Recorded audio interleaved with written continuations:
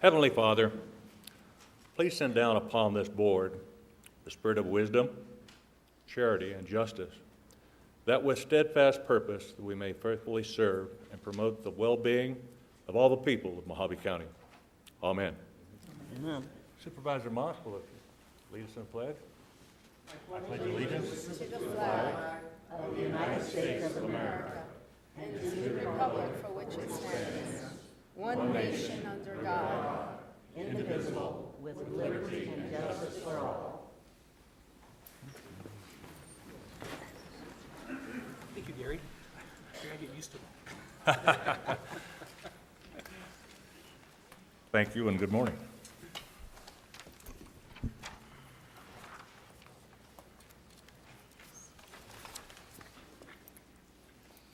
Okay, we entertain a motion to go into executive session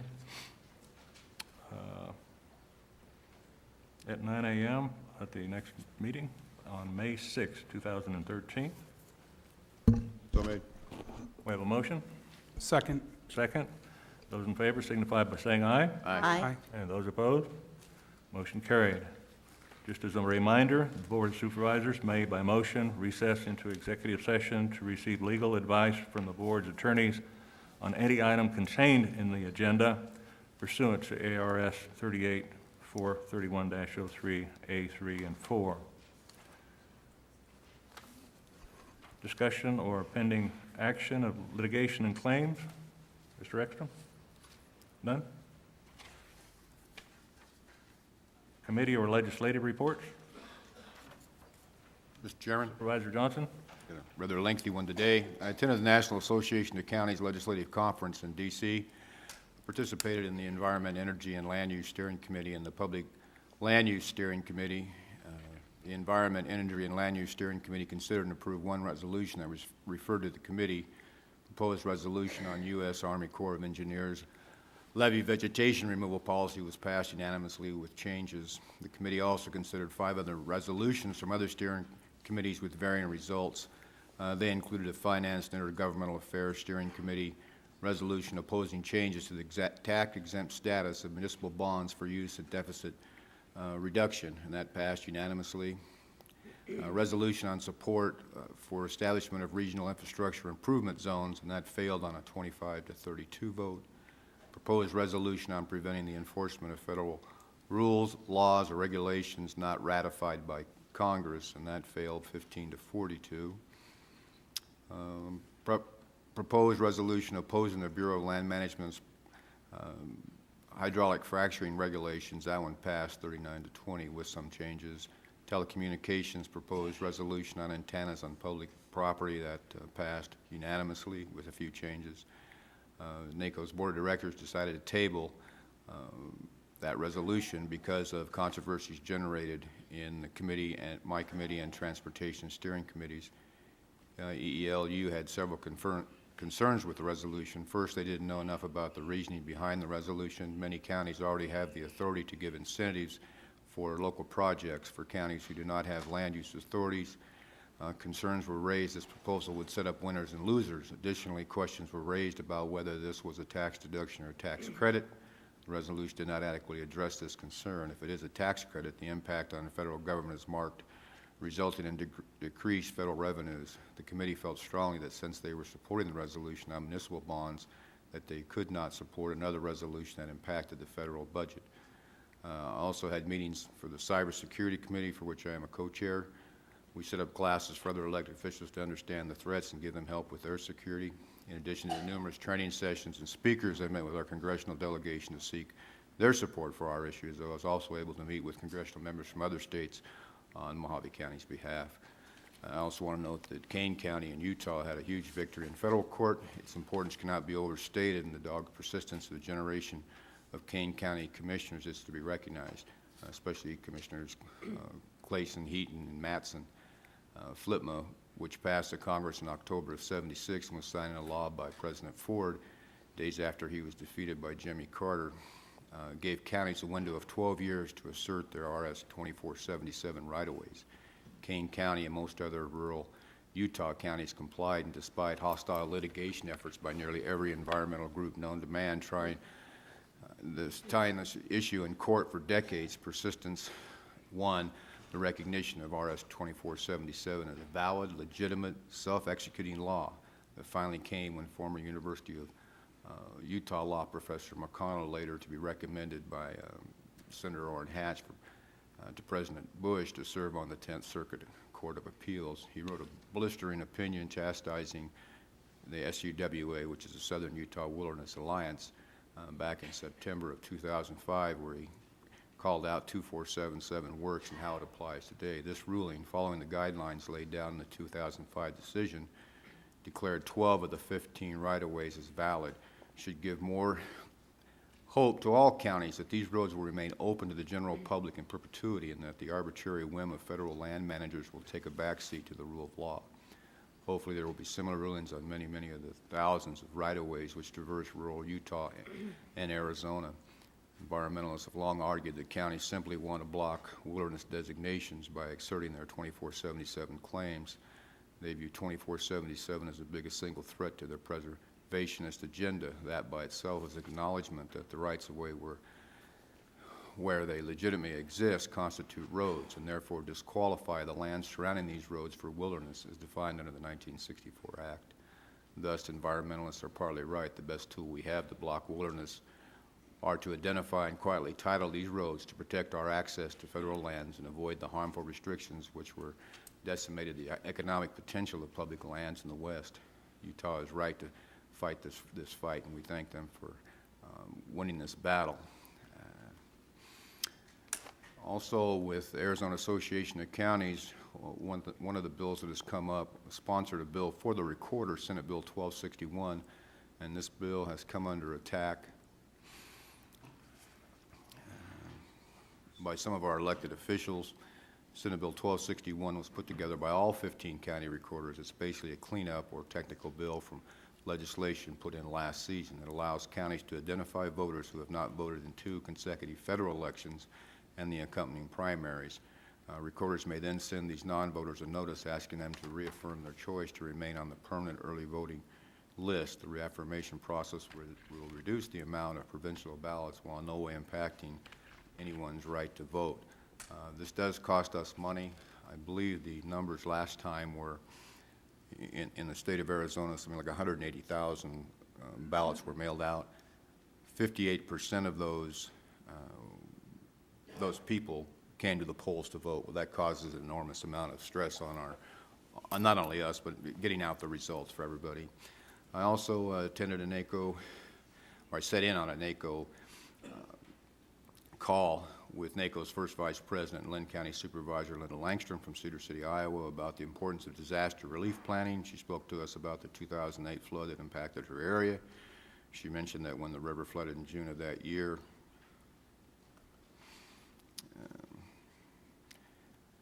they had to evacuate the county jail, and many county buildings received excessive water damage. With the extensive water damage, it took them 3 years to rebuild the public works building. Since then, Lynn County has implemented a disaster relief plan and incorporated disaster relief drills. She highly recommends during the call that counties and cities put in their planning efforts needed to update their disaster relief plans. She also suggested that counties can help newly elected officials by having elected official orientation, which I believe we're going to be doing on elected officials' roles during and after national disasters. She also suggested that counties could adopt what Lynn County did, and that is to create a study group of people from all different departments of the county, including the private sector, to go over potential disasters and how to handle them. During the call, Director of Western Emergency Management Services in Atlanta spoke about the findings and results of the 2012 National Academy of Science report titled Disaster Reliance, a National Imperative. Mr. Stanley and others helped work on the report with the collaboration of many different agencies around the United States. Mr. Stanley mentioned that in 2011 alone there were $55 billion worth of damages from national disasters in the U.S., with 14 events costing more than $1 billion each. No person or place is immune from disasters or disaster-related losses. Communities and the nation face difficult fiscal, social, cultural, and environmental choices about the best ways to ensure security and the quality of life against disasters.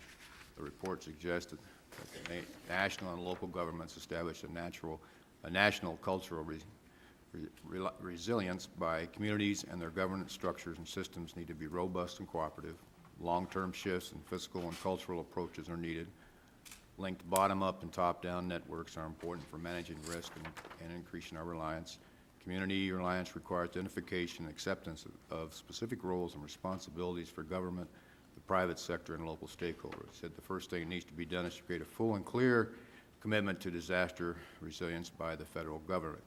He laid out some specific steps to help us toward our cultural build local capacity from the bottom up, basically the same things that we have going out now.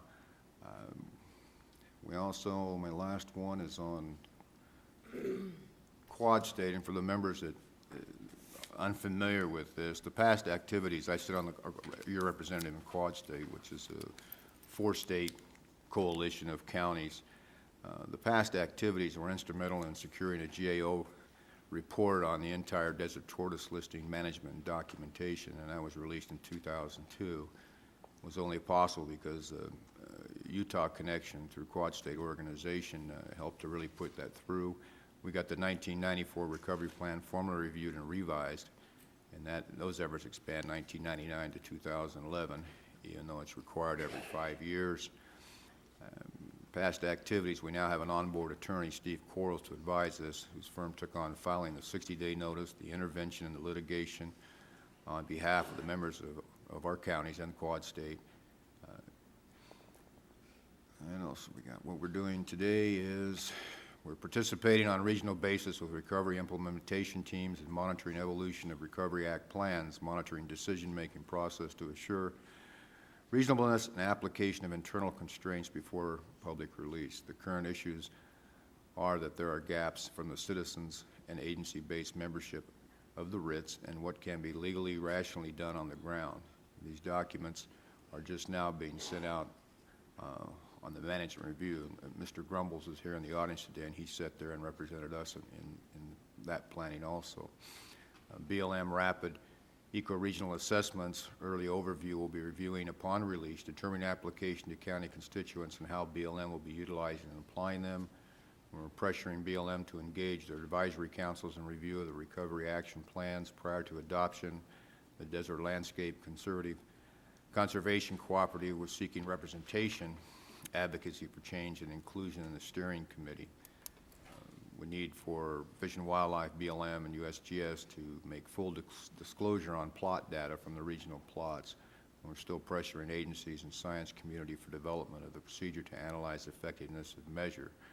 Also on this, we subcontract through Mr. Bill Lamb, and he covers our Lower Colorado River Multi-Species Task Force for us.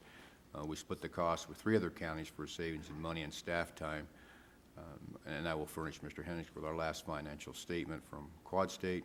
We are going through research on division of dues for our association now. Thank you. Thank you for your comprehensive report.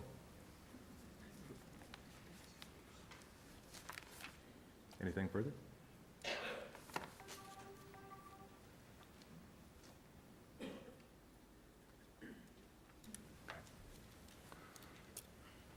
All right, item number 3, County Administrator's Report. I believe we have Local Government Transparency Program. Is that correct?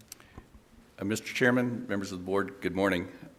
I'd like to take my time this morning to ask and invite Nathan McDaniel, our Information Technology Director, to brief the board on progress towards better transportation through technology, and also to brief you about his work with the state of Arizona.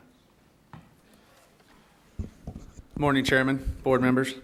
I'm here today to update you on the status of our county in relation to a new Arizona revised statute. ARS 41725 requires that the state of Arizona and subdivisions of the state create a user-friendly public website that serves as a single point of reference for citizens to view information about the financial activities of the organization. I'd like to specifically commend accountant Brenda DeHaan and database administrator Gary Waters, who worked diligently on the project to make it a success. Mohave County is now officially in compliance with the new state law. We've achieved this by partnering with the state of Arizona. Our county's financial data is now available via the state-hosted website, openbooks.az.gov. I created a one-page flyer that is available on the table for the general public to take if they are interested. And I plan on working with the county administrator's office this week to develop a press release to go along with this information. I'd also like to take some time and talk about transparency in this county. With the new leadership, new members of the board, I'm getting some information from some of the members that they want access to electronic documents to be more prevalent through the county's website. So information technology is working on programming some pages and developing some interfaces that will create a more refined interface that will ease the accessibility of these documents for the general public. Today, we currently have an interface that's available. Right now, we have not advertised it. It's been something that we've kind of been sitting on, I guess, for a long time. There was really no decision made to use it. It's not as user-friendly as we would like, but it would work, and it would facilitate access to board agenda items, the backup documents, resolutions, ordinances, and a lot of the electronic documents that we already have in our document management system today. So Hildy wanted me to actually drive this for the audience today and give people a view of what it kind of looks like.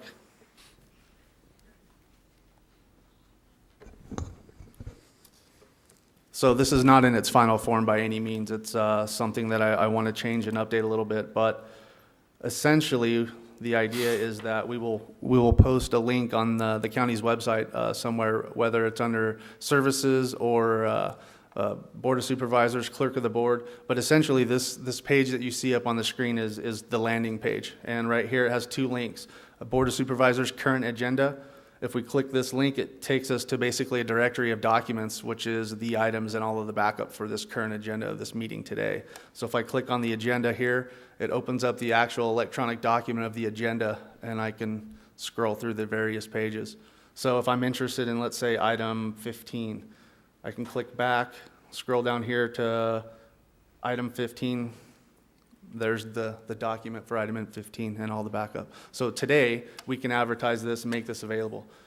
So the plan, or my recommendation would be, do a press release, get this information out, field some answers, educate some people that are interested, and then work to refine the interface. That way it's better for the future. Any questions? Questions? Yeah, thank you for that. That's, I think the ultimate goal is that anyone in the public can get information at any time. It's been difficult in the past to get information on agenda items, and I spoke to Nathan early on, and I thank him very much for following up on this. The other thing, and I don't know if you mentioned it, was, so, these meetings have tended to go very long, and if you want to see something specifically, on one agenda item, sometimes it's difficult to navigate through that whole video. So you want to speak to that? Sure. Yeah, that's actually the interface that's in development right now. The county's web developer, we have one. He develops the county's website and does all of our web projects. So this has been moved to the top of his list, and he's basically developing an interface that will actually create the agenda, and then the final output of the product will be a web page that has the video where you can click on the agenda item and it jumps the video ahead. So we're going to use internal resources to develop that rather than buying a product. We did look into some costs associated with that, and it's not cheap by any means. So we're going to give it our best shot and use resources and systems we already have available to us today. Thank you. Mr. Chairman? Supervisor Johnson? Maybe if the attitude is changing on the board now, would be a good time to push the idea of having interactive board meetings where people do not have to drive from Bullhead or Havasu or Colorado City or Meadview. Might be a time to look at that again too, because that's a lot of time for people to. Right. Something like that, I would probably recommend maybe the board or a committee be created to kind of figure out how we're going to handle that. The technical aspects of that, I think, is a little bit difficult. I know as far as most of the rules of order, when someone comes up and speaks, you ask them to state their name and their address. So I don't know how you're going to have someone electronically interact, especially if it's through, let's say, text messaging. How do you know it's that person if you can't visually see them? So there's definitely some technical hurdles we'd have to overcome in order to facilitate something like that. But I would definitely agree we should look at it if Right. that's Yes. what the board wants. Yeah, I agree. I think it's an easy one to do because all you have to do is sign up prior, people understand, they can come Submit in your with their questions, information. or Yeah, something. they've signed up before time and then during the meeting if they have a question, or Right. especially somebody who has an agenda item in front of us that doesn't want to drive from Yep. California or somewhere, if we know who it is. Okay. We can start thinking about that and figuring out how we could potentially facilitate that. I'll work with Peggy and see if we can come up with a process that will work. Thank you. And would now be the time to also talk about the ordinances and Yeah, things like that's that? The interface I just showed you, actually, it goes to a directory inside Laserfish that actually has more than just the board agenda items. It has resolutions, ordinances, and all of the different types of data. So through that same interface, the next link down says browse all public documents, and in the all public documents list are folders based on their type. Agenda packets, ordinances, resolutions. So some of the stuff relative to the resolutions and ordinances is the documents that are in the folders they may also contain the ordinances and resolutions that have been stricken. So there is some cleanup that's required in order to really make it a quality product in the end. Supervisor Moss? On the issue of ordinances, have we looked into having the ordinances codified and indexed so that the public doesn't have to read each and every one to find the one that's of interest to them? I did contact a company called MuniCode. They're actually the vendor that Bullhead City and Lake Havasu City use for codifying their ordinances and resolutions, and I'm awaiting response back from them. The initial response was, we don't currently codify Mohave County, but we can provide you some pricing. So I'm just waiting for that information. I have a question, Mr. Chairman. Supervisor Johnson? On that, wouldn't we probably have to get with the attorneys on that, because we make resolutions or ordinances, and it's done by the date, where most places do them, so you have, administrative and whatever dog ordinances and planning and zoning ordinance, we might have to change and do an adoption of the way we. Right, and that was, I think, part of Hildy's concern is that currently the numbering scheme doesn't lend itself well to being able to know what that ordinance really is without digging into the ordinance. Any further questions or comments? Thank you, Mr. McDaniel. Thank you very much. Excellent presentation. Item number 4, approval of the December 3rd, 2012, and the January 7th, 2013 Board of Supervisors minutes. Motion to approve? A motion? And a second. Those in favor signify by saying aye. Aye. Those opposed, motion carries. Going to move a little bit forward in the agenda and have the awards presentation now. So if we can have the awards presented.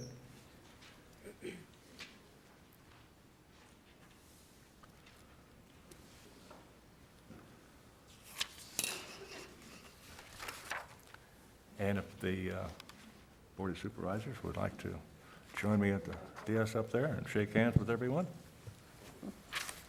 Good morning, Chairman Watson, members of the board. If you can join me up front here to award the service awards.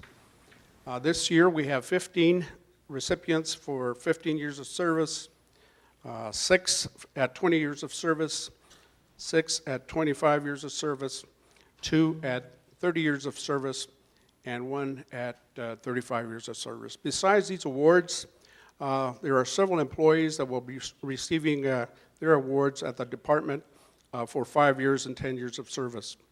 Collectively, the people that will receive awards today represent 570 years of loyal service to Mohave County. So I will read off the recipients for 15 years of service. After you receive your awards, if you can please gather on your left over there for a picture of the group.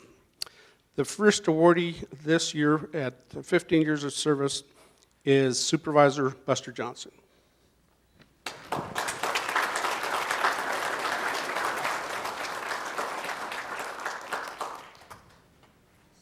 Second is Tracy Quintana.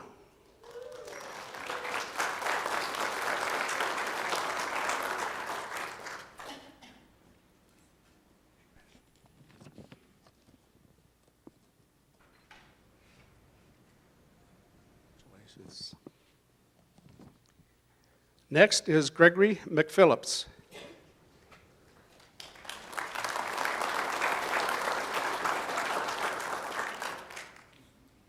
Shelley Watson.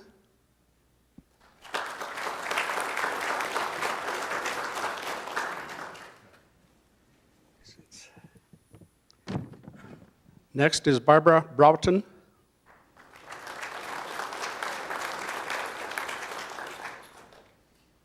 Lori Kotze. I hope that's correct.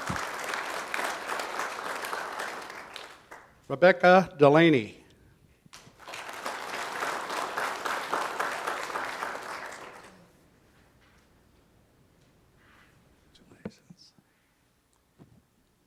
Next is Terry Walsh.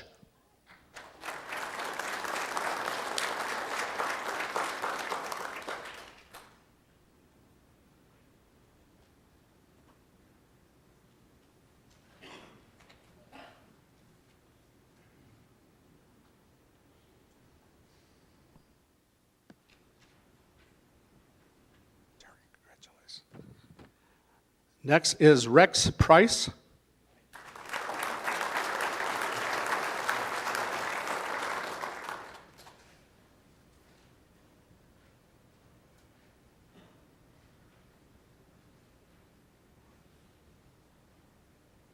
Congratulations. Michael File.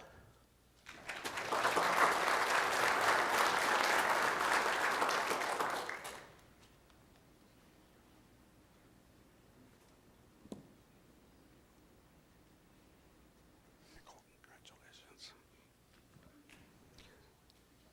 Sandra Trotter.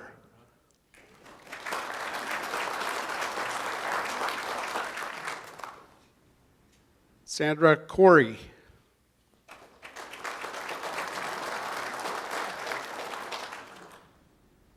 If I misspell or mispronounce, I'm sorry. Edward Traficante.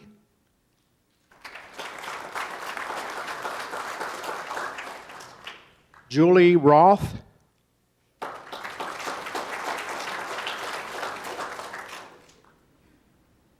And Joshua Frisbee.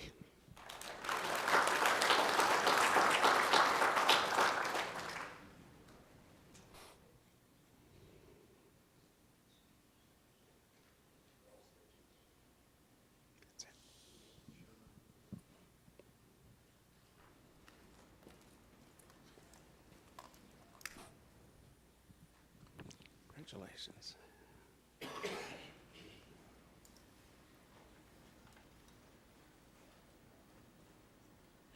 The following recipients are for 20 years of service to Mohave County. Barbara Legg.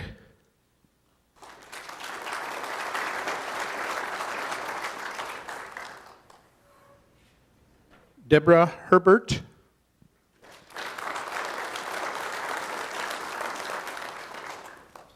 Bruce Brown.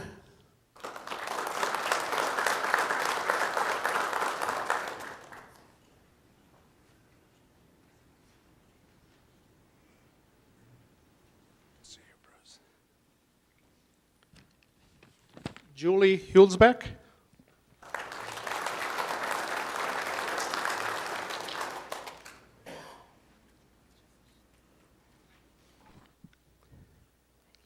Nancy Kraholik.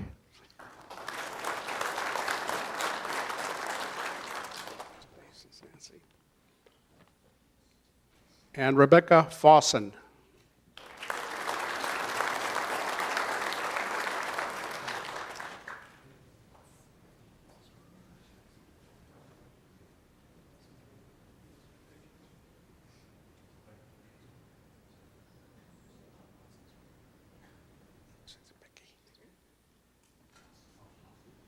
The following recipients will have an award for 25 years of service to Mohave County.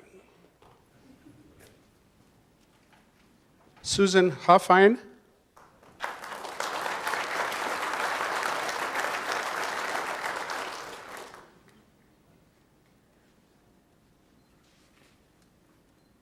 Susan, congratulations. Donald Bischoff.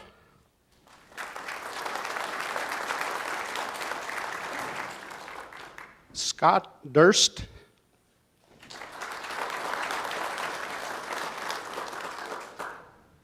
Jim McCabe.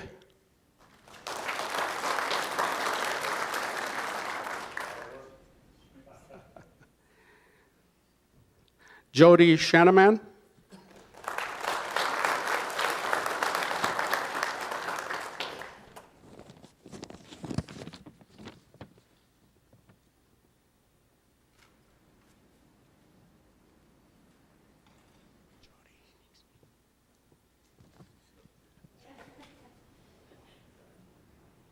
And Leslie DeSantis.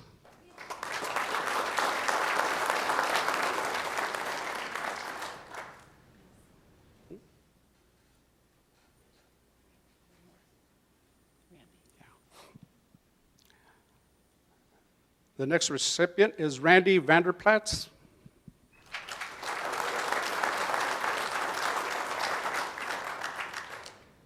This is Randy.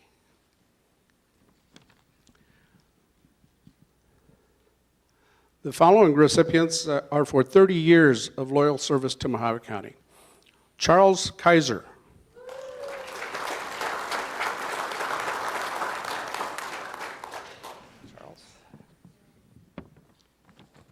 Herb Dale.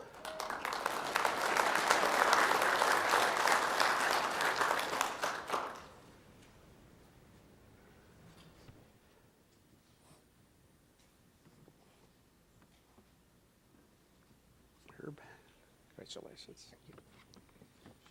The following recipient is for 35 years of Mohave County service, Mr. William Flanagan.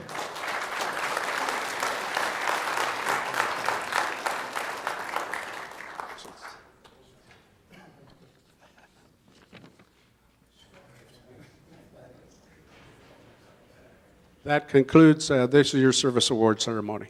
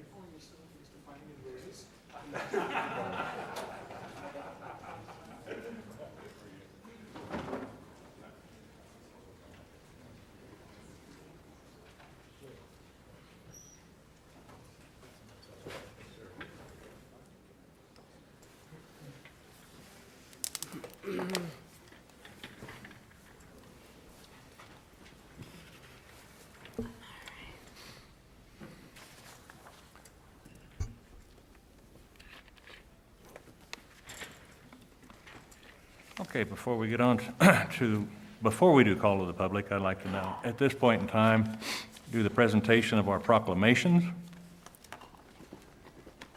First item that we have for proclamation is Week of the Young Child in Mohave County.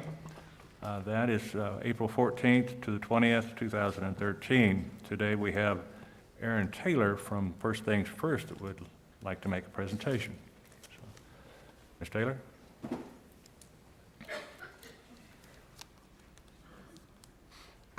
Good morning. My name is Erin Taylor. This is Lenore Knutson, and we are here on behalf of the La Paz Mohave region for First Things First. You guys will be presenting a proclamation for Week of the Young Child, and we just wanted to tell you a little bit about Week of the Young Child. This year it'll be going on April 14th through the 20th, and we'll have a series of events going on locally, including some public displays of children's artwork, and some events going on, including one here in Kingman at Desert Willow Elementary from 10 a.m. to 2 p.m. Saturday, April 20th, and that's open to the public. National Week of the Young Child is a national celebration to highlight the work of educators and organizations committed to young children, and First Things First partners with a lot of these organizations to ensure that kids ages birth to 5 are healthy and ready to succeed in school. Lenore is an attorney and child advocate here in Kingman. She is also one of the original members of the La Paz Mohave Regional Partnership Council. This year alone, the La Paz Mohave Regional Partnership Council awarded $4.2 million in grants to schools and organizations across La Paz and Mohave counties. And Lenore is going to tell you guys a little bit about how that money was spent here in Kingman, or in Mohave County, excuse me. Thank you. Good morning, board members, Mr. Chair. I am a very proud first member of the La Paz Mohave First Things First Regional Partnership Council. It's great work, and I can tell you a little bit about the work that we do in Mohave County. First Things First has awarded $400,000 in funds each year to the Infant Toddler Mental Health Court Team, one of the few teams of its kind in the state that provides training and professional development to advocates, foster parents, and professionals working with abused and neglected children. It's good work, and it's a high calling. The work is to improve outcomes, inform the court, and reduce the amount of time that a child might spend in care or under state jurisdiction until permanency. And we serve children primarily age 5 years or younger who are involved in the court system in the Infant Toddler Mental Health Court Team project.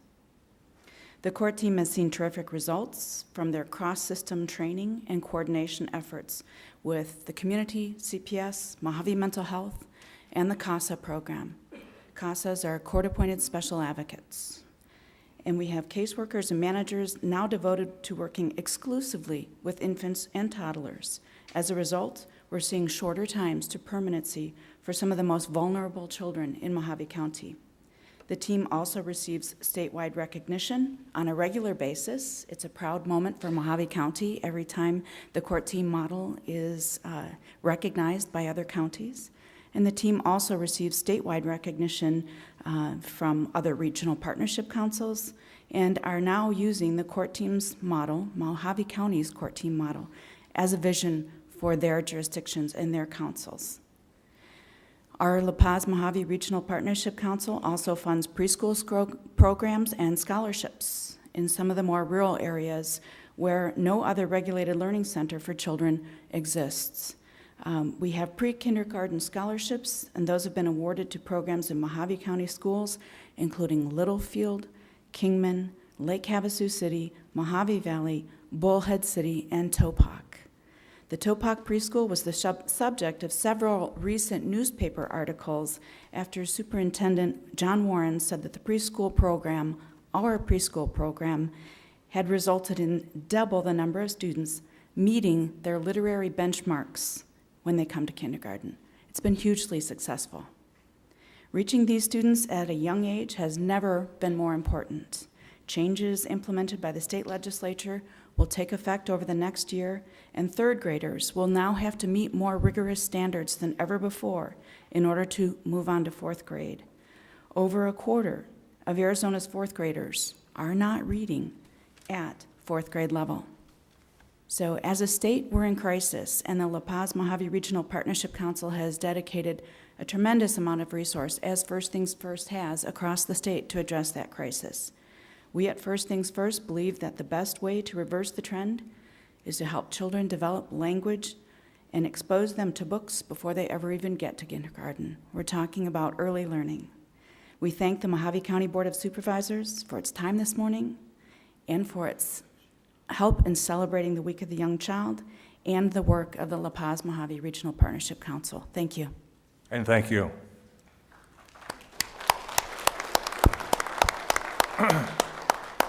Now recite the proclamation, Week of Young Child in Mohave County, April 14th through the 20th, 2013.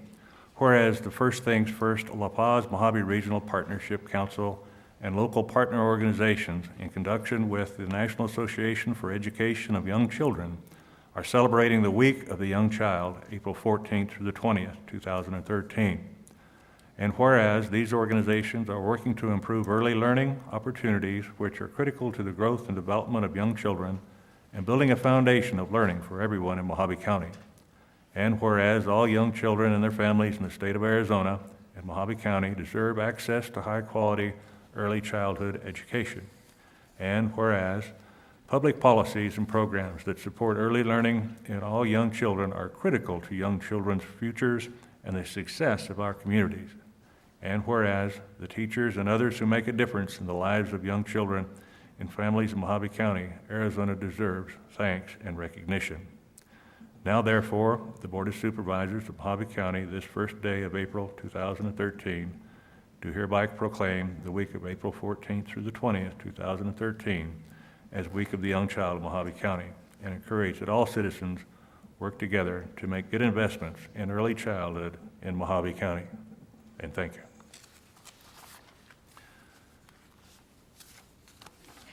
The next proclamation that we have this morning is the proclamation for fair housing.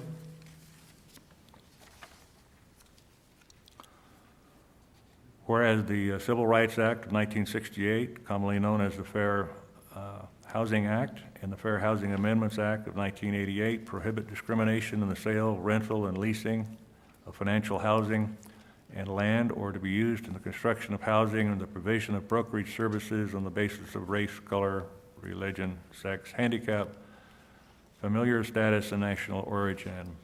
And whereas in 1986 and 1988, Fair Housing Acts declare that this is the national policy to ensure equal opportunities in housing.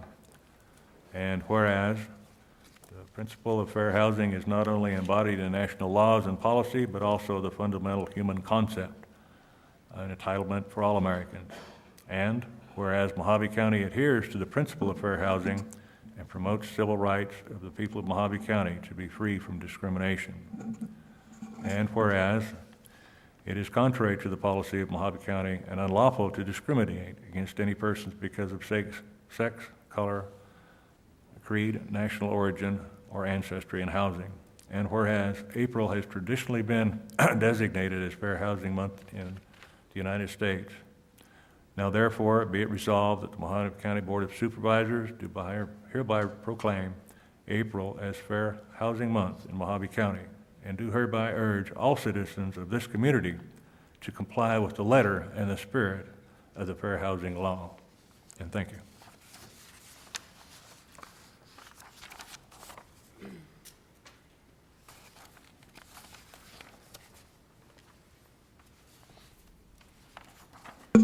And one other proclamation.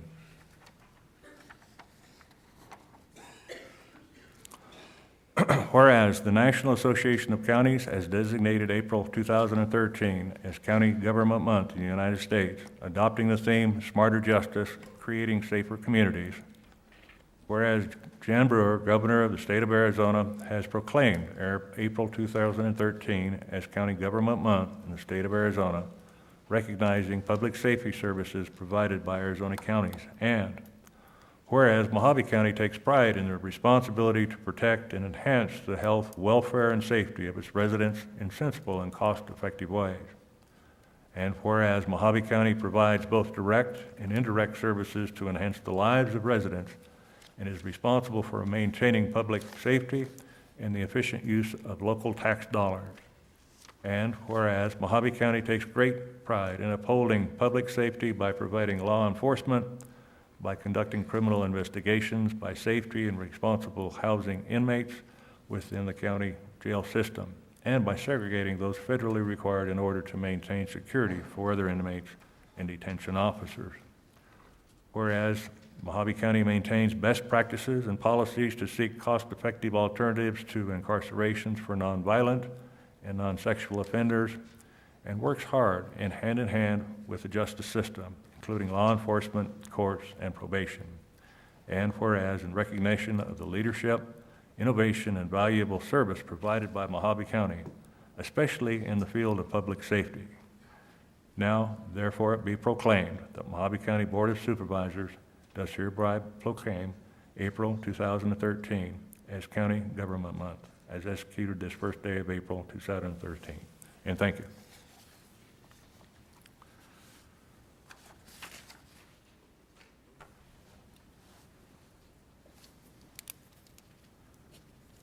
Now we'll move down to the call to the public.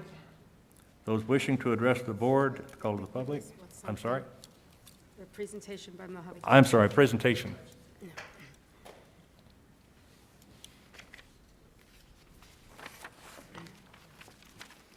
Sorry, Good sir. morning, Ian? Good morning, Chairman Watson, Supervisors. It's a pleasure to be here this morning and appreciate your cooperation and your proclamation on providing public safety here in Mohave County. We strive to do that every day. What I'm going to do this morning, I have 3 individuals that performed outstanding within the last year, the Mohave County Sheriff's Office and the citizens of Mohave County. These individuals are receiving one of the highest awards of the Sheriff's Office, the Sheriff's Office Life-Saving Awards. No further ado, I'd like to begin. Could I have Detention Officer Roberta Candelaria come up, please?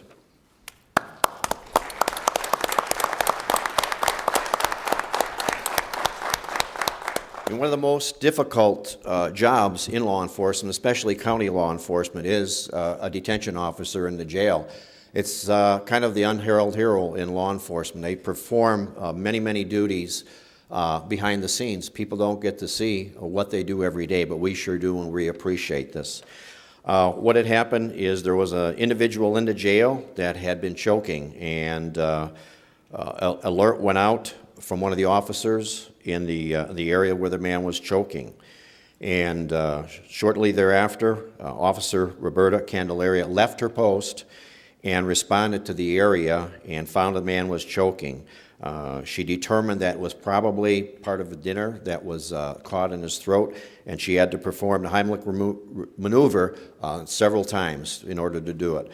She was able to do it, and the subject was checked by medical and eventually did not choke and was able to save his life. It was a very tense, very scary situation. So on behalf of the Mohave County Sheriff's Office, I would like to present Officer Roberta Candelaria with the Mohave County Sheriff's Office Life-Saving Award. She's going to be receiving a plaque, a Olympic-style type medal, and also a uniform ribbon.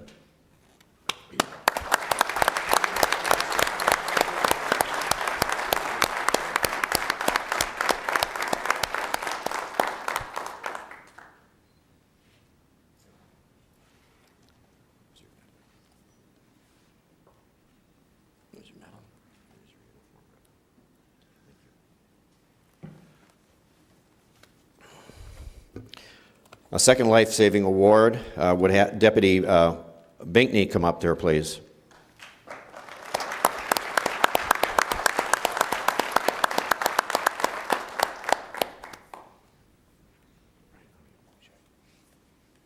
Back in last August, Deputy Binkney responded to a call for service of a possible overdose on an individual. There was a 22-year-old female and they were waiting for medical personnel to respond. She was lifeless. Deputy Binkney's quick action, quick thinking, and his dedication to his job, he performed CPR on that individual. That individual was revived and kept alive until medical responded, the fire department, and this person did recover from this very life-threatening situation. In fact, I had received several letters from the fire department on what an outstanding job that Deputy Binkney did. So on behalf of the Mohave County Sheriff's Office, I'd like to present the Life-Saving Award to Deputy Brian Binkney.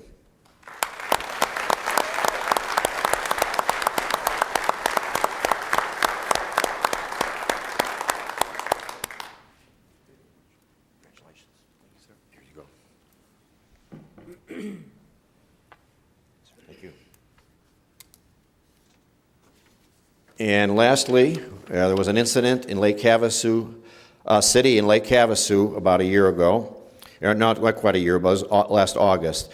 And this was an individual that was working in our patrol boats. You know, we have a very, very difficult task in working the lakes and rivers in Mohave County. In fact, 45% to 50% of all the boater use days in the entire state are in Mohave County waterways. So it's a challenge every day for our officers. Deputy Cindy Hale, would you come forward, please?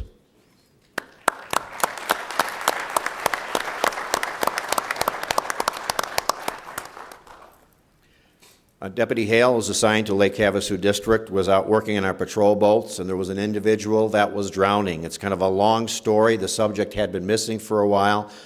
She was able to locate him, and the subject went under just as he was located. Deputy Hale, without thinking for her own safety, jumped in her boating uniform and was able to go under and save that individual from drowning. So it was a very, very heroic act. So on behalf of the Mohave County Sheriff's Office, Deputy Hale, I'd like to present you with the Mohave County Sheriff's Office Life Saving Award.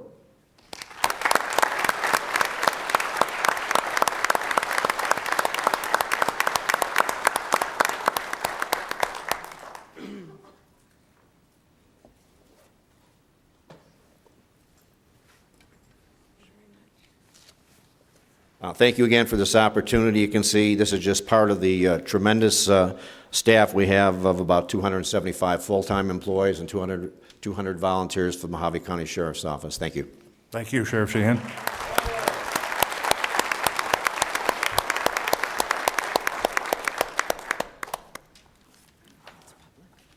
All right. At this time, we'll have call to the public. Those wishing to address the board to the call of the public regarding matters not on the board agenda. I've already filled out a slip to submit to the clerk. The action taken as a result of the public comments will be limited to responding to criticism, referral to staff, or placing a matter on a future agenda. Comments are restricted to items not on the regular agenda, with the exception of the consent agenda, and relate matters within the jurisdiction of this board. First person who would like to speak to this item would be Louis Trunka.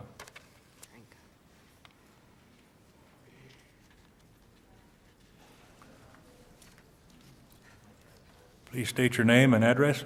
My name is Louis Tranca, 152 South Emery Park Road, Golden Valley, Arizona. I basically want to speak that you guys are opening up so we can see what's going on in the county.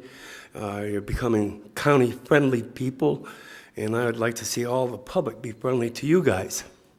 So all I want to do is say thank you. Thank you, Mr. Trunka.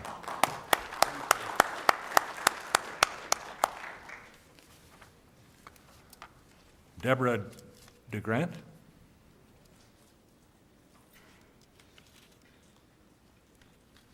If you'll please state your name and address. My name is Deborah DeGrant, P.O. Box 721, Yucca, Arizona. Thank you, Mr. Chairman and the board, for giving me this opportunity. I prepared a couple pages of printout for you. I'm here again with concerns dealing with the Yucca Fire Department. I did give you a list. The first page does have some of the background problems that we have with the Yucca Fire Department. It is scary and insulting that this is the type of individuals that are allowed in our homes and are responsible for our safety. Not sure if even one of them would pass a surprise drug test or alcohol test. According to statute 48805, number 4, excuse me, background test shall be done. We have heard from the Yucca board and the chief that according to Mr. Ekstrom, they are not necessary, and the fire department also has its own attorney, and they say that it is not mandatory. 2 years ago, a package was sent out to various branches of Arizona government from the governor on down. This packet included documentation on financial misconduct, misuse of fire department equipment, lack of training, lack of background checks, etc. The Board of Supervisors and the county attorneys were included in this. I was informed by several individuals that I would not have a response, and I had not had a response.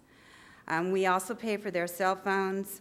I'm not even sure if any of them have valid driver's license. Their per-call reimbursements never match up with the amount of calls.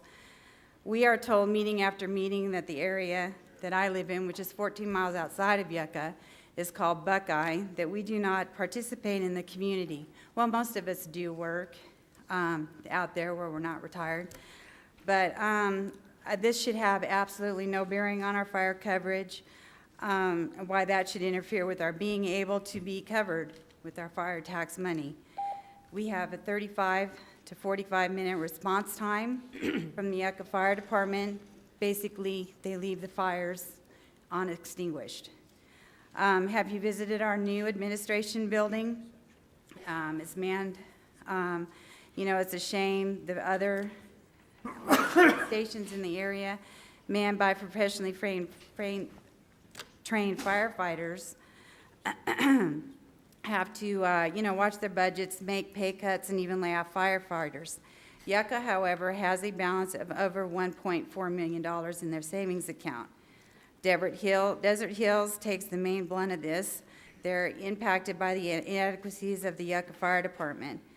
It is unfair and unsafe for them to have to respond to calls with the Yucca Fire Department, which is underqualified. We are in need of help out here. We would like to make a difference and save lives and property. That's all I have for today. Thank you very much. Mr. Chairman, Chairman. if I can, I don't know, Vice Moss? we're new to this call to the public thing, so when it comes to this letter, is it permissible to provide it to staff and ask them to investigate and respond to the board and bring it back to us at the next meeting? Because some of these allegations seem to be very serious. Refer to staff, correct? Mr. Chairman, Correct. if I may, I mean, we're Mr. Johnson. probably off our last bill, but this does not come under the Board of Supervisors' purview. This is a separately elected board, and it should be dealt without us. We don't police other boards. Mr. Chairman, Mr. Johnson, that's correct. The fire districts are independent political subdivisions. There was a time when they were under the board's jurisdiction some 20 years ago, but the law changed. They're now independent, very much like any other special district or self-governing. That doesn't mean that we can't, as a staff, try to assist them.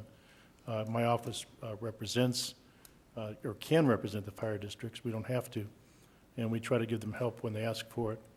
We've been involved and engaged with Yucca for some time. We're currently meeting to go over the last bit of information we received at our last board meeting, and are meeting with our investigator to go through those claims. So we can do that. Then, But the board itself has no jurisdiction.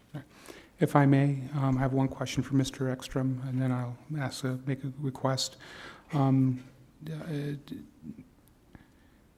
Is it true, the statement in this letter, that the county attorney yourself said it wasn't necessary for the Yucca volunteers to go through background checks because they were grandfathered in? Because that's the second paragraph, second page, that statement's made. Mr. Chairman, Mr. Moss, I don't have that document, nor have I had access to it. We, over the course of time, have met with various representatives from Yucca, and so I'm not really certain whether that question was asked or answered. The statute that she cited is a statute I can readily look at and determine if there's background checks necessary. And follow up to that then, can we, I still would request that we provide this information to staff, even if the county attorney's opinion is that we have no jurisdiction, at least get a letter saying we have no jurisdiction, and then at that point, we can take other actions as may be necessary. Thank you, Supervisor Moss. Item will be I'll pass referred my to copy down to Mr. Ekstrom, so he'll have that. copy to Mr. Ekstrom. Thank you. Thank you. Thank you. Okay. Do we have any other, That's it for call to public. all the public? Okay. So they already spoke. I believe this is the week of the young child, so they already spoke. Yes.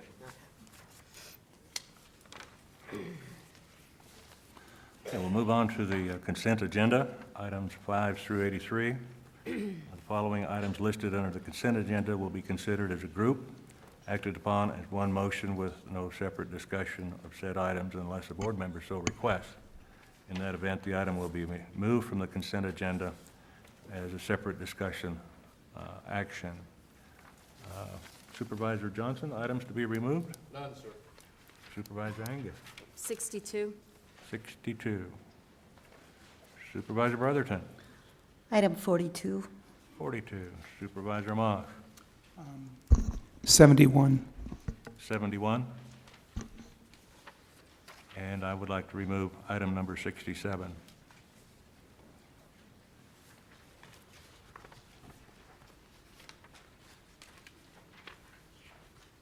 Chairman, I'd make a motion.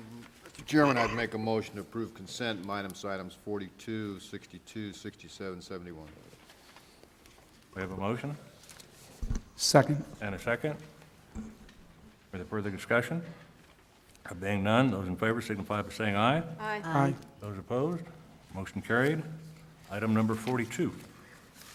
I just want to make it clear that I will recuse myself from voting on this item because I do have a relationship with one of the companies here. So in all fairness, I will recuse myself from voting. Thank you, Supervisor Brotherton. And if I can make a comment, Mr. Chairman? Certainly. Well, I move for discussion on item 42 of the agenda. We have a motion, and I'll second for discussion. I think this is the first time that a potential conflict has been brought to the Board of Supervisors' direct attention. And so I just wanted to say thank you to Supervisor Brotherton. I don't believe it's an actual conflict, considering how extenuated the family relationship is. But that's the whole point of the conflict of interest form, is just so we know. It doesn't change the fact that we can still give the contract. It's just so that we, the board, and the public knows. That's it. Thank you. Thank you. I'll entertain a motion for item number 42. I move that we approve item 42.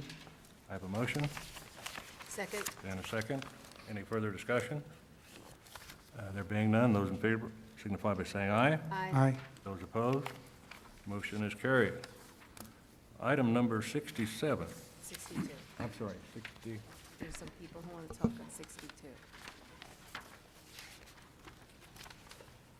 That's, I told you, we need 62. Did we withdraw 62? No, they wanted to speak about it. They just want to talk to it. Okay, I'll break the agenda then for this to occur. Item number 62.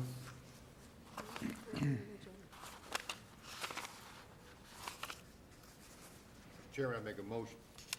Chairman, I make a motion for discussion, and I do have a question. Do we have people opposed to this? There's a gentleman that'd like to speak to this, Assistant Chief Fire Chief Ted Martin.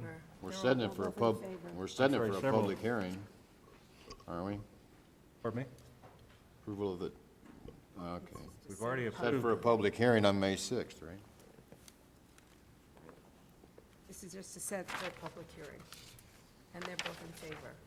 Right, and if they're in favor, then Then we can ask them to step forward. Assistant Chief Ted Martin or Joe Donnell. And for the record, just to make sure it's clear, I'll second Supervisor Johnson's motion. Thank you for assisting me. Good morning, Honorary Chairman and Honorary Board of Supervisors. My name is Ted Martin. I live at 4020 North Guthrie in Golden Valley. I'm the Assistant Chief of Golden Valley Fire District. And I'm here on behalf of the Mohave County Fire Officers Association and the Mohave County Fire Marshals Association to support you in getting this piece of legislation enacted. We believe that it would be a proactive tool that the county could use in the form of public safety. And we just want all of you to know that the fire service of Mohave County is behind this ordinance. Thank you very much. Thank you.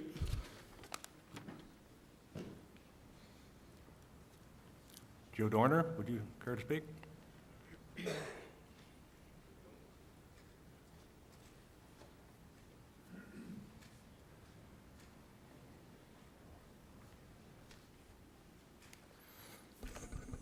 Good morning, Supervisors, Chairman, staff. I'm the president of the Mohave County Fire Officers Association, and I'll just echo some of the things that Chief Martin had just mentioned. We do support the ordinance. We've read it, we've read drafts, we've read the revised version as well, and unanimously supported it. And I'll just point out real quick that we've partnered with Mohave County over the years to try to provide public safety in the form of life safety issues and also property conservation. We feel like the ordinance allows the flexibility and also the structure to be able to do so and complete our mission as well. So if you have any questions for me, I'll be more than glad to answer it. If not, I'll offer any comments that may be outside of the meeting in the form of a phone call, and I'll provide you each with a letter, and you can make contact with us if you need anything else. Thank you, Officer Dorner.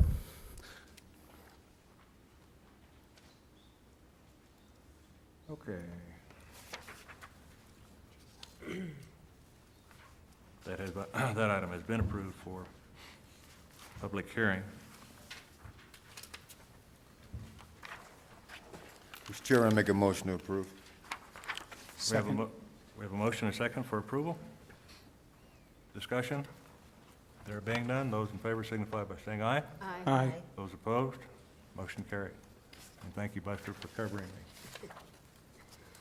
Item number 67, accept the donation of $125 from the Dolan Springs Trail System to the Mohave County Public Parks for purpose of constructing a bench at the Dolan Springs Trail, as requested by the Public Works Department. I pulled this item so we could entertain Sue Bauman to the dais and present this check. I just wanted to be of note that Sue has worked for many, many years on the trail system in the Dolan Springs area and brings to this a great deal of knowledge and a great deal of work. And she's only soaked me for a couple $100. So wanted to make sure that you were notarizing this, and Sue, thank you very much. Thank you, sir. Good morning, Board of Supervisors. Thank you for letting me come up here and present this check of $125. We had a family whose one of their relatives was a member of our trail association. She came out and visited here back about 2 months ago, saw our meditation circle, and so next thing I know, I get a check for $157. Well, I got thinking, this would be the perfect opportunity to put a bench at the meditation circle. So I told Sean I wanted one for a 3-foot bench. Well, we had a miscommunication on the last month's board meeting, so with the help of Mohave County Parks, they went ahead and put in a 6-foot bench for us, and it looks very nice. And I'd like to extend everybody an invitation to come out to our trail system. We're having a hike on Sunday, April 21st at 8 o'clock in the morning. The spring flowers are out. And come out and take a look at our new cactus garden that my retired gardener has made. He took all the brush out and put a big sign in rock, welcome to Dolan Springs. It's a very easy trail system compared to the wall applies where you gotta be a mountain goat. So come on out and join us, please. I'd like to put this check.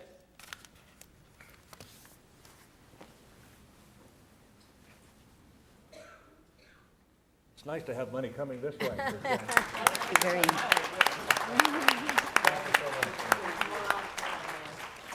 Thank you.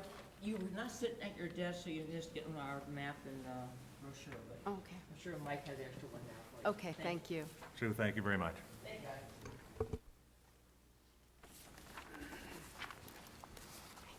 Okay, do we have a motion and a second then to accept the donation of the $125? I move that we accept a donation of $125 from the Dolan Springs Trail System to Mohave County for the purpose of constructing a bench at the Dolan Springs Trail. A second. We have a motion and a second. Questions? There being none, those in favor signify by saying aye. Aye. Those opposed, motion carried. Item 71. Mr. Chairman, I take no credit for this, but it was brought to my attention just prior to the start of the meeting that perhaps we should consider item 71, which accepts a road into the county system, after item 98, which lifts our moratorium from accepting roads into the county system. I think we can ask Mr. Chairman? Mr. Ekstrom for a little clarification, but I believe 71 is setting the public hearing. Would we have to lift the moratorium prior to setting the public hearing? Mr. Chairman, may I address that? Certainly. Okay. When we enacted the moratorium on accepting roads for maintenance, basically there's 2 different types of roads that the county considers. There's county highways, and then there's other roads like subdivision roads or regular roads that we accept under a different statute. The statute that we're enacting, that we're addressing the roads in the airport are under 286701A. It now requires a public hearing. It's a county highway statute, and the moratorium that was passed by the Board of Supervisors allowed us to move forward, the board to move forward with accepting roads for maintenance under that statute. What the moratorium addressed was roads except other roads and streets other than county highways that are accepted under 286705. That's our regular maintenance and tertiary maintenance, and the moratorium also allowed us to continue to accept subdivision roads. So there was a clear distinction made when we enacted that moratorium. Thank you, Mr. Hendricks. I'll make a motion for discussion. We have a motion for discussion Second? and second. Mr. Chairman, if I Mr. may. Johnson? Mr. Hendricks, the airport authority is in control of these roads right now. Is that true?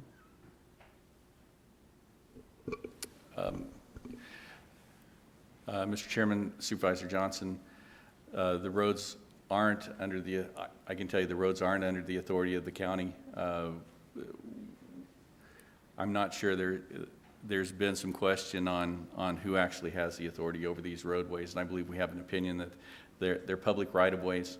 And so the airport authority doesn't maintain these roads. The county does have the authority under the statutes that we're looking at that these roads are public right-of-ways, and if the board so chose, we can accept these roads into our maintenance system. So basically, there's nobody maintaining the roadways. They are public right-of-ways. A fairly good answer, but the airport was given as a block, and the airport authority took it over. And they fund themselves by selling off land out there. And those funds are supposed to go to the maintenance of the roads and the other things out there, which they haven't done. I'm opposed to the county spending tax dollars inside there on their roads when, you know, maybe they had to show up with an accounting of where all those millions of dollars have gone over the years and why those roads are in such poor repair along with their sewer system. But I'm not willing to do that. And Mr. Chairman, may I address Supervisor Johnson one more time? Thank you. Basically, this item is setting a public hearing. You brought up some points that we could certainly bring back to the board and discuss it at the public hearing. I'm not sure staff is prepared to be able to adequately address your questions at this time. So if the board so chooses to set a public hearing for these particular roads, we can actually research and bring back some information regarding your questions. What I can tell you is that previous to this request, the board did accept, we researched a previous request by the airport authority to accept certain roads out there into our maintenance system, and we researched our ability to be able to do such through the county attorney's office and with our staff, and it was determined at that time that we were able to accept the roads that were accepted at that time for maintenance, and the board chose to accept a block of roads. And I apologize, I don't have the date that it was done. It was probably 10 or more years ago. Accepted certain roads out there for maintenance. So, And I'm not disagreeing with that. I'm just saying that they have the money, they sell the land, and they're not doing their job, and the rest of the taxpayers are paying for the roads. I'm just opposed to it. So. and we certainly try to address that question. I have a comment. Yeah, Supervisor Brotherton. There may be some question about the roads out there at the airport, but I'll tell you, we are really working to bring businesses and industry into this area. And that is one of the places that many of the companies first look at when they come to see us. So I really believe that maintaining those roads is going to be to our benefit because it does pump up the economy out there. So that is my position on those roads. Thank you, Supervisor Brotherton. Supervisor Moss.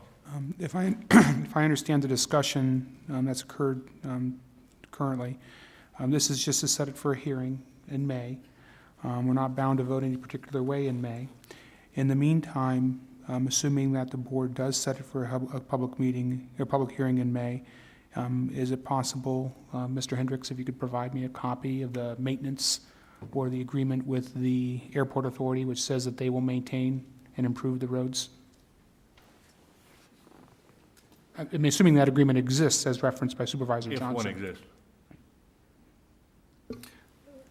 Mr. Chairman, Supervisor Moss, I can research it and find out if there is one. What I was referring to is that a desire was made for the county to accept certain roads out into the airport for maintenance.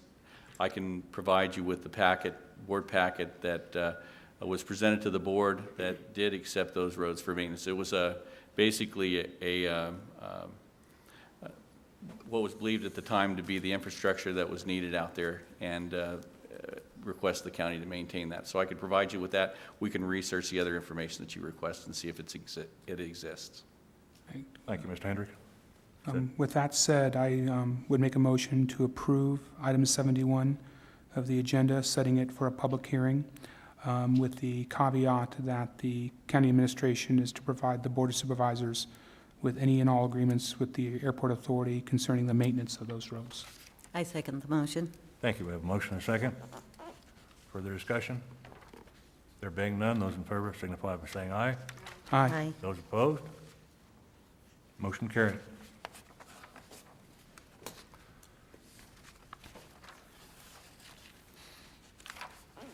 That should be the completion. Okay, we'll move on now to public hearings.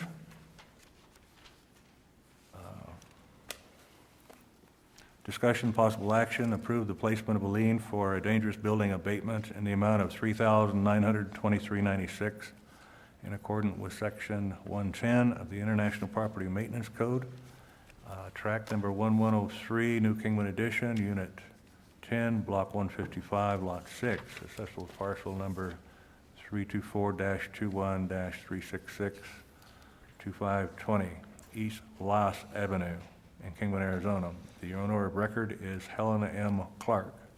This has been continued by the board at the March 4th meeting.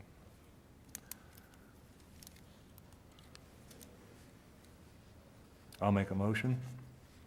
I'm sorry. Is there anyone wishing to speak to this public hearing item?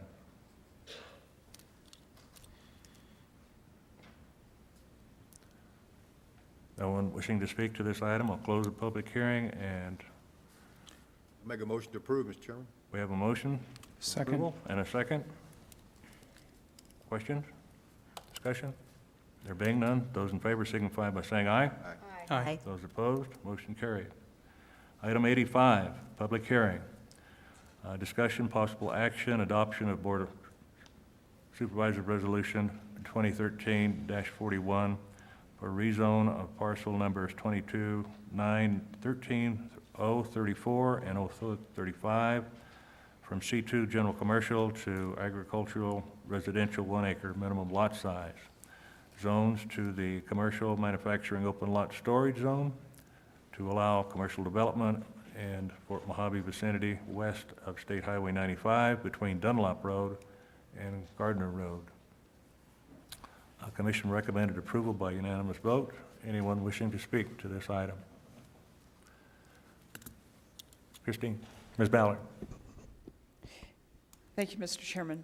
Mr. Chairman, members of the board, I want to bring to the board's attention a facet of state statute that affects this particular rezone. State statute for 5 counties with 5 member boards of supervisors states that if more than 20% or more of the property owners representing 20% or more of the land holdings within 300 feet of that rezone object to the rezone, it requires a 4/5 vote of the board for approval instead of a simple majority. Thank you very much for the clarification, Ms. Ballard. Chair will entertain anyone else wishing to speak to this item. Close the public hearing. Motion to approve. We have a motion and a second to approve item number 85.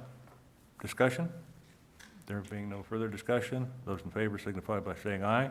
Aye. Those opposed, motion carried unanimously.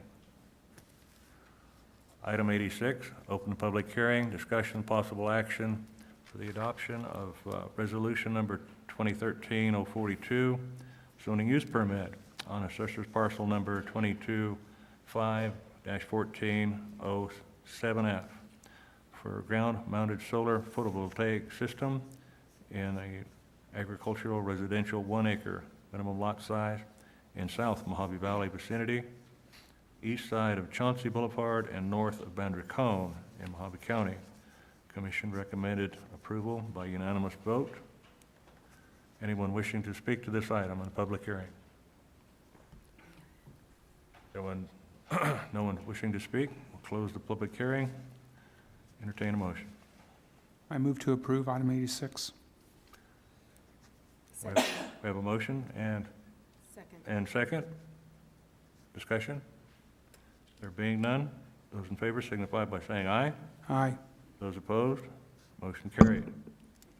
Item number 87, open the public hearing for the discussion possible action regarding the adoption of board resolution number 2013-043, zoning use permit on assessor's parcel number 201-40-02 through 017 for shooting range, test center, and landing field in the agricultural residential 36-acre lot size zone in Wickiup vicinity, and that's on the east side of the Bogles Branch Road in Mohave County. Commission recommended approval by unanimous vote. Anyone wishing to speak to this item?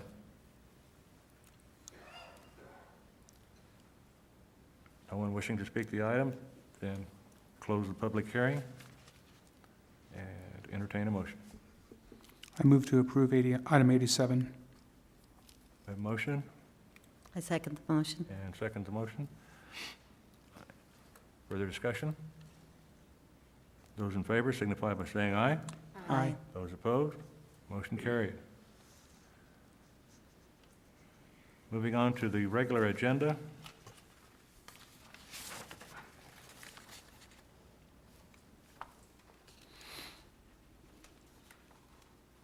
In view of the fact that we have many visitors here today that would like to speak to item number 97, I would like to move from our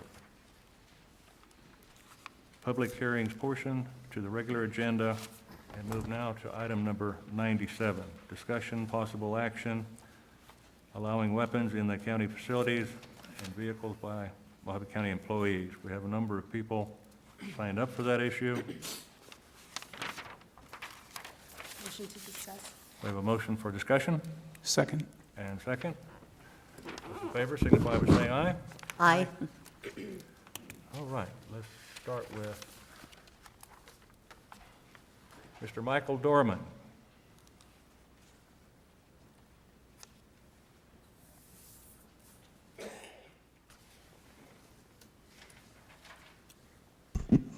Morning. My name is Michael Dorman. I live at 6580 Avenida Ramirez, Kingman, Arizona. Supervisor Watson, Chairman Watson, Supervisors. I'm here today to both for myself and also for some of the employees who work in the same building that I do. On behalf of them, I'd like to thank you for this time. We've not been able to have too many of these in the past, so this is a good thing. There have been recently many changes in state laws concerning legal firearms in their public buildings. The state of Texas, their school districts have been passing resolutions to allow their teachers with concealed weapons permits to carry concealed in their classrooms. The state of Wisconsin is working on legislation right now to allow concealed firearms in the state building. But in Mohave County, as it stands right now, in the event of an armed threat in our building, the best option that we have are to either hide behind our desk or possibly throw a chair at them. That's because at this time all firearms must remain outside and locked in our vehicles. Some of the buildings, it's not as easy to get out of the buildings to get to that. Our building, especially the Development Service Building, only has 2 doors, one on each end, and that could cause a tie-up or a problem. Certainly valuable time would be saved if properly trained employees were permitted to carry their firearms inside. since most of the workplace and the school shootings are over in very few minutes, to have trained armed personnel on site would seem to be the best protection in a tragic situation. More than once, it's been said that by the police that when minutes count, or when seconds count, we'll be there in minutes. Again, I'd like to thank you for this opportunity to speak to you, and I am for this. Thank you, Mr. Dorman.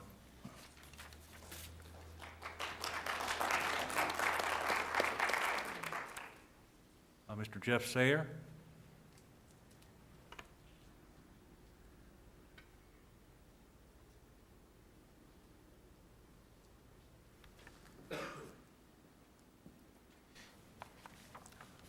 Please state your name and address for the record. Jeff Sayer, 3708 Kicking Horse Drive, Lake Havasu, Arizona. Chairman Watson, Supervisors, I'd like to thank you for this opportunity that we have to come up and speak. I would like to mirror some of the comments that the previous speaker made. With the recent decisions that have been made, which I'm not opposed of, the employees really should have a way to defend themselves should they choose to do that. I still believe that the Second Amendment gives people the right to choose whether they should carry or not. There's approximately 90 to 100 million responsible gun owners in or more in the country, and we do see every day some violent situations in the news. This, I believe, is only because of the current actions of some of the anti-gun people that the news media is really making an effort to make guns look bad and unsafe. Like stated before, in the workplace, you can either run, hide, or fight if a situation should occur in the building, and fighting with a chair or fire extinguisher is not always your best method in a situation like that. And I believe this goes beyond the buildings of the county. There's a lot of people that work out in the county, some on their own, that if they choose to carry and protect themselves, I believe that they would probably feel a little bit safer. Fortunately, we've never had a situation that I'm aware of that really afforded us to be able to defend ourselves, but it is a proven fact that when people are known to be carriers, the chances of that violent situation is almost nothing. Thank you. Thank you.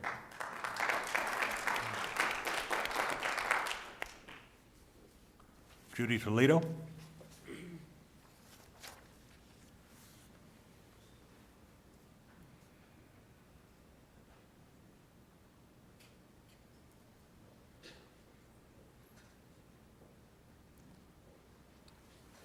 Please state your name and address for the record. Good morning, I'm Judy Toledo. I live at 3962 Heather Avenue in Kingman. This is my co-employee. Yeah, Leslie Bruxford, 3359 Rainbow Mine Road in Kingman. Leslie and I work for the Office of Management and Budget, and we're opposed to this item for the following reasons. We do not want to see the fellow employees carrying guns to work. It isn't that we don't respect and trust the people we work with. We don't believe that anything good can happen by having guns in the workplace. We don't want to see our friends and coworkers injured or killed by an act of violence or an accidental discharge that can be easily prevented. Sorry, I'm a little nervous. There have been a lot of stories in the news about disgruntled employees that have opened fire on employees and supervisors in their workplace. How can we prevent this from happening here? Individuals who have concealed weapons permits or have taken gun safety training do not have enough training to be proficient with a weapon, especially in a stressful situation. Even if the worst happened, a member of the public were to enter the building and start shooting, an employee with a gun would pose more of a hazard to themselves and fellow employees by trying to protect us. Even an employee that has been trained will probably not be equipped to handle a life and death situation. Law enforcement will be looking for a shooter, and an employee holding a gun can be mistaken as a threat by law enforcement, which will put the employee at risk of being shot by law enforcement. We have never worked anywhere where employees were allowed to carry guns while at work. We have also never been in a government building where the public was allowed to possess a weapon in the building. What do we as employees gain by allowing coworkers to carry firearms? A policy that doesn't prevent guns in the workplace could cost the county a lot of money through higher insurance premiums and through lawsuits. For the same reasons listed above concerning employees, we also feel that the public should not be permitted to carrying guns in our workplace. Or like other cities, like Havasu City and other counties, we should have signs in lockers for people to store their guns. And I also want to add that I'm not anti-gun. I own several guns. I just don't think it belongs here. Thank you. Thank you, Ms. Toledo.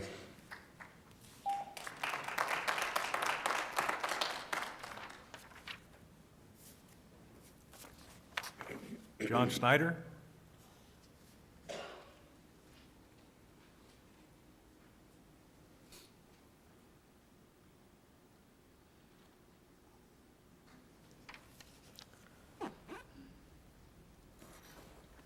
Please state your name and address for the record.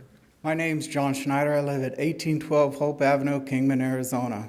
Good morning, Chairman Watson, Supervisors Moss, Brotherton, Hildy, Angus, and Johnson, and Administrator, County Man. Oh, you know what? Your County Manager. Sorry. I'm just going to read what I wrote, okay? Let's see. I work here at the county admin building in the warehouse. Most of the county employees know me as being outspoken, sometimes too outspoken. I am retired from the U.S. Navy honorably 21 years. For those 21 years, I was military police. Times sure have changed in the world since the 1940s, 1950s, 1960s, 1970s, 1980s, with the shootings that have happened recently in our public schools, shopping centers, malls, movie theaters, or city or county buildings, and how the impact can have a long-term emotional and financial effect on not just the employees that work in those buildings or those shopping centers, those movie theaters, the taxpayers. They have to grunt the most of the financial, and I'm a taxpayer. The departments all offer customer service in the county admin building. From firsthand, I've received phone calls from angry customers that purchased items on the county public auction that were disgruntled with the written policies we have in place, and I wouldn't change them. I would just have to refer them over to my supervisor. And I know I'm not the only one who received angry phone calls from customers, taxpaying citizens from the public.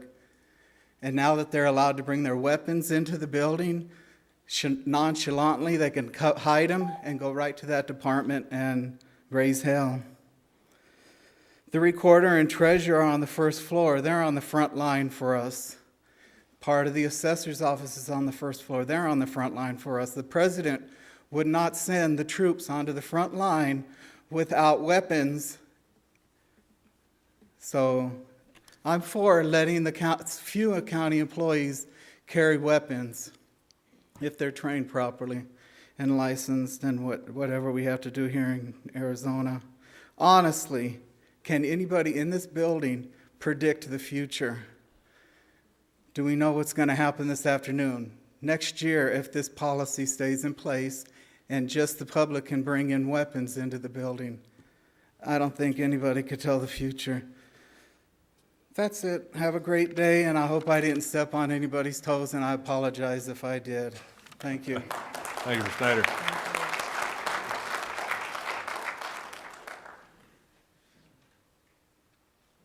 The last name? Could you read the? Oh, Louis Tranka again? Okay. Louis Tranka?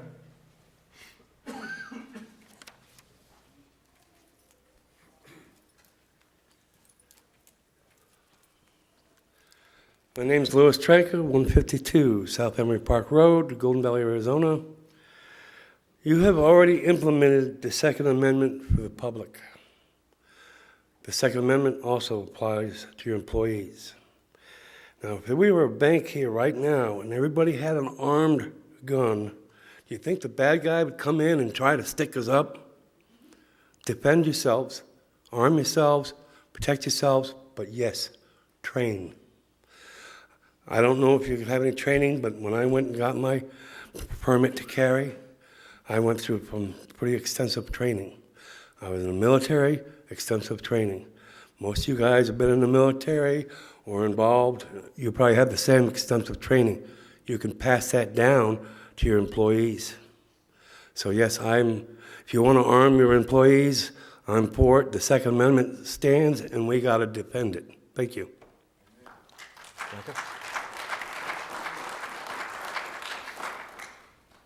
Bruce Lemming.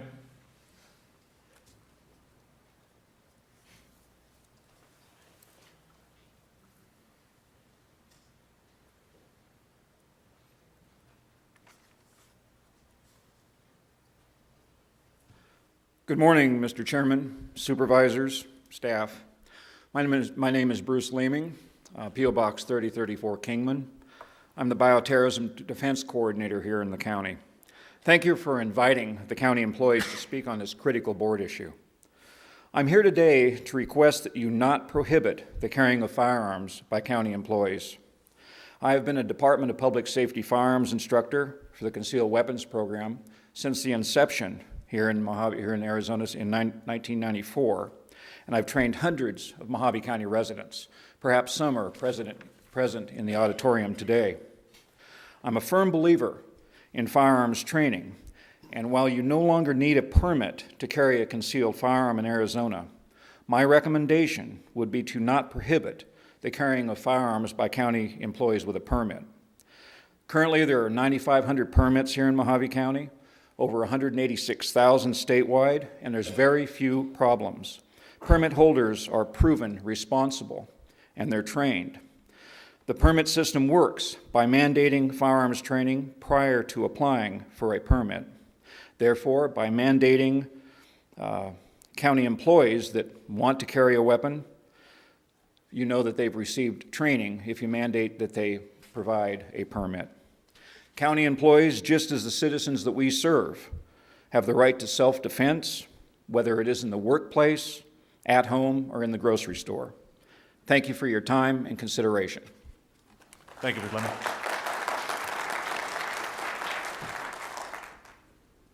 Linda Laporte.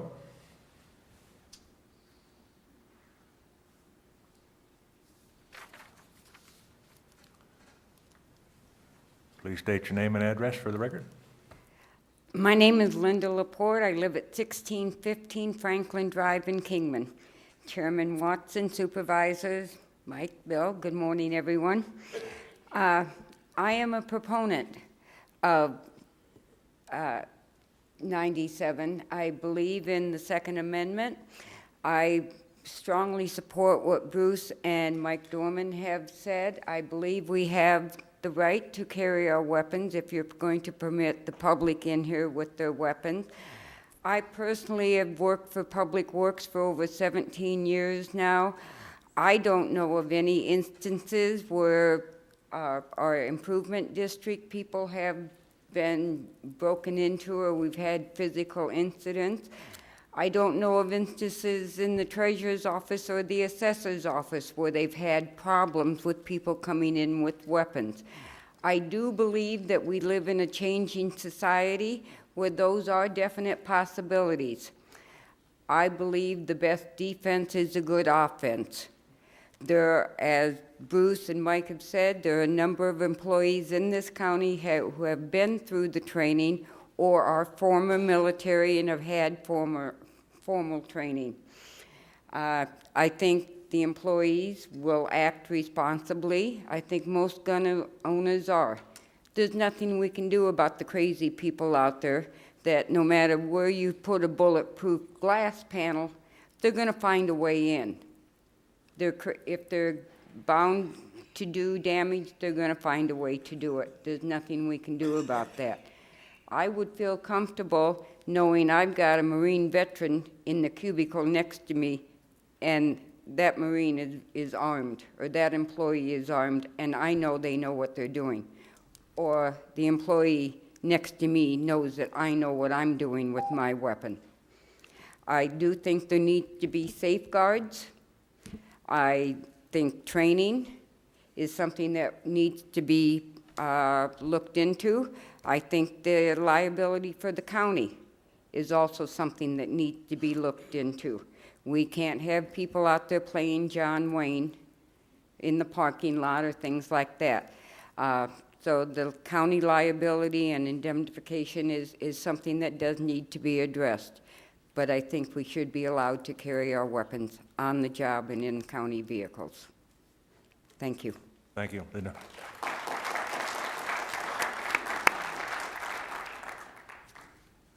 Gary Ingalls?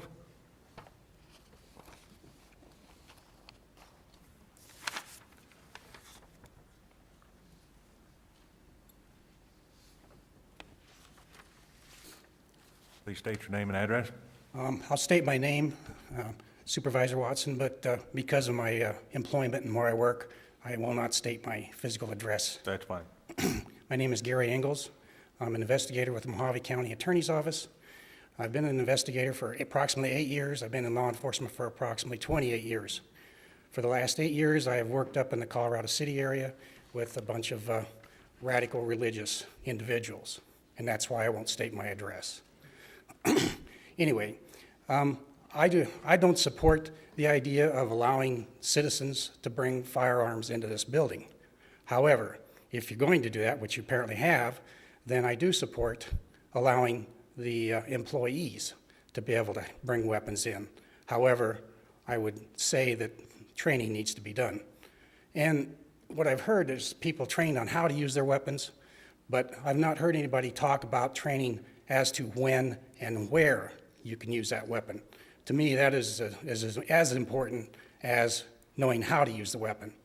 You want an individual that's going to be able to see a situation, be able to assess what's behind this threat, what's beside this threat, who's around me, can I fire safely? If I miss, what am I going to hit? These are all the different issues that police officers go through every time they train. And they train hard on this because it's a very important decision. Because if you miss and you hit an innocent person, you've got serious problems.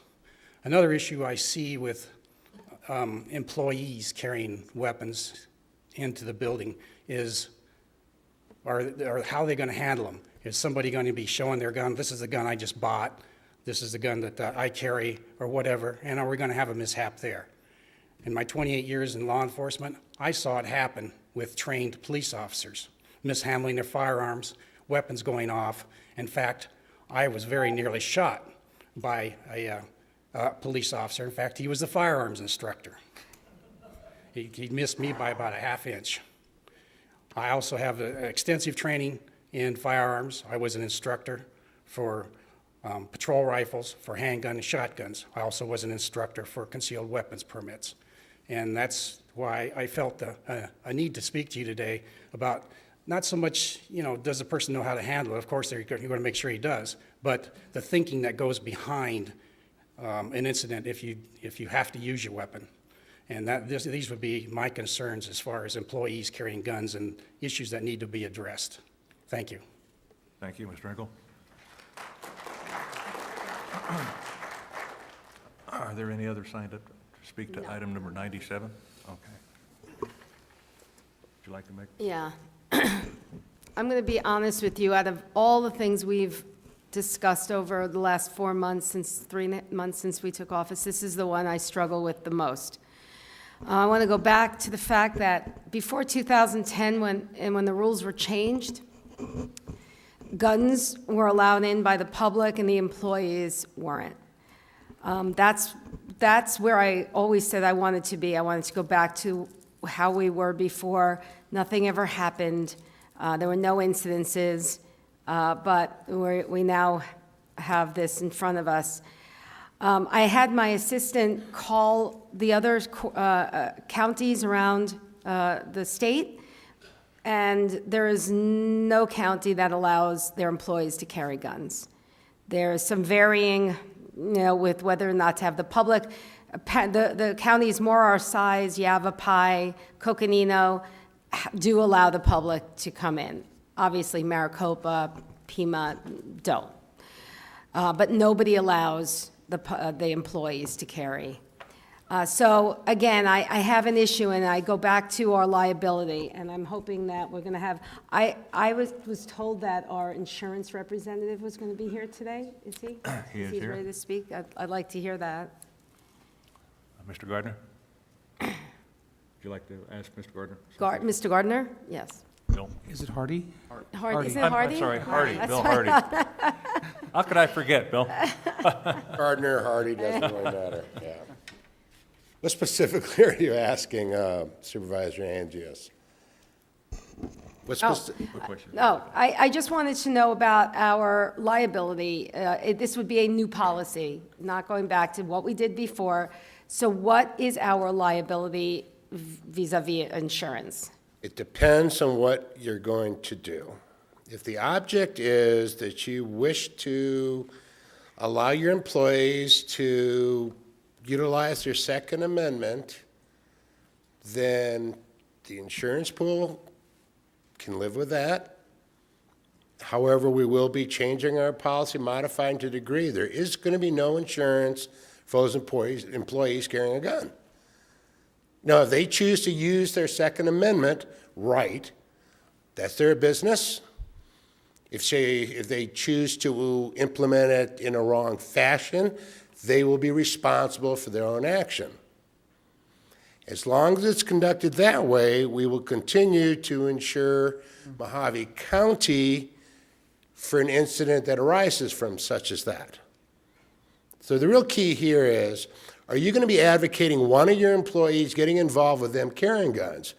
I heard some gentlemen state, we want to, give them training, when to shoot, when not to shoot. We have a hard enough time right now giving that training to law enforcement officers who are doing this 24/7. You can't just go in, grab an employee, give them a couple lessons, walk them through a shoot, no shoot, and then say, bingo, you're certified. It just can't be. We're not in that game. If they're doing that, that's what law enforcement does. So and the pool stance is, if you want to allow your employees to utilize their Second Amendment right, we will support the decision of this board. We're not advocating it, but we will support you, and we will continue to insure the county. We will not be insuring the employee that gets themselves in a situation. Any questions? Yes, Supervisor Mohave. Mr. Hardy, and I know you're not Mr. Gardner. Oh, yeah. Thank you. He's a Hardy Gardner. He's a hardy boy. No, I have two questions. One is just to make sure I understood you, is that if the board allowed an employee to carry a firearm, the employee would not be protected by the pool's insurance, but the county as a whole would be. Correct. Now I have... We would suggest if you do that, from understanding, you have a place in your personnel policy says you cannot carry a weapon. Right. We would advocate you just delete that portion and leave it at that. Okay. So you've preempted my next question, is would the pool prefer us just to delete any reference to the prohibition from carrying weapons, or hypothetically, because I was listening to people and making notes and crafting a motion as I was taking aboard their input, a hypothetical motion along this line, which is, I move that we remove any prohibition from county employees carrying lawful weapons in the county administration building located at 700 West Beale Street, provided that 1, they are not in the probationary period of employment, 2, they have a valid concealed carry weapons permit, which is a copy of which is on file with the Human Resources, 3, the weapon remains holstered in a scabbard or otherwise kept in a purse, fanny pack, or other similar container, and 4, the weapon remains concealed. So rather than having that lengthy motion that I just gave, the board would, the pool would prefer just a simple removal of any prohibition. Even though that first motion wasn't bad, I still think it's better to be silent on it. Bill, would you agree with that? Yeah.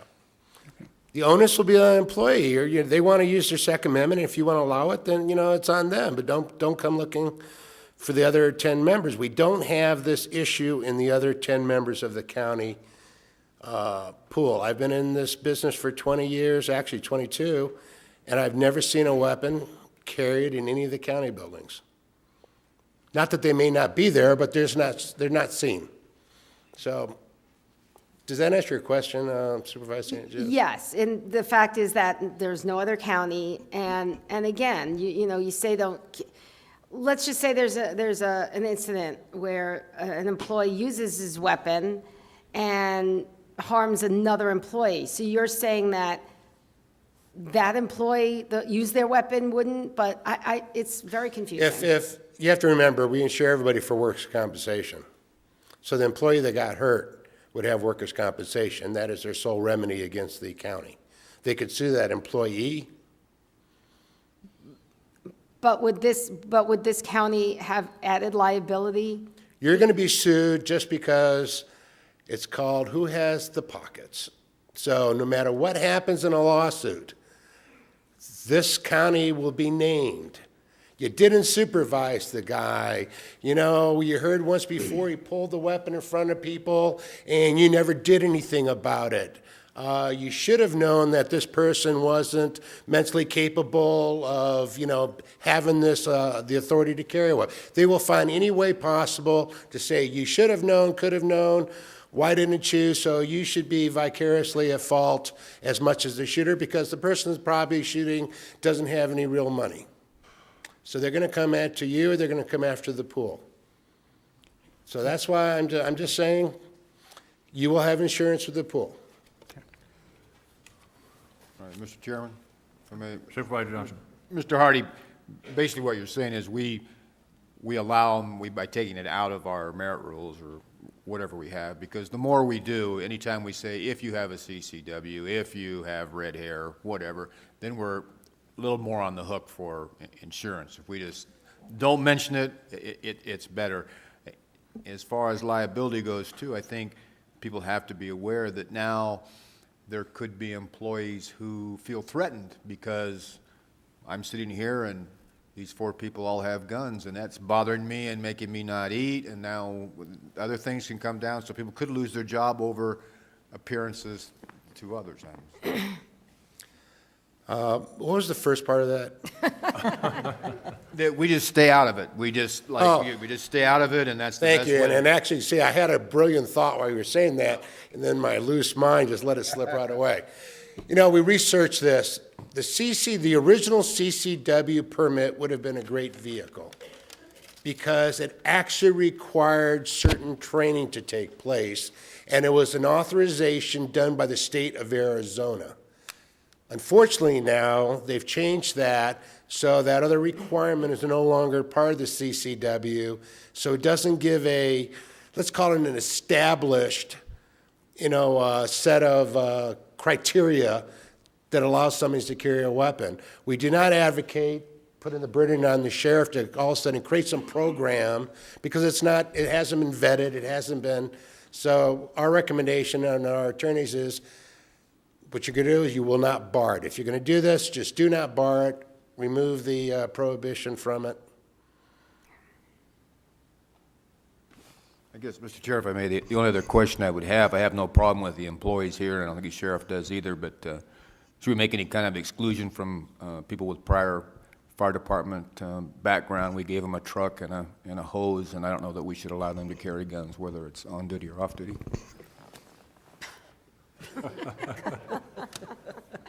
Okay. Whatever you said, I firmly agree with you, Supervisor Johnson. I want to say one more thing. I'm just uncomfortable with the whole thing because I understand people and that it's a big thing. You're working together every day, relationships are formed, and you walk in someone's office and you're looking to see if they're going for their draw. I personally am uncomfortable with the whole thing, and I just want that on the record. Like I said, I thought it worked well before 2010, which it was the rule, they couldn't. But, again, times have changed, I guess. Just as a little aside, Supervisor Moss and I were up at, in Las Vegas at the county commissioner building up there, and there were no metal detectors, there were no guards, employees can't carry, and we were told that nothing's ever happened. So, and that's Las Vegas. You know, again, I was not surprised, but it backed up what I said when we looked at all the other counties, like you said, and no one allows their employees to carry. It's just a rule. That's right. I just Now, if want to there's any way my comments about I would keep insuring you is any way advocating that you should do this, Right. please don't misinterpret my comments. My comments were, should you do this, then we would still step in. Because of some of your same concerns, we do it. We've had instances in the past where, let's call it the emotional stability of employees has caused some serious problems. So we had to take quick action and have people, go to a psychiatrist. Your close work environment, it's like a family. Well, family gets in a squabble. All you can, well, that's it. I'm sure these same discussions have been done before. Right. And I'm sure everybody knows that if you look at probably the workplace instances, they're usually employee-related and not people who come out, because they want to come in for no reason and shoot up the place. So, Before we get any further, I'd like to qualify your one comment about Las Vegas. What happens in Las Vegas stays in Las Vegas. not today, it doesn't. I have a comment, Chairman. Supervisor President. Well, I'm uncomfortable with the whole situation too, but I'm more uncomfortable having the citizens come in with guns and the employees not having the guns. I think that probably if somebody came in with a gun and just blew away one of our employees, we would probably have a real problem on our hands that way also. So I mean, close working environment, yes, things can happen, but, sometimes you might want to just choke somebody, too. You don't have to have a gun to hurt somebody in a close working environment, believe me. So I say if, I don't know, if the public has them, I'm not so sure I want to be a sitting duck. If something happens, then I have no protection. I guess that's a question that we all have to ask ourselves. Can I ask the sheriff a question, maybe? Certainly. When you go Thank you, Mr. into a Hardy. situation where there's a shooter, and you go in and you're looking, and then everyone has guns, doesn't that make it maybe a little bit more difficult to understand, assess the situation? Okay, Chairman Watson and Supervisor Angus, I believe I sent that in writing to the board members. The only issue, I'm the biggest supporter of the Second Amendment you'll ever see, and I spoke to many groups and organizations about, I feel, is the attack on our rights right now coming out of Washington, D.C. and the mayor of New York, just to start. The issue that we would have, today we began our walk-through patrols. Our deputies are going to be coming in and out of the buildings during normal business hours as long as the building is open.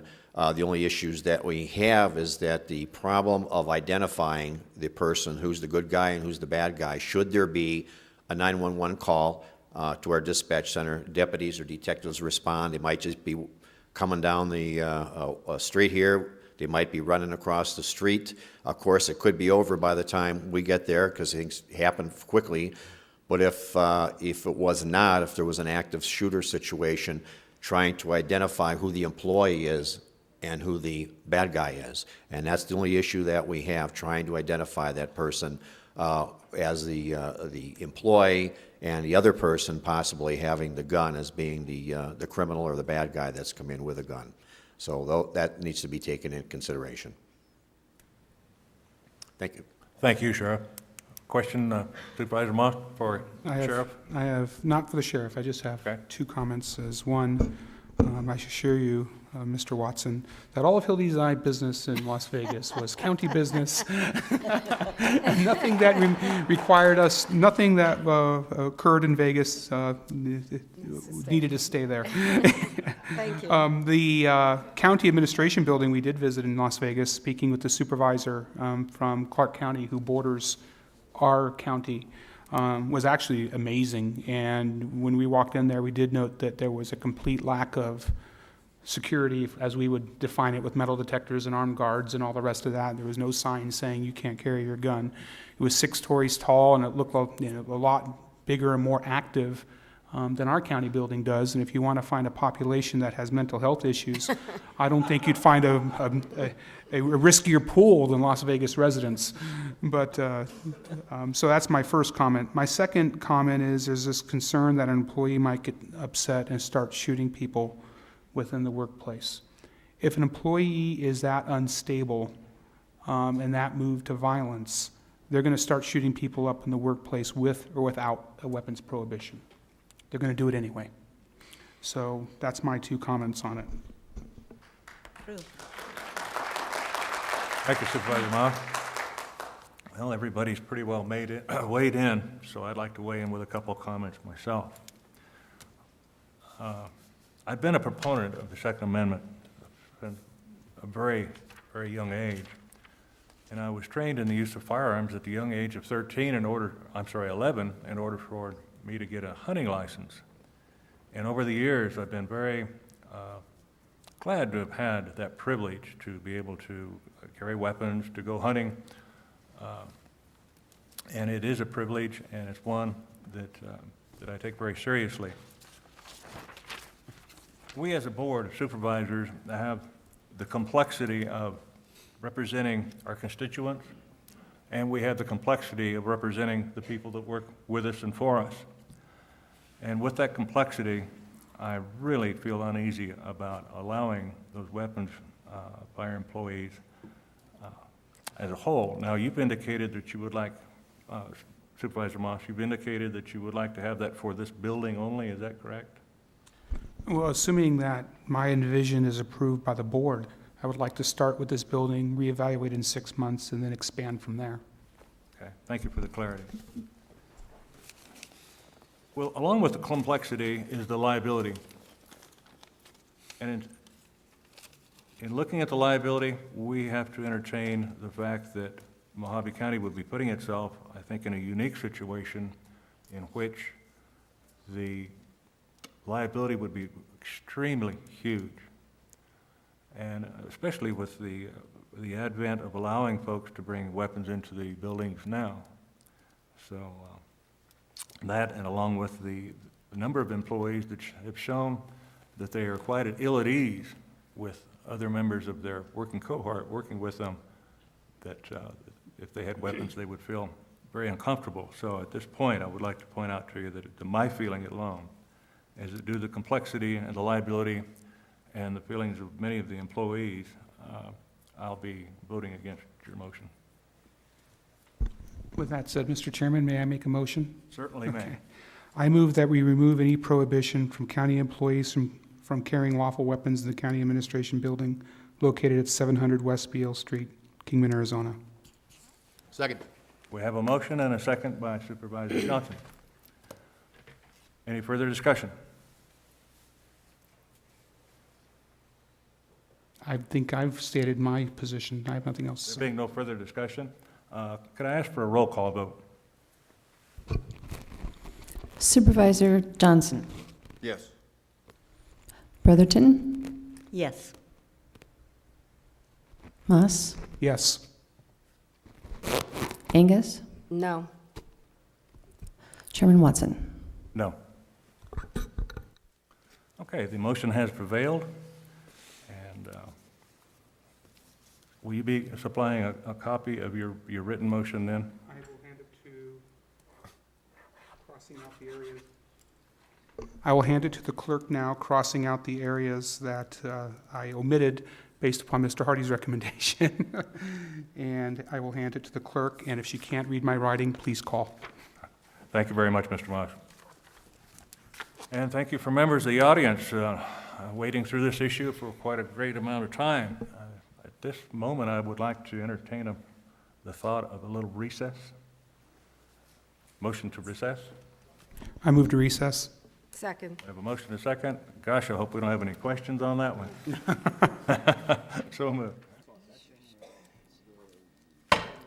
Reconvene the meeting. mine and yours? You got one? Okay, thanks.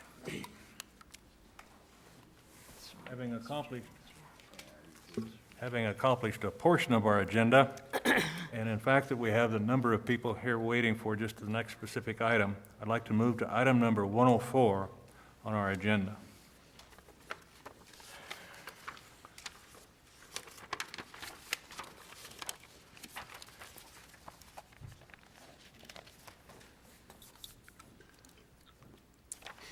And that's a discussion, possible action, the appointment of a replacement for Richard Lambert to serve as the Kingman Justice of the Peace, effective April 1, 2013, until such time as the individual or successor is elected and sworn into office as a result of the general election of 2014. This appointment shall be contingent upon the following: the individual passing a background check in accordance with the standard Mohave County hiring procedures. Number 2, the individual providing proof of residency within the Kingman Justice Court precinct prior to April 1, 2013. And the individual providing proof of voter registration in the Kingman Justice Court precinct as a Republican on April 12, 2013. And just as a note, the reason it is a Republican is because it was replacing a Republican. So with that, Supervisor Watson, I think it's Supervisor Moff? the materials say April 2nd, not April 12th, to provide proof as being a Republican. Okay, so noted.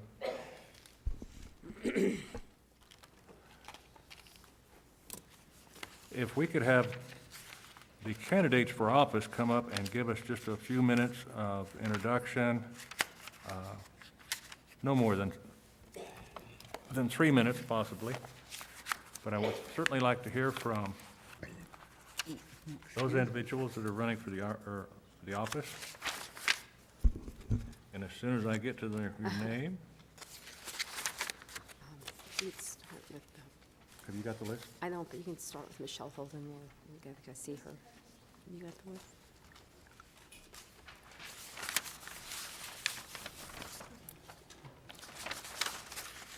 I know we have Ms. Holden and, please. Thank you. Yes. As noted, item number, Victoria Stasio had been a finalist of the Final Four, and she has pulled her ability to do that. So with that, I would like to go in order here of this chart. So we'll have Brian Goldberg. Please come up, give us a little bit of an outline. And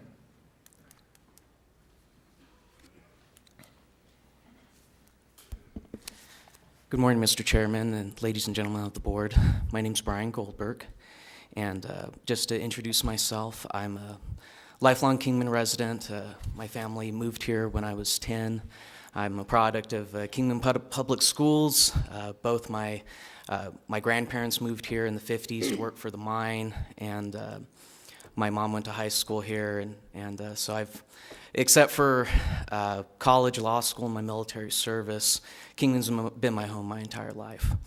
Now, I'd just mentioned the breadth and depth of my experience and legal expertise, in addition to a lot of criminal prosecution experience, specifically in this court, and in fact, a lot of it before Judge Lambert.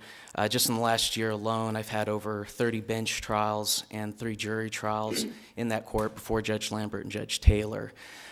So I've pretty much litigated every criminal issue that can come before the Kingman-Surbat Justice Court. Pretty much for the last year, I was appearing there almost every day. Lot of experience there. Now, in addition to that, during my military service, I was a judge advocate, a captain in the United States Army with the 1st Infantry Division. And my experience there includes a lot of civil practice, including estate planning for soldiers, landlord-tenant issues, Service Member Civil Relief Act issues, I spent some time as an administrative law attorney representing the government on administrative investigations, financial liability investigations, and things like that. And then in Iraq, I was our contract and fiscal expert for the United States Division South. We covered the southern third of Iraq. And there I was our expert in the government procurement law and also federal fiscal law also. So I was a person reviewing all of the spending of the money, and it was a combat zone. We were attacked quite regularly. Once I got back from that, I spent a year as a special assistant United States attorney prosecuting civilian crime there on Fort Riley. I did that in front of federal district court for the District of Kansas. I had jury trial experience there, DUIs and things like that also. So my experience includes not only criminal law, but quite a bit of both public sector and representing clients in civil law. And then also practicing in the federal and state levels before a variety of judges. I can say from practicing in front of so many judges, most of them very good, that I've gathered quite a bit of best practices knowledge from those judges. And that's about all I have, unless the board has anything for me. Thank you very much for your time and consideration. Have a nice day. Thank you, Mr. Goldberg. Michelle Holden?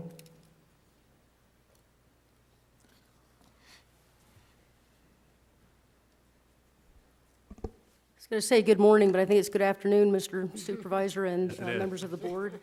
My name is Michelle Holden, and I've been an attorney for nearly 15 years. When I first started out, the first 5 years of my attorney life, I was a patent attorney. And in that capacity, I had a lot of experience in analyzing facts and learning and bringing together diverse thoughts into a patent application. For the last 10 years, I've been a trial attorney, almost exclusively here in Mohave County. I've been in Mohave County since 2003, and I've had numerous hundreds of trials. The majority of my practice has been in the civil arena, family law, juvenile dependency law. I've had limited experience in the criminal representation arena, but for the last year I've been a judge pro tem in the Justice Court as well as in the Bullhead Magistrate Court.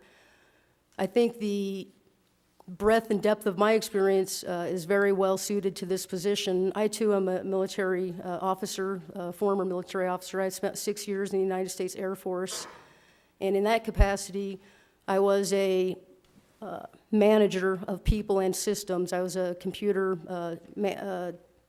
operations manager. I had a staff of, I think, 8 people. It was 5 military and 3 civilians. After the military, when I went to law school part-time at Georgetown University, and throughout the day I worked at Public Broadcasting Service, where again I was a manager of computer systems and people. And I think the experience in managing people and systems and budgets does lend well. Many judicial positions, the budgeting maybe isn't as important if all you're doing is being a judge, but in this position as a justice of the peace, it's more than just sitting on the bench doing, hearing cases and applying the law to the facts. It also includes managing people and systems, and I think that experience definitely gave me a good background for this position. And as far as the position itself in that last year of being a pro tem, what I've learned, number one, is even though I've been doing that for a year, doesn't mean that I'm the best justice of the peace there is. I know I have a lot to learn, but I think given that I know what I don't know already does give me some avenue of focusing on the areas I need to focus on. And I do believe that this job is something that I'm well suited for, and if you have any questions, I'd be happy to answer them. Question? I have a comment. Certainly. Just so the public knows, Ms. Holden is my former partner, left the firm sometime last year, and I have nothing but good things to say about her. Thank you. Anyone else? Thank you, Supervisor Moss. Thank you, Ms. Holden. Thank you. David Huerta. Good afternoon, Mr. Chairman, board, members of the board. First of all, I'd like to start off with thanking you for the recess. That was well-deserved. But about myself, I'm a longtime resident of Kingman, Arizona. I've lived here over 38 years. I'm a family man. I'm married to my wife of 28 years. I have 2 grown sons who are married and blessed us with 3 grandchildren. I spent my entire 25 year of law enforcement working within Mohave County, especially the 3 major cities, but all of the rural areas. I've been able to work with people and, sad to say, against some of the people that I worked with. Throughout those years, I'd say what I'm going to bring to this office is my 25 years of experience. I don't have a law degree, but I believe I have a degree in experience and learning from people and the laws that I've had to uphold through the years. It's a great learning tool to be amongst people and find out the aspect of why you're there. This judge position is, at times, you're going to have to take in all the information, decipher it, and then make a decisive decision. I believe that I've had to do that through the years, a lot of times in the criminal aspects, but I was also gifted and able to have a chance to do many civil cases when you're out there dealing with the public right at the moment that something's happening. I've received numerous trainings throughout the years, a lot of it with judicial aspects, whether it be criminal and or civil, the law and legality aspects of it all. I feel very comfortable in my criminal portion of my personality or my profession. I believe I have expertise in the aspect of search warrants, the needed part for a judge to be able to be available at any time that either the citizens or officers are requesting of them. I've had numerous occasions to deal with the civil aspects, once again, as I stated before. My courtroom experience, through 25 years, I've been in the courtroom numerous times. I've dealt with all sorts of different issues, whether it be the case officer, whether it be an expert witness, whether I'm assisting in drawing up a jury pool or assisting in a prosecutor in planning a tactic of approaching the case. I've also been involved in several different types of civil suits as expert witnesses, where I participated in having to testify and understanding what goes on through civil aspects. One thing I failed to put in my resume, I received my real estate license, and that gave me the opportunity to be more aware of the aspects of contracts, written and verbal, and landlord-tenant issues. While I worked, I also participated and dealt with landlord-tenant issues and participated in actual evictions of tenants. I've recently been able to sit through numerous court hearings where I paid attention and understood the process of the hearings. Granted, I believe there's going to be a learning curve for anybody who gets to the office. I believe I have the skill sets and the quick learner to be able to adapt to that. I also believe that I have the mindset and the personality to be a very good judge. During the panel, we answered numerous questions. And one of the questions were pertained to, is there anything else you'd like to add? And I advised the panel that through this process, when I was preparing for this job and reading up on the canons of judicial ethics and other items, I began to look back at my career. And I realized that I was preparing for a job like this throughout my entire career. I just didn't know it at the time. So if there's any questions, I'd be more than happy to answer them. If not. Questions for Mr. Huerta? Thank you, Mr. Huerta. If you'd care to enter into executive session, that'd be fine. I move that we adjourn to enter to executive session. I have a question. Why would we go to executive session? There's no need to. I don't mind either way. Legal advice, right? We make our... You make your decisions on your own? Mr. Chairman, you're allowed to have an executive session for personnel matters for hiring. However, that would really only allow you to go in and discuss one individual. You could not compare the individuals or get in any kind of detail like that. Then I withdraw my With that motion. advice, then we'll entertain a motion. I move that we approve Michelle Holden as the Justice of the Peace for the Kingman Precinct. I second that. We have a motion and a second. Those in favor, any further discussion? I'm sorry. Yes. My discussion would be, I'd like to hear from the 2 people in Kingman. It's your We're going to discuss it, right? Because we made a motion, now we're going to discuss it, so then we'll have that time, right? Yeah, we have a motion. Discussion, you've got a question? I just questioned how the Kingman folks felt about that. Well, I figure we'll get there. Pardon me? I mean, I didn't think that this was, we're going to go vote one by one. I mean, I want to discuss, too. But we can only discuss one at a time. We'd have to do. All right, so that's what this is about, right? Mr. Chairman, a clarification, in executive session, you can only do that. Out here, you can compare, you can discuss anything you like. But we couldn't do that in there, because Right. I was given wrong information. Okay. So now we can discuss. Certainly, we can discuss. That's why I asked the question. Okay.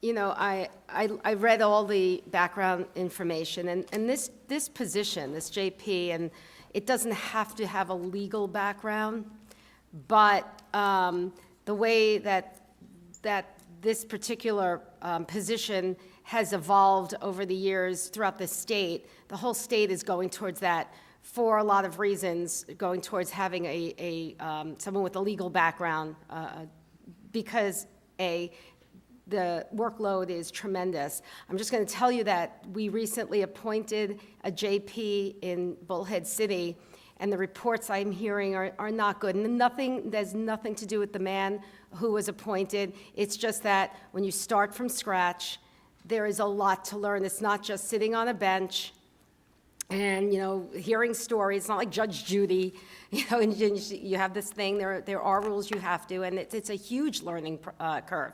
And I want everyone to be aware that this position pays over $100,000.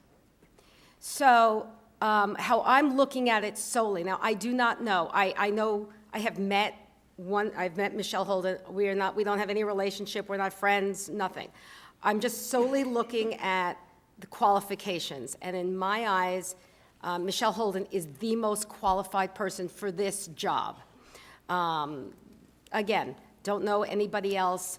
Just from what I read, the recommendations that came out of the committee, I think we have to be very careful. What we're finding in Bullhead City is that we're spending a lot of money. Bullhead City is spending a lot of extra money out of Bullhead because of having to bring in some extra help. Pro tems are coming in to help out. So I'm looking at this from a purely financial and the best way to do this process. And I believe for this job that takes this salary, we should appoint the person who is the most qualified. And that's why I'm seconding the motion for Michelle Holden.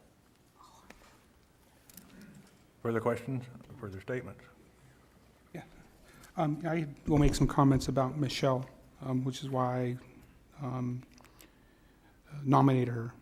One, she's been an attorney of 15 years' experience, which I think outweighs the legal experience of the other candidates. Mr. Goldberg, I can say, looking at his resume and hearing about him through the community, is an outstanding young litigator who I believe someday will be an outstanding judge. But right now, I think Michelle has that edge of experience over him. Mr. Huerta has a tremendously positive reputation amongst the community. I've had a lot of positive phone calls and emails concerning him, but I believe the position has evolved into something more.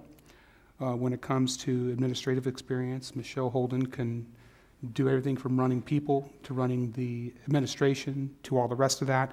And as I sat here last year during several of our Board of Supervisor meetings, the ability to administer in office obviously was extremely important in a lot of ways, just as much as the ability to rule correctly in cases. Michelle is, like Mr. Huerta, heavily involved in the community. She's a soccer volunteer. She's a Rotarian. She's done many other aspects of community service. She's been a pro bono attorney on numerous cases. She is someone who is committed to bettering the legal profession and the reputation of the legal profession. And finally, from my personal viewpoint, because of my interactions with her, I know she will be an outstanding justice of the peace. I believe that to be true of Mr. Huerta. I believe that to be true of Mr. Goldberg, but I know it in the case of Michelle Holden, which is why I prefer her for this position. Thank you. I'd like to make a comment about one of the other candidates. That's David Huerta. And David has been a member of this community for over 20, well, he's been a member of this community for longer than that, but working since over 25 years. The justice course, justice of the peace, in my mind, has not been one that has to been designed for a person of the legal rigor. The candidate that I look for in the People's Court as a justice of the peace is a level-headed, knowledgeable person with a vast amount of experience.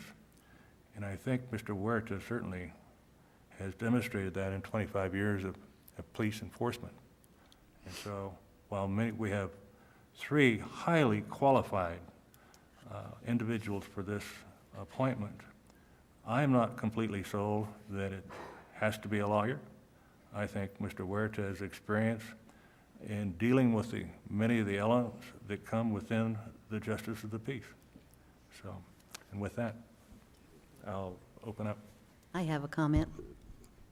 I was elected by the people in District 4, so I am the supervisor for the people in District 4. And literally every phone call, every email, everyone who contacted me had nothing but great things to say about David Huerta.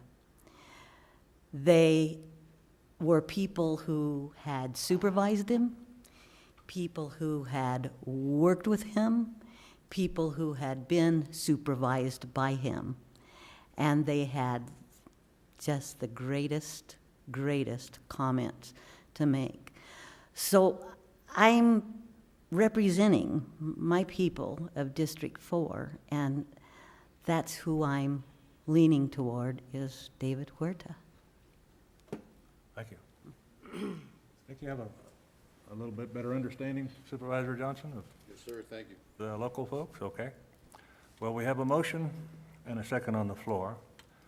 Any further discussion? If I could, Supervisor Supervisor Watson, Mr. Chairman, excuse me.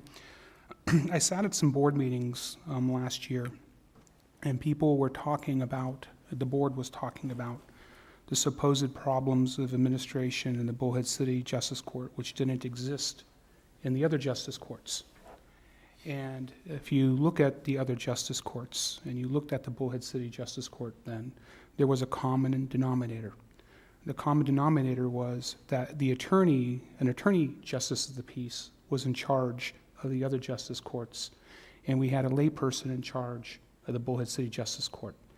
And I don't know whether it's true or false, but I've been hearing rumors the problems are continuing with a layperson in charge of the Bullhead City Justice Court. And my theory is, I'm not sure who the very wise man was who once said the definition of insanity is to keep doing something over and over and expecting a different result each and every time. But I believe that the justice of the peace position is no longer what it was when Arizona first became a state. It has become a court for all intents and purposes, which has serious ramifications both on people's lives and the county budget. And for that reason, I believe we should be considering an attorney.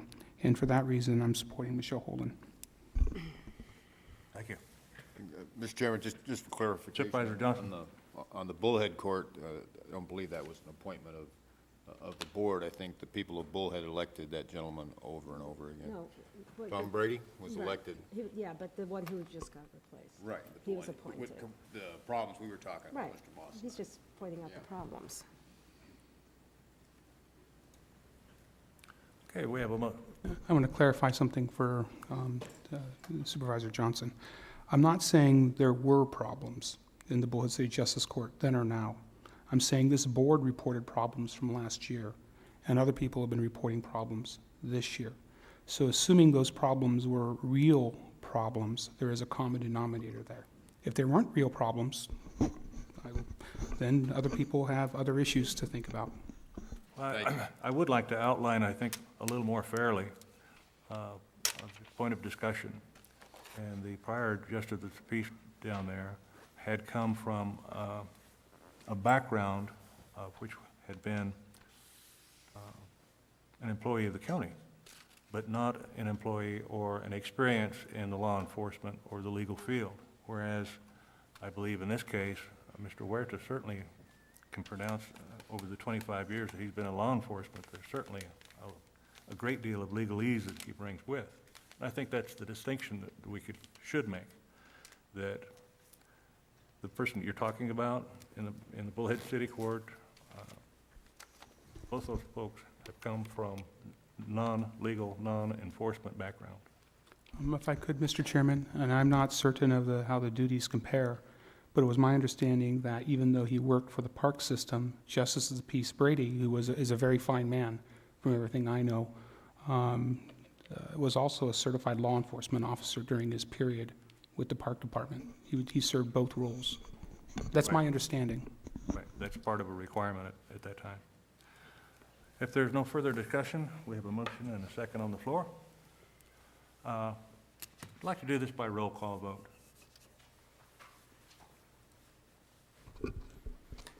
Supervisor Johnson. No. Supervisor Brotherton. No. Supervisor Moss. Yes. Supervisor Angus. Yes. Supervisor Watson. No.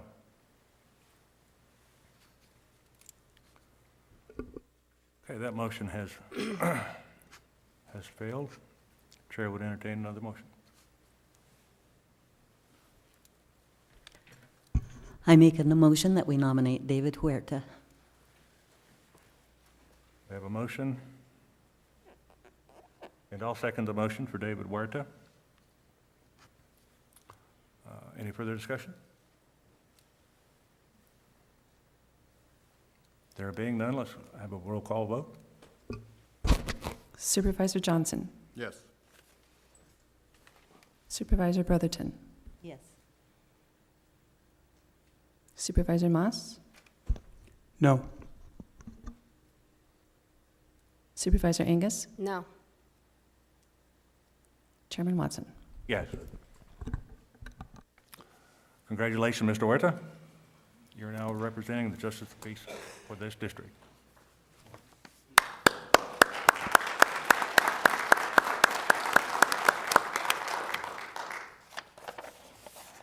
Okay, we have a rather lengthy agenda. We'll continue on with it. We'll be reverting back to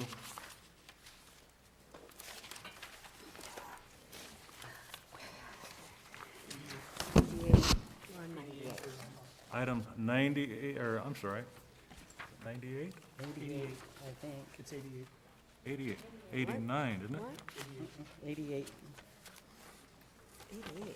88, okay. Mr. Chairman, if you have no one signed up, I'd make a motion for approval. No, of no, no. 88? I'd like to motion to discuss. We have a motion for discussion I'll second it. and second. Those in favor signify by saying aye. Aye. Aye. Well, let's discuss. Okay, I'm so sorry, but I'm Well, you can working on this. discuss under a motion for I'm approval so or not. sorry. I've been waiting all day for this. Okay, last month, it was brought before us to approve a needs assessment on the amount of $65,000 for the Kingman Library. There's some issues with the Kingman Library, and being new and everything, I didn't know what a needs assessment was, and it seemed like a lot of money. Maybe it's not a lot of money to you, but $65,000 sounded like a lot of money to me. So I wanted to at least know what a needs assessment was. So I asked Yvonne Orr to provide me with the needs assessment. I assumed, because we had just built a library down in Bullhead City, that there was a needs assessment done for that, which there was. And I was provided the needs assessment. This is it. This was what we paid $60,000 for in 2008. And pretty much what it is a document that tells you what libraries do. I mean, it tells us that people go to libraries because they like to read. That was in there. It tells us what's our library about, what's in our library, and then pretty much what we'll need for the future, teen sections, just what you would expect from any sort of audit think of it like an audit. And then this audit goes on, and then it branches out pretty much into just a space audit. So it says, like, the children's library needs this, and this is what it has, this is what we think it needs, and blah, blah, blah. And then they take this, and then they work with the architect, and then we have a library. In Bullhead City's case, we ended up, and I'm not saying anything out of line here, I do not believe that the Bullhead City Library was the library that our citizens would have chosen if given the option of being involved in it. So I was thinking, and I spoke to some people in the community, in the library, and I had an idea. Because we have this needs assessment that was only done several years ago, and Bullhead and Kingman are very similar in its demographics and what its needs are, I propose that we take this document that we already spent $60,000 on and use this as a template, that we put together some kind of committee made up of a couple of people who work for the library, some students, some friends of the library. Of course, we'll have a liaison from Public Works because they will be overseeing how, again, maybe we don't even need a library. Maybe we need to just expand what we have. Again, I think that the people who use the library should determine what kind of library they get. It shouldn't be, in this case, 4 years ago, it was a company out of New York. I'm very knowledgeable of this Croton-on-Hudson, New York, because I'm from New York, and maybe the library we ended up with would have worked nice there, but it really, in my opinion, and I don't think I'm out of line saying that I speak on behalf of a lot of people in Bullhead City, that is not the library we would have wanted. So I think that we should work together and get the library we want instead of the library that some company out of Ohio says that we want.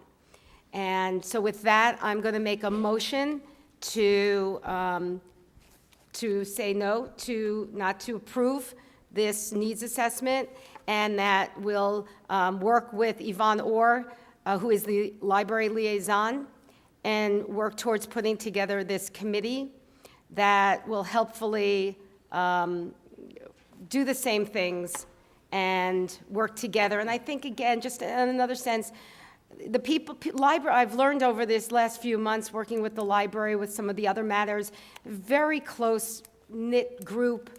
I was down in the Bullhead Library, and there were things that they learned through the building of that library that they'd like to share. So, again, I think we have all the knowledge here, and I'd like to utilize that. If I could, Hildy, just to clarify something. As I understand your remarks, you're in favor of a library in Kingman. We just think that our community should decide what library it is, Right. not this Ohio company. Right, I'm not saying that we know that there are issues in the Kingman Library and things have to be done. I'm just saying that as a community, we should decide what kind of library we want. Second. Fine, if you'll outline that in the form of a motion. Okay?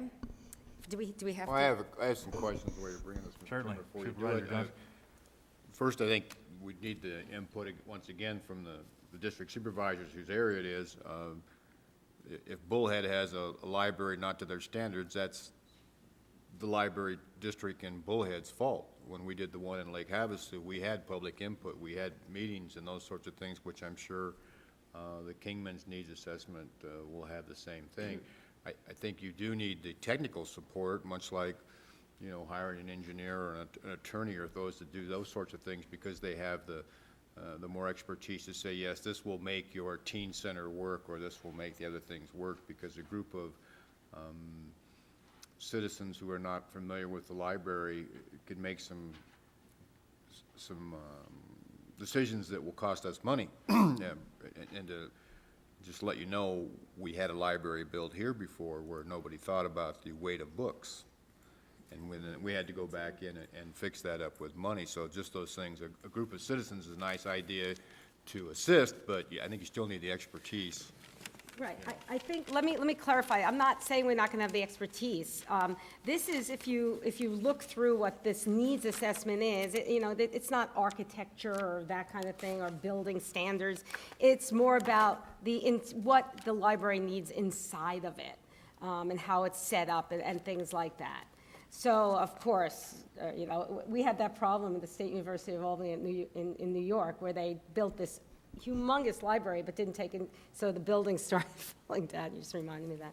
But anyway, that's what I suggest we do. Again, it's just a little, $65,000. That's a lot of money. It can buy all the computers that will go into that library. So, I mean, I think, like I said, I spoke to some library people. They seemed excited about it. And I said, just give it a shot. We can always go back and bring in some company that will be happy to take our $65,000 and go with it. But just to see if this could work. I believe our County Administrator Hendricks would like to say a couple of words concerning this issue, and it has to do with the needs assessment and the requirements of a needs assessment through an architectural firm. I wonder if you could clarify that for us. Mr. Chairman, I'll put on my county engineer hat now, if I may.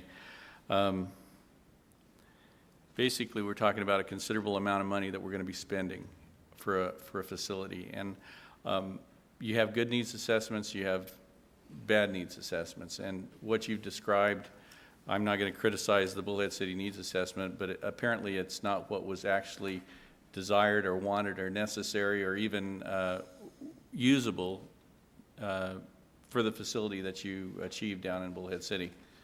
On all of our major expenditures for buildings, what we've done in the past, for this building, for public works, for development services, for even some of our major remodels, we've done a needs assessment to where we determined what the growth projections are, and then that translates into the amount of square footage that's necessary for the buildings.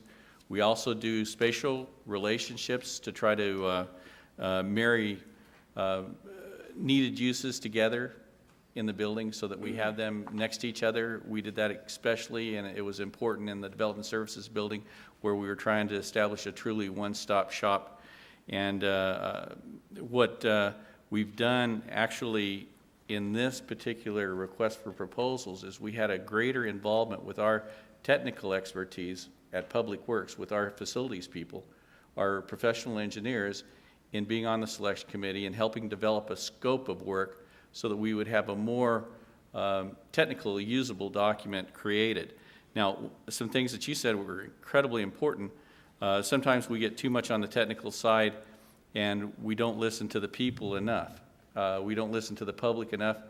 And one of the things that I believe is important in any needs assessment is we ensure we have the technical expertise that are providing input and keeping our product to a product that would meet our requirements, but also we need a public forum, a public input with the library people and the friends of the library and the people who utilize the library to provide that type of input so that we get a building that's truly the building that the community wants and needs, and also has the functionality that's important. Okay. Either we hire a needs assessment separately when we go for a major building project so that they can define some of these technical and functional aspects, or we can do that separately and we can search for an architectural firm that has those capabilities that would work with the community and everybody else. So there's two distinctly separate mechanisms to be able to do this. I don't have a preference either way. One of the advantages of doing a separate needs assessment is it gives us more flexibility on constructing the architectural contract and the construction contract that we need, or that the board desires to put forward, like if you wanted to go with a design build or a construction manager at risk or some other delivery method. We would be defining what the building would be functionally and aesthetically looking like, whether it can be attached to the existing facility or we're going to be looking at developing a separate building. You know, regardless, I think Supervisor Angus presents some extremely important points that we need to make sure and ensure are addressed if we are going with any type of needs assessment. If I could. Are there any companies that do it together? It just seems Yes. Yes, ma'am, there is. We had, there's companies that partner with other companies, architectural firms that partner with study companies, needs companies. There's architectural firms that have that capability in-house. I believe when we hired Silberg to do it, he had to partner with somebody else to provide that service. Now, I'm not totally sure with that, but with this particular building that we built here, this $23 million building, we actually went with a separate firm that put the entire package together so that we could go out to a design build for this facility. But it included a detailed needs assessment. If I could, Mr. Chairman. Supervisor Moss. Mr. Hendricks, if the board, and I believe the board will, decide that the library district funds should be used to build a new Kingman Library, at that time, there'll be contractors and engineers and architects involved in the actual design and construction of that building. Am I right about that? Yes, sir. And so what we're talking about now is having an architectural and engineering firm to tell us what square footage we should use based upon how many books go in and out of the library or people go in and out of the library. And for that benefit, they'll do it for $65,860. I'll do it for half the price. And Mr. Chairman, that's we competitively qualitatively base this selection, and then we negotiated a price for the product. If you look at it, I'm not sure what the facility is going to cost, but let's assume it costs as much as the Bullhead City facility is $6 million. This is roughly 1% of the actual contract cost. When you look at architectural engineering fees total on new facilities, it's roughly it could be 8 to 15%. So for a needs assessment, I would say this is a reasonable fee. I don't think procurement would have moved forward with a recommendation if they didn't believe it was reasonable. Mr. Chairman, if I could. The architectural and engineering fees that we'd have to pay to build a library aren't being covered by this needs assessment. We'll still have to pay those fees whenever we decide what library we want to build. Isn't that correct? Mr. Chairman, Supervisor Moss, regardless, either the fees for a needs assessment is going to be included separately as in this contract, or they're going to be included in the architectural engineering fee, because that's going to have to be done by the architect if we choose separately. Thank you for the clarification. That was the issue that I wanted to make sure that was before us. Can I? Supervisor Brotherton. Did I understand right that this needs assessment was about $60,000 for Bullhead? 60,000. 60,000. And Bullhead's not happy with the library? No. Well, then, are we going to pay $65,000 or whatever and maybe not be happy with it? I mean, Well, that's the just point, a lot of the point money. is, I would invite people to actually look to see exactly what it is. 3/4 of it it's kind of a template where they take a room and they say what kind of furniture they want in there and that kind of thing and the square foot and again it's a template and it just seemed that we could use this as our base and plug in the numbers that we think that we need. I mean, who knows better than the traffic, than the people who work there? This company's going to come and they're going to talk to the employees and then they're going to do it. And I think I was elected to look to where we could save some money. And I saw this, and again, I didn't understand it, and now I think I understand it a little bit better. And and believe me, if I thought, I get it, and I kind of do get it, I kind of understand, but I do think it is something we could at least try to do because we just did it, because we have it, and because Kingman and Bullhead's demographics are so close together. I just thought it was a way of, thinking outside the box, seeing, and again, if it doesn't work, we'll find I'm sure there's a company down the road who'll want to do it.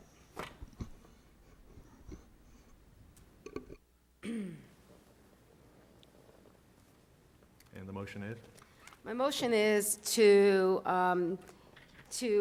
take the needs assessment, base it on the Bullhead 2008 needs assessment, and put a committee, do a committee to be determined with various, oh gosh, I'm really screwing this up. A committee made up of users of the library to do a needs assessment. I'll second. Have a motion and a second. Any further discussion? There being none, those in favor signify by saying aye. Aye. Aye. Opposed? No. Motion carried. Item number 89, discussion possible action regarding the sitting as the Board of Directors for Mohave County Flood Control District. Adoption of the Mohave County Flood Control District Resolution 2013-06, approving the allocation of flood control district tax funds in the amount of $2,116,457 Lake Havasu City for the purpose of flood control improvements, and authorize staff to prepare the appropriate intergovernmental agreement for the chairman's signature. Motion to approve. We have a Second. motion. Second. Second. Discussion? There being none, those in favor signify by saying aye. Aye. Those opposed? Item number 90, discussion, possible action, sitting as the Board of Directors for the Mohave County Flood Control District, adoption of Mohave County Flood Control District Resolution 2013-07, approving the allocation of flood control district tax funds in the amount of $798,384 to the City of Kingman for the purpose of flood control improvements, and authorize staff to prepare an appropriate intergovernmental agreement for the chairman's signature. Motion to approve? We have a motion. Second. Second the motion. Discussion? There being none, those in favor signify by saying aye. Aye. Those opposed? Motion carried. Item number 91, discussion, possible action regarding the sitting of the Board of Directors, Mohave County Flood Control District, adoption of Mohave County Flood Control District Resolution 2013-08, approving the allocation of the flood control district tax funds in the amount of $1,091,125 to Bullhead City for the purpose of flood control improvements, and authorize staff to prepare the appropriate intergovernmental agreement for the chairman's signature. I move to approve item 91. We have a motion Second. and a second. Discussion? There being none, those in favor signify by saying aye. Aye. Those opposed? Motion carried. Item number 92, discussion, possible action, sitting as the Board of Directors, Mohave County Flood Control District, adoption of Mohave County Flood Control District Resolution 2013-09, approving the allocation of flood control district tax funds in the amount of $31,048 to Colorado City for the purpose of flood control improvements, and authorize staff to prepare the intergovernmental agreement for the chairman's signature. I move to approve item 92. We have a motion Second. and a second. Questions? There being none, those in favor signify by saying aye. Aye. Those opposed? Motion carried. Item number 93. Approve the conditional provision of Mohave County matching funds in an amount not to exceed $50,000 sourced to Fund Number 216, that is the Parks to the Mohave County Fairground Commission, for the Commission's repair and upgrades to a championship rodeo arena to be located in front of the main stadium at the Mohave County Fairgrounds in Kingman, and further establish that any and all of Mohave County participation and funding be contingent upon the Mohave County Fairground Commission obtaining future Board of Supervisors approval on the final plan and the schedule of arena repairs and upgrades to include additional stadium seating necessary to adequate accommodation of patrons, an animal staging area, lighting and sound system, and portable rodeo equipment and apparatus necessary to host Professional Rodeo Cowboys Association sanctioned events. I move to approve item 93. We have a motion I second. and second. Discussion? I think this would be a wonderful thing for the Kingman area. Well, I thank and you very maybe- much for It may be a supporting. very positive thing for the economy of Kingman and Mohave County also. Thank you, Thank you. Supervisor Mott. There being no further questions, those in favor signify by saying aye. Aye. Those opposed? Nay. Motion carried. Item number 94, discussion, possible action, approve the appointment of an outside investigator of the Board of Supervisors' choice to conduct an investigation into the Lincoln Financial Group voluntary life insurance benefit issue and all of Mohave County employee insurance benefit issues. Funding of cost of investigation to be borne by Mohave County. Supervisor Angus. Motion to discuss? Motion, second. Those in favor signify by saying aye. Aye. Those opposed, motion carried. Let's discuss. Okay, on March 19th, this board was informed that, the county became aware in 2012 that there had been some sort of administrative snafu, and that there was a number of employees who had opted for voluntary life insurance, and their form for their payroll deduction had been sent, and the deductions were being made, but somehow the applications never got sent to the provider. So for many years, there was a lot of employees that were not covered, but were paying for it. And this county we were told this county didn't know about it until 2012, when the employee who was in charge of benefits left their employ.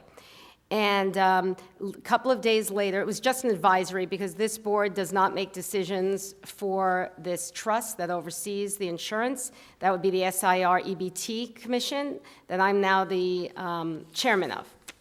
And a couple of days later, we had that meeting.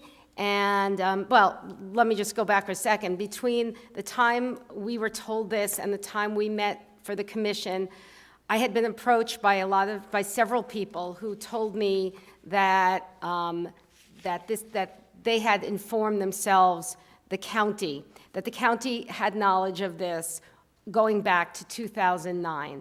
And so my question was, well, why wasn't, anyone's question would have been, well, why wasn't it taken care of? You know, we're not talking about a lot of money. Then we were given an explanation that, and Chairman Johnson and I also asked, well, what about the money? The money was sent to this institution, and they were getting more money than the people and then we were told, well, there's something called banding, and then your premium, you know, when you have life insurance, your premiums go up as you age, and we weren't even taking care of that. So there were two issues that administratively we were not doing correctly, and that it was kind of a wash, and that's why the red flags never went up. And, you know, I sat listening to this story, and I thought, there's a piece missing here. There's something missing that we don't know about, because to me, it doesn't make any sense.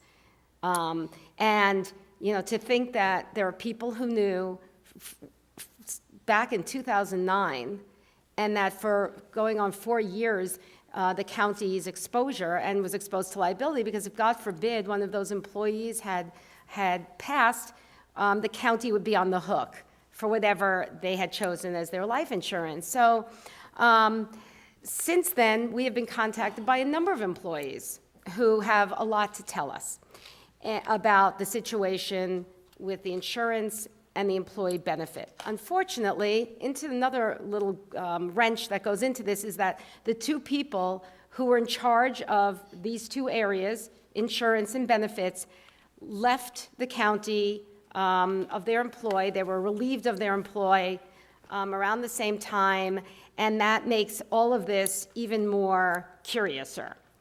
And I have received notice that the FBI has been contacted about this situation. And I was told that there's no secrets with they said no secrets with the FBI, that I could talk about it. But what that tells me is that there are employees that have a lot to tell us. That, you know, for what I've been hearing, that for years employees never really wanted to make complaints because they felt intimidated. They felt like their jobs were on the line if they did so. And what this shows me, going to the FBI, is that they know that those days are over. I hope they understand those days are over, and that if you come and you have some knowledge about things that happen in the county, that, you know, you do not have to have fear of losing your job. Because of sort of all the nuances of all of this stuff, I'm going to ask for an independent investigation of this Lincoln Financial Insurance issue and county benefits, because one of the unintended consequences of all of this and all of this being public is that our employees, they're unsure about their coverage. I know HR was inundated with calls, people, well, is that me? And, you know, prove it, prove I have coverage. So for the sake of the employees, for the sake of this board, for the sake of the trust, I believe it is our duty to get to the bottom of this, find out how this happened, who knew what and when, why it didn't get taken care of, and how we can put things in place that will make sure none of this happens again. Now that I'm the chairman of the trust, I believe that the trust was a victim in all of this. The reason that it was told to us, and we went in from the trust, because now the trust had to make up. We are making, as far as I know, that the HR has spoken to the employees and has given them a choice how they want to, take care of whether they make them whole again, or if they want to just get back the money they put in. That's fine. That's another issue. That was taken care of. But now we have the issue of how this happened and why it wasn't brought to the attention of the board, why it wasn't brought to the attention of the trust, and how we got here. So I'm asking for an independent investigation. I originally asked that it be paid by the county, again, because I believe the trust is the victim. I don't honestly know the legalities of that, but I guess that has to be in the motion. I still believe the county should pay for it. Again, I am not looking to spend a lot of money. As you saw from my last thing, I'm not looking for ways to spend a lot of money. But this is a very, very important thing for the reputation and the future, I believe, of Mohave County. And so that's my motion. And if anyone else wants to. That's not really a motion. Can I have the clerk read that back to me? Yeah. Well, I'll make a motion. You can simplify your motion. I would certainly Okay, appreciate all right, okay. I make a motion, this is my motion.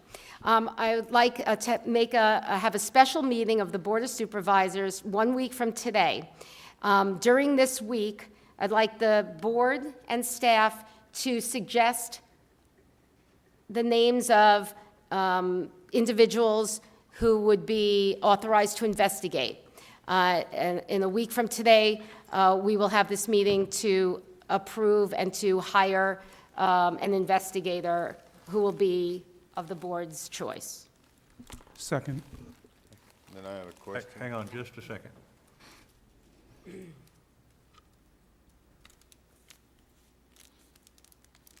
Ms. Prince, are you satisfied with? Are you okay? Is it All right, okay? thank you. All right, now, discussion. Mr. Chairman, I guess I have two questions, probably both of Mr. Ekstrom. This is kind of like what we were talking about earlier with the fire district. I don't know that we have, this board doesn't sit as a SIR EBT board. If they're going to expend their monies, that board would need to make that decision. Can we, I guess my first question is, can we legally investigate what happened with this other board, because it doesn't really fall under our purview? And the second question would be, if we're going to have an investigation, the board doesn't know we need to have the permission of the county attorney, who is our, not that he wouldn't give it to us, but I mean, to hire outside counsel. The county attorney does this for free. Yeah, Mr. Chairman, Supervisor Johnson, I think the focus of what Ms. Angus's investigation would be involving county employees. And in view of that, I think it's appropriate to use county funding contingency funds or something of that nature. It just doesn't touch on those two county employees. In all likelihood, it's going to touch on several county employees in that particular department. With regard to your second question, if the board is seeking to retain outside counsel, it requires the county attorney's approval. It's my understanding they're looking for investigators, not lawyers. The Sheriff's Department has investigators on staff. There's a variety of people who conduct, professional people who conduct investigations who are not lawyers, so I wouldn't think that to be an issue. That's why we'll talk about that. I'm not adverse to using inside. I just want, being new, not knowing, just want all the options to be out there, what our options are. Again, I don't want this to cost a fortune for the county, but it is a very important issue. And I guess, Mr. Chairman, if I can, not disagreeing with Ms. Angus on getting to the bottom of it, I believe we need to, but I still have a problem with the board paying for it. I believe there is a separate board. That separate board, I have never sit on the SIR EBT board, so I don't see why the citizens that I'm representing should have to pay for the investigation. That's my problem with it. Mr. Chairman, may I make a comment? Supervisor Moss? On Mr. Johnson's points, I have two comments. One, it wasn't the SRBT employees who made the mistake, it was the county employees who made the mistake. And two, I agree with him on that, because I don't even know why we have a separate SRBT board. I think it should be we should handle the board just like the other county board of supervisors handle that board. So if a mistake is made, it will be our mistake, and then we get rocks thrown at us. It would be for good reason, because it's our mistake as opposed to someone else's mistake. But I think that's a discussion for a later day. But as I understand it, the individuals who may have made the error were under the direct employment of Mohave County, Arizona, and not under the direct employment of the trust. Is that correct, Mr. Hendricks or Mr. Ekstrom? Mr. Chairman, Mr. Moss, that is correct. They may have had funding sources through that organization, but they're still county employees subject to our Human Resources Department. And I think, Mr. Chair, if I may go on with that, that is something we need to address, because they're dual, but yet, when it comes to SIR EBT, we have no authority over them. Ms. Angus does, but, we don't. Can I address this, say something about that now, or not allowed, now that we're talking about this? Certainly make a statement if you Can like. I make a statement? That issue was spoken about at our last meeting, and it has been advised that we do revise our bylaws, that the belief is there is too much power in this unelected board, and that ultimately the Board of Supervisors should be making these decisions. These are big decisions involving a lot of money. And so we are going to revisit that, absolutely. And thanks for Supervisor Johnson for actually bringing that up at our last meeting, because I didn't know, and I wouldn't have known. Okay, further discussion. Ms. Prince? Does this motion include just the investigation into Lincoln Financial Group? Because there wasn't all Mohave County employee insurance benefits in the item. I like the way, I'll make it again. We're going to meet a week from today to approve the appointment of an outside investigator, take out the appointment of an investigator. Let's just put investigator of the Board of Supervisors' choice to conduct an investigation into the Lincoln Financial Group voluntary life insurance benefit issue and all Mohave County employee insurance benefit issues. Funding of costs of investigation to be borne by Mohave County. Second. I have a question, Mr. Chairman. Was there going to be a cap on that? Do we have an idea of money?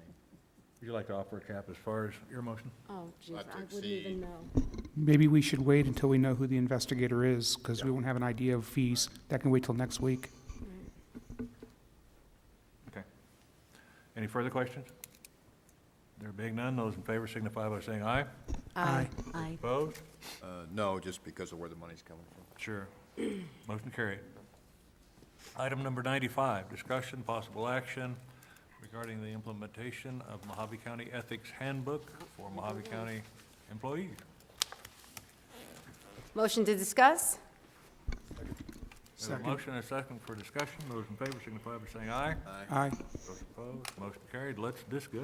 Okay, actually, it's a really simple thing. When we first came on board and we were talking about some of the changes and the conflicts of interest and things like that, I just suggested to staff that they look at the ethics handbook from Maricopa County. It's just a simple, common sense, easy to read. This is our expectations. This is the kind of county we want to be. We're not saying that our employees are anything but respectable, upright members of the community.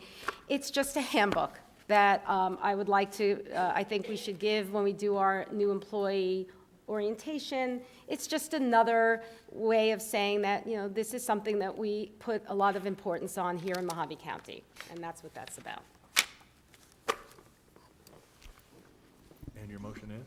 My motion is to implement a Mohave County Ethics Handbook for Mohave County employees to be Modeled in Maricopa? to follow Maricopa. I don't know. Help me here. Well, Mr. Chairman, if I may, before she makes way under discussion, maybe it would help. Yeah.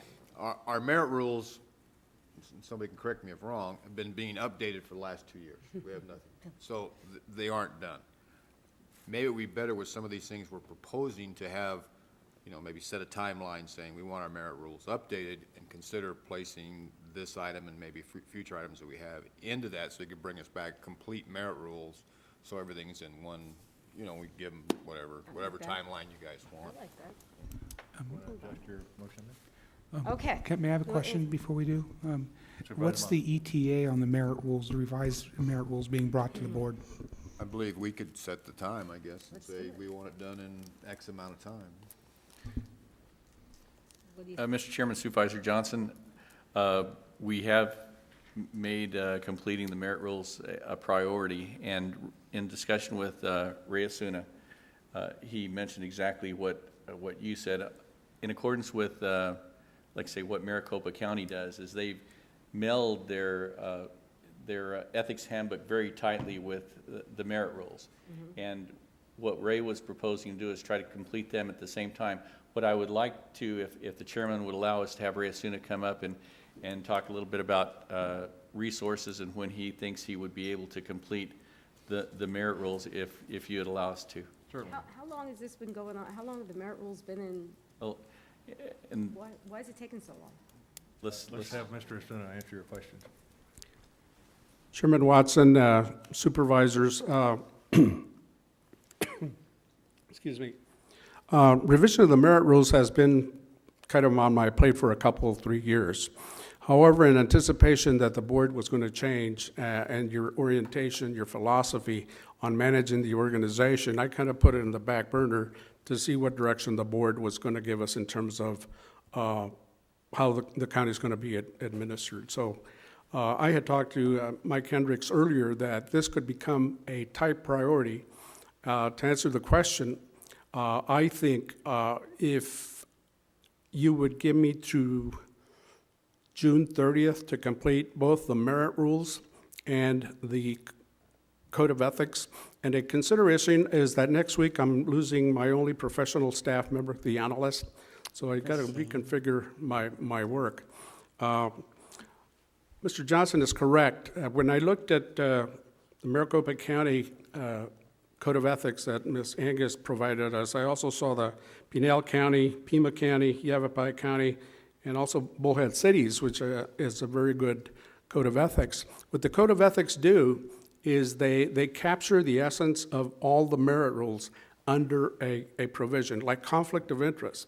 In looking at that issue, because it's before the board, not only does it relate to ARS 38510, but there's also conflicts of interest in terms of employee selection, nepotism, other provisions. So under that section of the Code of Ethics, there would be a general statement to all the covered merit rules. What those other organizations do is by citation or reference, compile all the conflict of interest and other rules.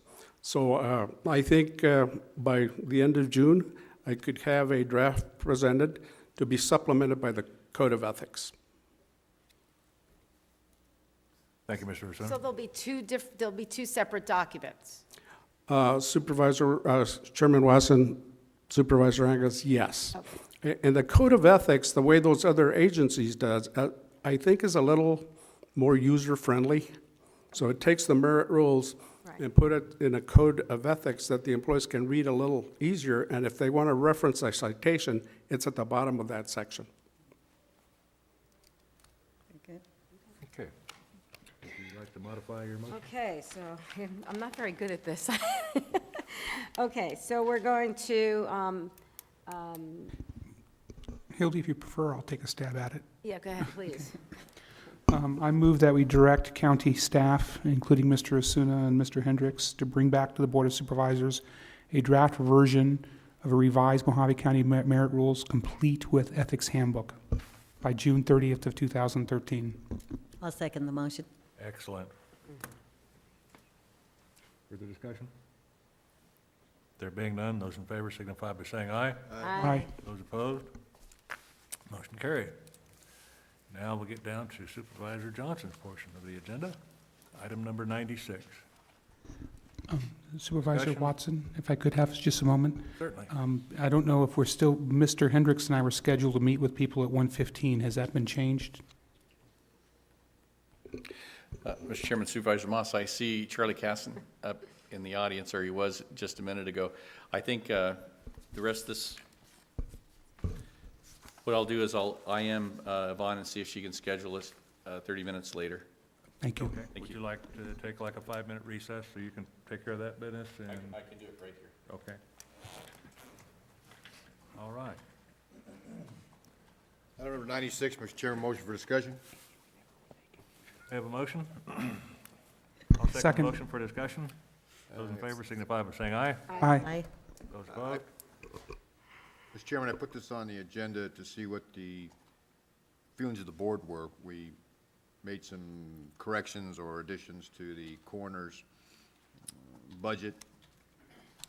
And moving forward, it's going to take a year or 2 years to, and I'm imagining, to get a coroner's office if we want to go with a county-run organization. So, and the board needs to decide today, or not today, but soon, if we're going to have staff look at creating our own standalone coroner's office. And I think now is probably a pretty good time because we have a lot of space at the old Public Works building that, you know, I'm sure Public Works is going to want to keep that, but that's a place that wouldn't cost us anything where we could actually move the facility up to this area. But I think staff's going to need some direction, especially with budget time and planning for the future, to decide what we want to do.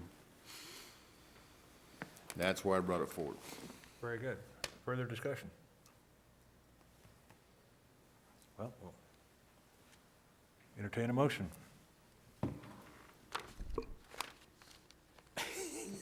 Well, nobody said anything, so. I agree with Mr. Johnson. There, I'll say Okay, something. Okay, my motion would be to direct staff to come back with a plan or options as far as the future of a coroner, either it be a outside contract or to bring it in-house. Second. We have a motion and a second. Any further questions? There being none, those in favor signify by saying aye. Aye. Those opposed, motion carried. I believe that brings us to item number 98. Is that correct? Yes. Discussion, possible action regarding the adoption of Mohave County Board of Resolution number 2013-036, rescinding the Mohave County Board of Supervisors Resolution number 2011-179, and removing a temporary moratorium on Mohave County road maintenance systems, petition and acceptance process for new roads and streets. Motion for discussion. I move that we approve item 98. We have a motion for approval Second? and a second. Questions? We have one speaker that would like to speak to item number 98.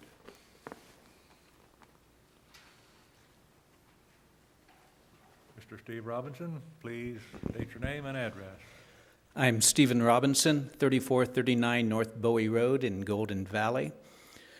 And I am in favor of removing this moratorium because I live in the heart of where the most problematic roads in the whole county exist. I believe that there is sufficient funds available for looking at dealing with these roads. And if we can avoid using monies that are for maintenance for doing improvements of roads that are currently county roads and not county highways, because we are spending too much money in different areas improving roads that aren't even in the capital improvement plan. So I support removing this moratorium because it's been kind of a stranglehold on putting roads, not just adding roads to the system, but also providing the adequate maintenance of these roads. I guess that's the long and the short of it. There needs to be a very detailed look at how the roads are being maintained as well. That's kind of off the topic, but there's so many things that we're seeing out in Golden Valley where they only blade up one path up a road and then down the other side of the road, and there's not sufficient blading of the material. So what is happening in Golden Valley is they're creating troughs or canals in the roadways where waters are flowing, and that is a problem. So, removing the moratorium is only part of that aspect, but I definitely support removing this moratorium. Thank you. Thank you, Mr. Robinson. Mr. Chairman? Supervisor Johnson. You going to do the Public Works part, or are you going to kiss it off to Mr. Hunt? Mr. Chairman, Supervisor Johnson, whichever you would prefer. I'd rather beat up on you. Mr. Hunt's a pretty nice guy. With the moratorium we had in place, that didn't stop us from, if somebody wanted to form an improvement district, fix their road, and give it to the county, we still took it in, and they brought up the standards. Is that correct? Mr. Chairman, Supervisor Johnson, the moratorium didn't impact county highways, accepting county highways for maintenance. It did not impact the 11-822, the accepting of roads for maintenance that were constructed via a subdivision, right, which is a shall in the statute, and it did not affect us being able to act on improvement district roads or any other road that the board felt there was a greater public need that they wanted to declare a county highway and accept. What it did affect are those roads that were not declared county highways that were petitioned to the county for maintenance. Right. A lot of them being tertiary roads. Yes, sir, that's correct. And I think that's where, I don't know if Supervisor Brotherton, a lot of people throw out the fact that we're not doing roads. We're not doing roads that are substandard roads. That's what we're not doing. And a lot of these roads are somebody bought in the middle of nowhere. Now they want us to grade, and we might only grade it once a year, but it does cost a lot of money. And it takes away from the other roads that we have in the system. It's not like we're saying we're not going to take those other roads in. I don't know if you understood all that, but it's more or less the roads that are way out in the middle of nowhere where these people have the ability to form improvement districts and fix their roads if they want to do it.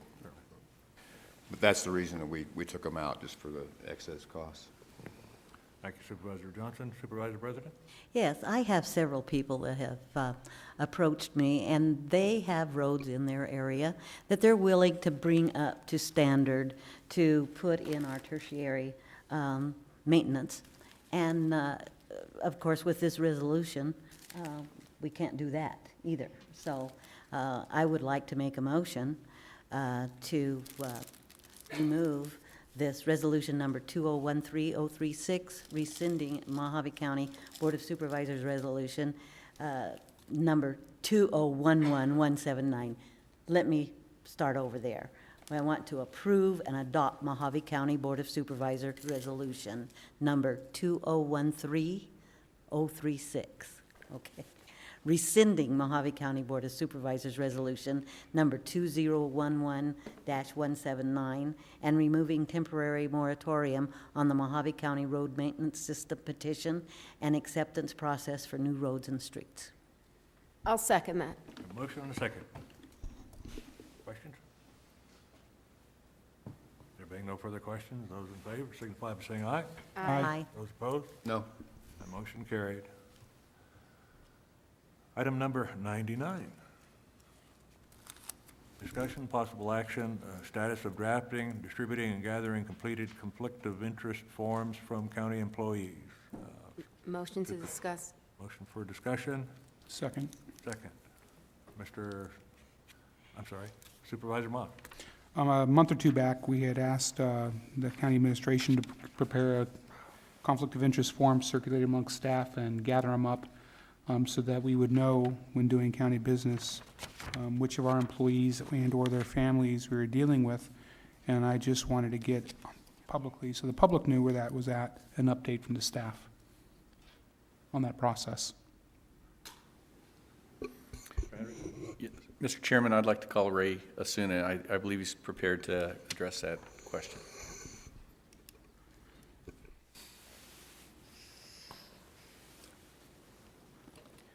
Chairman Watson, Board of Supervisors, here's an update. Attached to your agenda items is a backup draft that Mr. Hendricks' staff, myself, and Bill and Robert Taylor worked up. I think it meets the fundamental needs of such a statement. There are varieties out there, but I think that meets the intended purpose and direction of the board.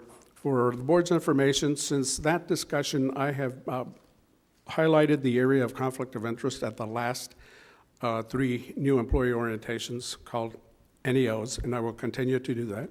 I had mentioned to those 3 previous audiences that additional information will be coming in the form of this form. At this point, the discussion in terms of distribution certainly is to put it on as many of the county websites as possible, certainly on our website, work with the department heads to distribute that throughout the departments, talk about it at staff meetings, tailgates. Be sure that every employee fills out the form. Of course, we would be available to help the department heads explain it. Get it back through human resources so we can do a head count to be sure that every employee has signed one. Now, speaking of NEO, at the NEO session, and new employees will be asked to sign that form. And then I think the discussion was in terms of a central record, maybe these conflict of interest forms could be at the clerk of the board, but I think they would come through HR to be sure that we checked off that we got one from every employee.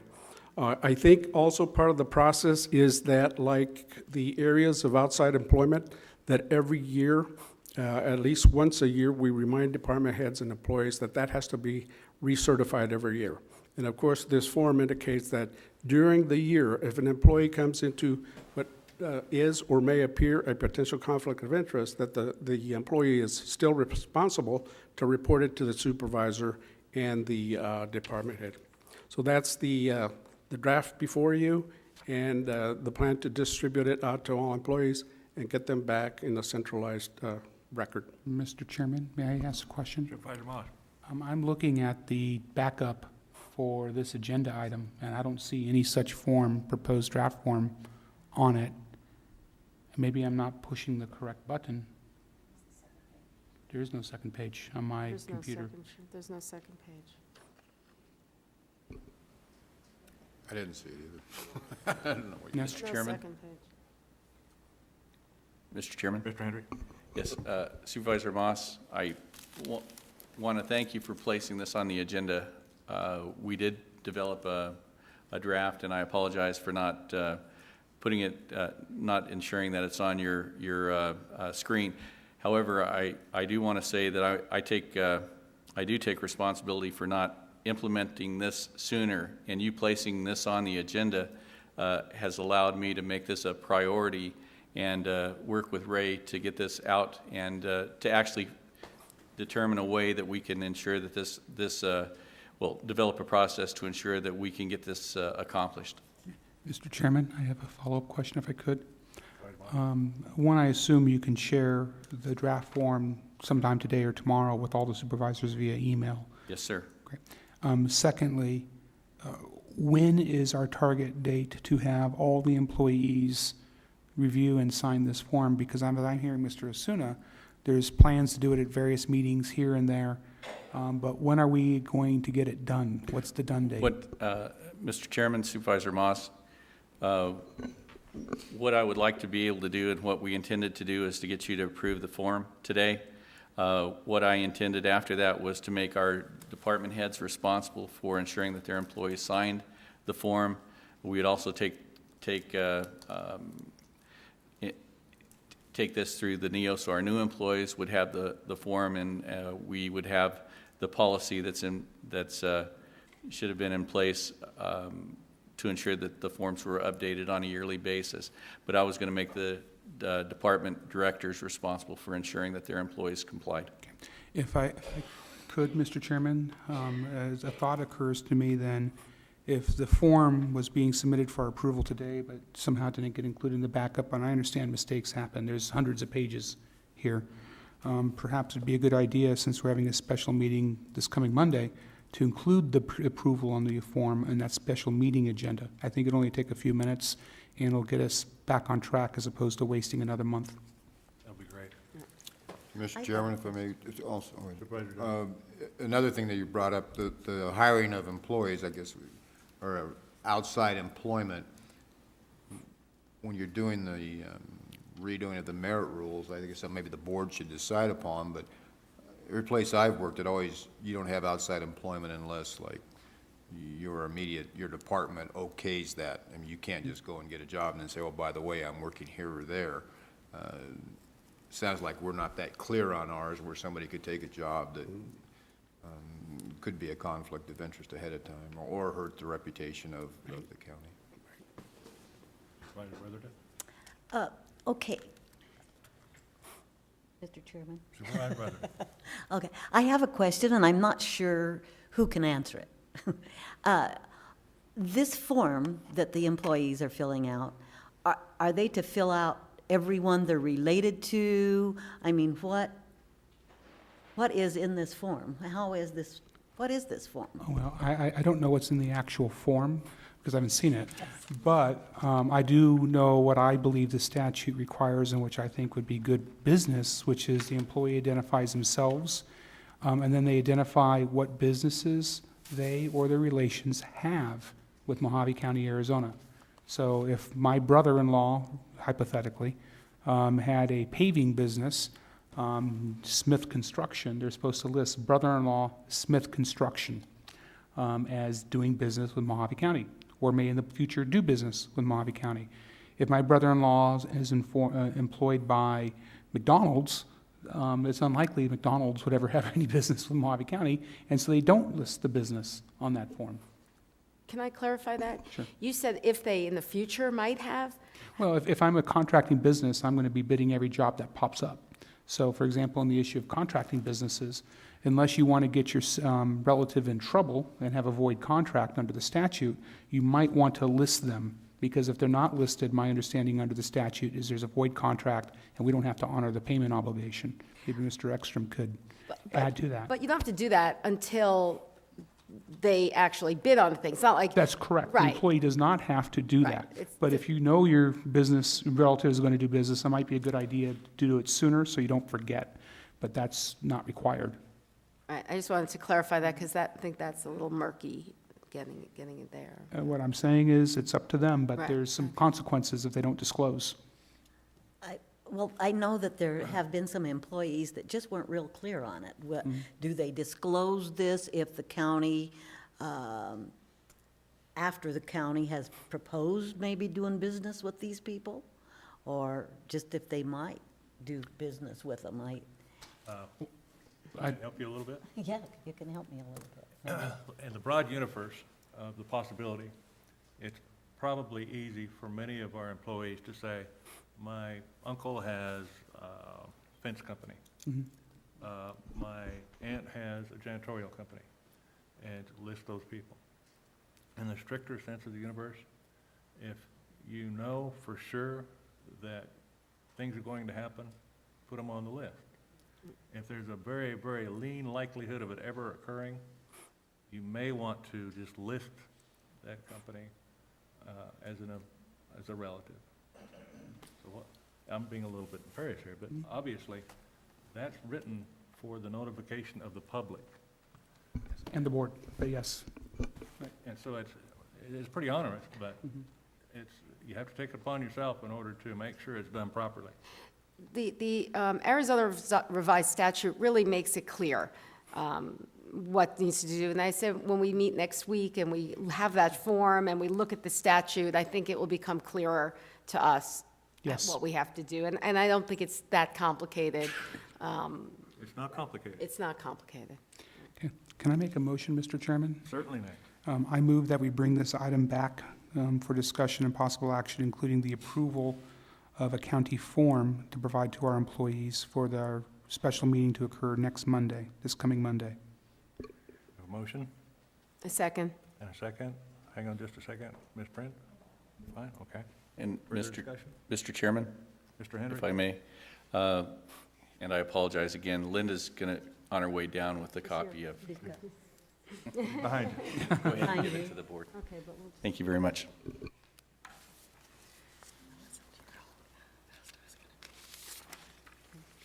We'll still talk about it next week. Thank you.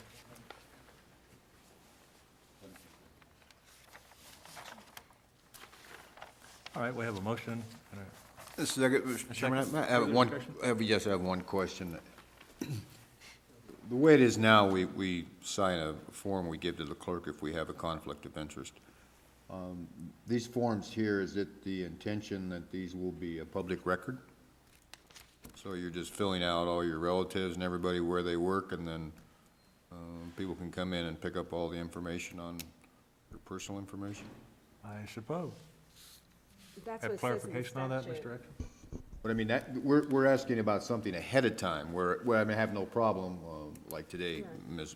Brotherton brought up, she said she had somebody on an item, so she has a little form, we go, yeah, she already mentioned that, but does she need to tell me that ahead of time, where I can go in and find out that her family has this business? I mean, I don't know if that's, we're asking a lot of Exton, can you- personal questions, personal information to be set out there. Mr. Chairman, Supervisor Johnson, I think that's within the contemplation of Mr. Moss's motion, that you disclose things before they happen. So you disclose business relationships that could conceivably result in a conflict. The law requires you to disclose a conflict. There's two different things, but he's preempting that, I think, by saying you need to disclose potential conflicts before they actually occur. I believe that's your plan. Actually, that was not actually my motion. I did suggest on questioning, it might be smart for an employee to do that, because if they forget to disclose the conflict, I might not be all that inclined to have mercy in waiving the void contract if it wasn't brought to our attention before we voted on it. But they don't have to. This is just to bring us into compliance with the statute. So, pardon me, but Chairman Moss, you mean then Supervisor Johnson's hypothetical wouldn't apply, because you wouldn't have to disclose anything unless you wanted to, unless you felt there might be a conflict. Well, even if you think there might be a future conflict, you don't have to disclose it until you decide to make or your relative decides to make the bid. The issue, I'm looking at the form here, and I'd have to compare it to the statute before I approved it, but it doesn't say anything about future conflicts. It just references have, as in a present tense interest, is what the form is right here in front of us. Now, again, if I have a business and I'm a county employee and I don't list it because I don't intend my landscaping business to do any work for the county, and I change my mind a month later and I forget to fill out this form, there may be the potential on some board members to make some object lessons there. So don't forget, is what I'm saying publicly, if you submit a bid and you have not disclosed that conflict before making the bid. So, Mr. Chairman, Mr. Moss, as a clarification, whether you fill the form out or not, or no matter what's on the form, you still have to disclose conflicts of interest and file a form with the clerk of the board indicating there is a conflict as they may come up.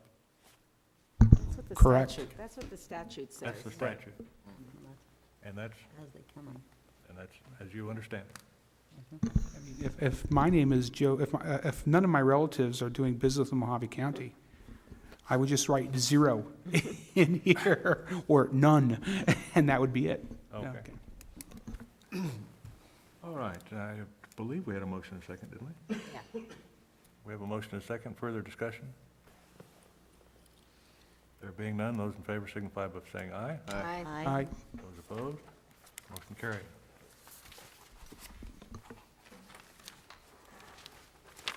Item number 100.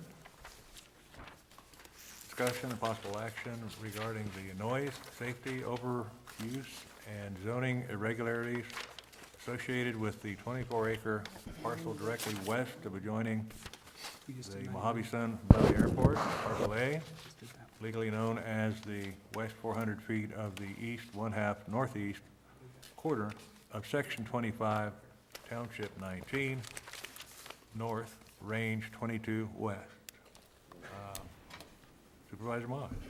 I brought this on to the agenda because Motion to discuss. I move for discussion. A second. A motion and discussion, second for discussion. Those in favor signify by saying aye. Aye. Those opposed, motion carried. Supervisor Moss. This is on the agenda primarily because I've been a supervisor now for 3 months, I think, tomorrow, since I've been sworn in. And I've had maybe a dozen meetings with various people involving this section of ground, both for and against what's going on there. When I look through Mr. Sockwell's, the prior supervisor for that section of ground files, he's had meetings going on for about a decade with that single section of ground. The purpose of this discussion is to basically figure out what's going on, or clearly state for the record what's going on, and then have the county decide what it can or cannot do as a board with that, so the public, both sides of that issue, know what the limitations of Mohave County, Arizona, or what the powers of Mohave County, Arizona is on this particular issue, and we don't leave them in limbo. Basically speaking, there's a subdivision in the Fort Mohave area which has a private airstrip there, and many of the homeowners within that subdivision fly airplanes. The owner or developer, or in this case his successor, also has a right to use that airstrip and to use it for reasonable purposes, and I'm not judging what reasonable purposes may or may not be. And over time, the homeowners have alleged that there is a unreasonable use of that airstrip to the point that their use and enjoyment of their homes has been put down, and that it's a violation of Mohave County zoning. The airstrip owner has alleged that this purpose which is going on is perfectly legal and is within the bounds of Mohave County zoning. Adding to that is that neighboring landowners outside this subdivision have complained because flights have apparently begun going over their homes to the west of this particular subdivision, and they wondered why flights are going over their particular homes to the west of the subdivision when there is perfectly available empty desert to the north and to the east of this subdivision. And for whatever reason, I think things have deteriorated to the point that it would be good for a significant section of District 5 to hear the answer, whatever the answer may be, after they presented their pros and cons and after we get advice from legal counsel as to what we can or cannot do with this particular subdivision. And it's basically, there's been a festering wound going on for 10 plus years. It's time to lance it, get it done, and then other people can take action as they feel appropriate on this. I believe there's several calls to the public waiting on this particular Actually, there issue. are, I believe, 9. Thank you. 5. 5? Thank you, Supervisor Moss. First person I'd like to speak with that would be Stan Gatewood. I wasn't sure. I was going to react to some of the comments made. You would like to speak later on then, possibly? That's okay. Yeah. We're going to shuffle you in the deck, how's that? Yeah, we'll put you in the bottom. Louis Plunkett? No. Who wants to go first? Well, Mr. Chairman, if I may, Certainly. is Supervisor Moss, you're just asking to refer this to staff and have them come back for a presentation? Does that mean come back and tell us what the... One of my dozen meetings involved meeting with Mr. Ekstrom, so I halfway suspect what his presentation is going to be. But I think that if the people, I don't think the call of the public allows the public to choose the order in which they speak. Yeah, So, yeah. So if, All right, who's going to speak? All right, we have, this first one was Louis Plunkett. Mr. Plunkett?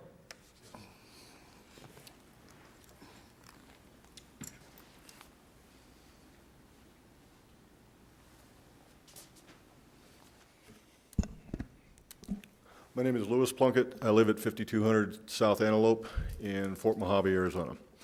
I am a resident of the air park that we're discussing here.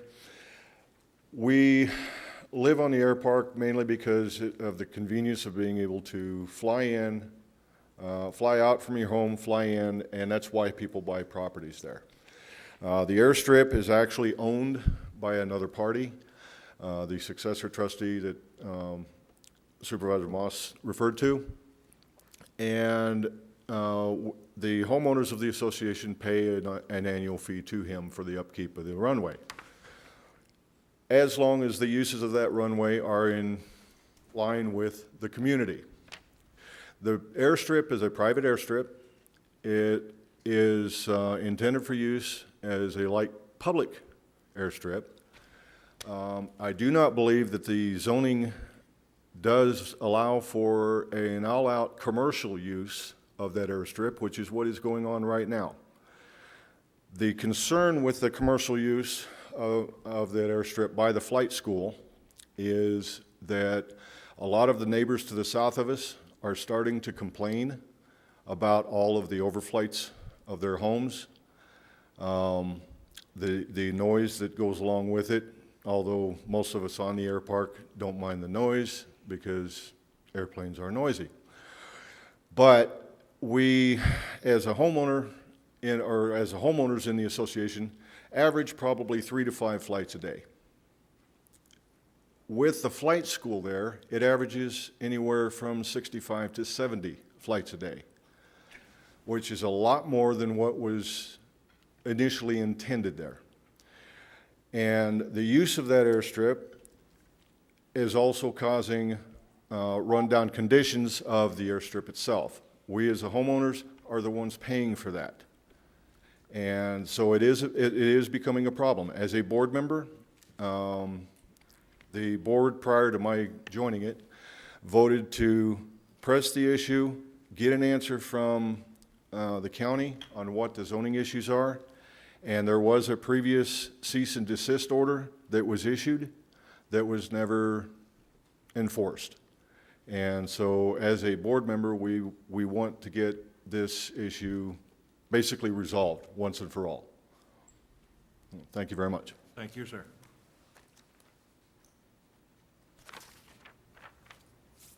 Michael Sokol?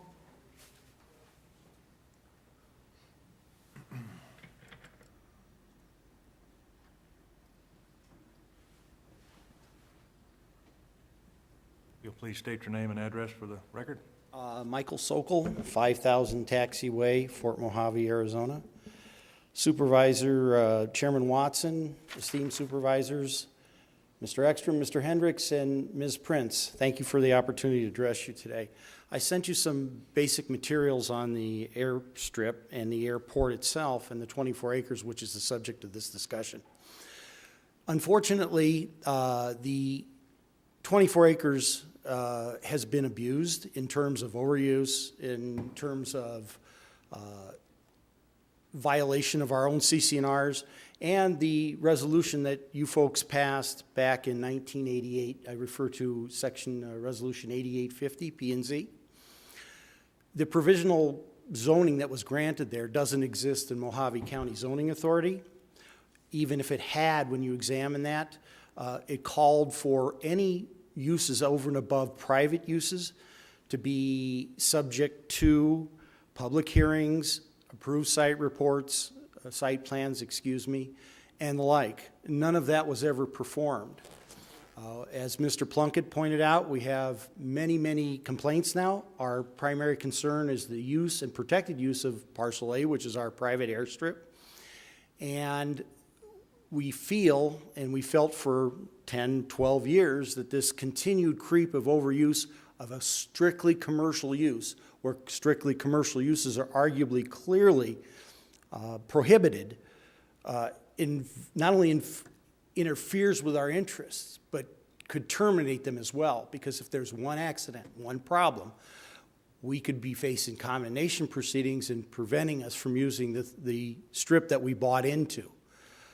It's vitally important that Parcel A, the airstrip, remain open, and the private uses were very, very, very clear in both the plat and 8850.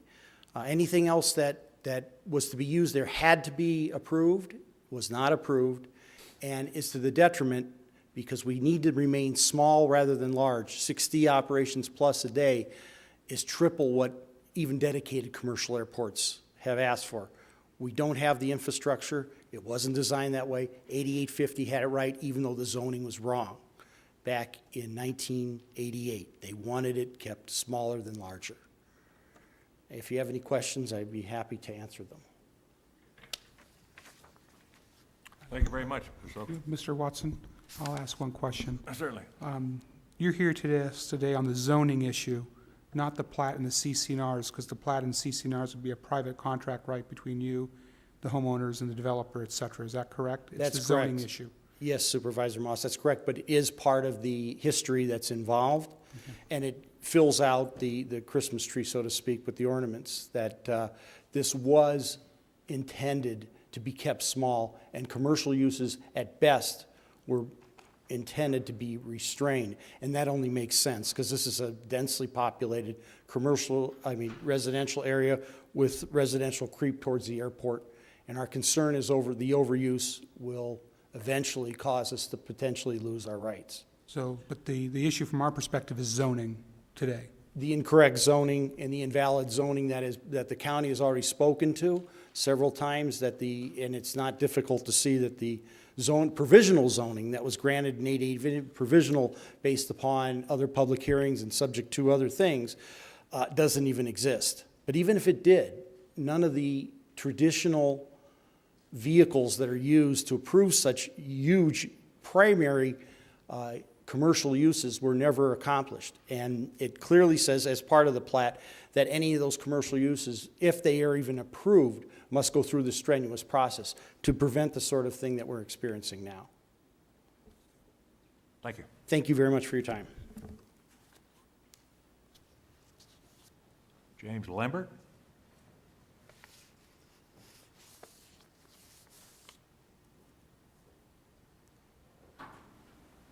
You'll please state your name and address. My name is James Lambert. I live at 5096 South Antelope in the subdivision in question, and I am the owner of the runway and the other parcels. There is no 24-acre parcel. It's part of a approximate 68-acre parcel. The original developers developed 40 acres into a subdivision. They didn't develop it all because they didn't have enough money to get it all released. So they just did part of it and ended up selling the runway and the rest of the airport before the rest of it was developed. The homeowners association itself does not pay. Those within the homeowners association who own an airplane are assessed a $240 a year assessment fee for a through the fence access to the runway. So as of now, approximately 40 some odd owners will pay that fee. The other owners, the non-flyers, do not pay any fee. They are not the ones who are totally responsible for the maintenance of the airport. I am, whether it's more than what they pay or less than what they pay, that is my responsibility. Along with the maintenance, there's taxes and electricity for the lights and things like that. As for the zoning does, according to 8850, does allow an FBO, and an FBO would include flight school, whereas a flight school is not a commercial operation according to the FAA, it's an educational. We have no charter flights coming in and out. The only maybe commercial flight we might have would be an ambulance or something of that nature. I would contest the 60 flights a day as being a little bit overblown. Any questions I'll be happy to answer. Supervisor Moss. Thank you, sir. Shipley Aviation is currently using this runway as a flight school, is that correct? Yes, they are. Okay. How long has Shipley been using it as a runway? Probably 4 or 5 years. Do you know why Shipley is diverting their trainee pilots over occupied residences as opposed to going to the east for the unoccupied desert? I'm not certain, and to me, it's hard to explain why they would do that. We have a set policy there, and if I tell Shipley, then he tells his instructors, and they abide most of the time, and then after a while you see some taking shortcuts. knowing instructors, they're there building time so they can get a real job, and why they don't take the extra time to come around and make a standard pattern, I'm not certain. I don't have, even as the airport owner, any enforcement ability. I'm not a policeman. I can't say, oh, you took off the wrong way, there'll be a $50 fine. It is an FAA uncontrolled field. So other than being able to post and say all activity will be to the east of the airport, I don't have more control than that. It would be nice if there were, or if I had, or somebody had more enforcement abilities, but, and I'd be open to suggestions on that. Can you put that term within your lease if it comes up for negotiation renewal? Certainly. And would you can. consider doing that? Yes, I can. Thank you very much, sir. Marilyn Harbach?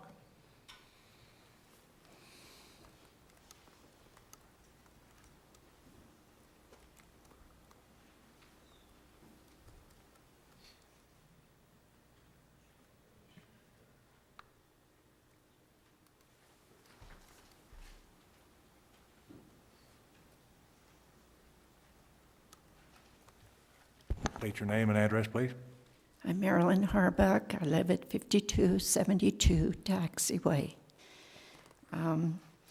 When we came here, the developer was very talkative or cooperative, and there are several things that he had brought out, and my husband and I are very cautious that if anybody says something, we don't pay attention to it till we've gone to the source to find it's true. We went up here to the county many times because some of his own people were talking about the developing of the 24 acres. And we were told many times, because it seems like when we came up to the county, they were extremely professional, they were extremely helpful to give us details. And one of the items besides its use that we were concerned with, the county had approved this plot with just one entry and exit. We were concerned because the flood control goes through there. When it fills up with water, you don't know if you want to go up and get your car way down. That's happened probably 2 times. And there's been a lot of flooding taking some of the road that one time. So we were concerned on the other exit and entry. We did get the information, and I think most of you know Tom Aragon. There was a Carl there, and I can't remember the other people.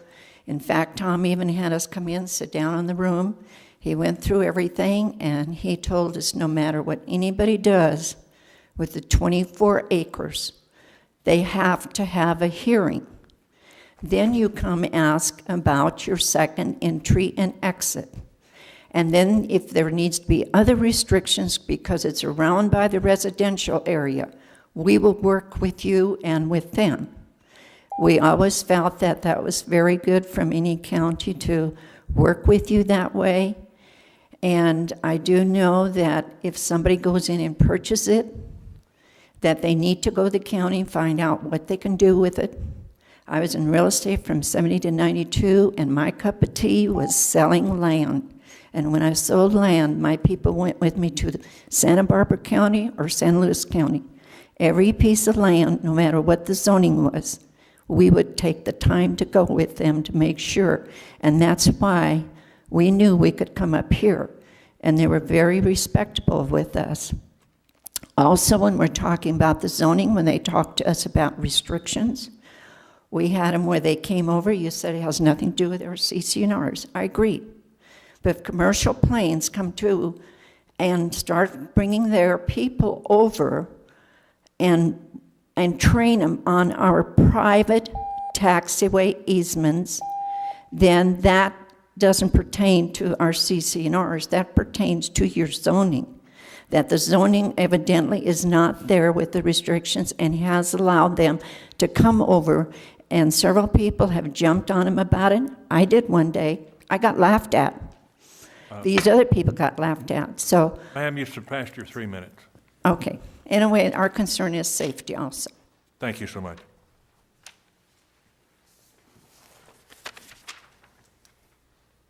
Stan Gatewood?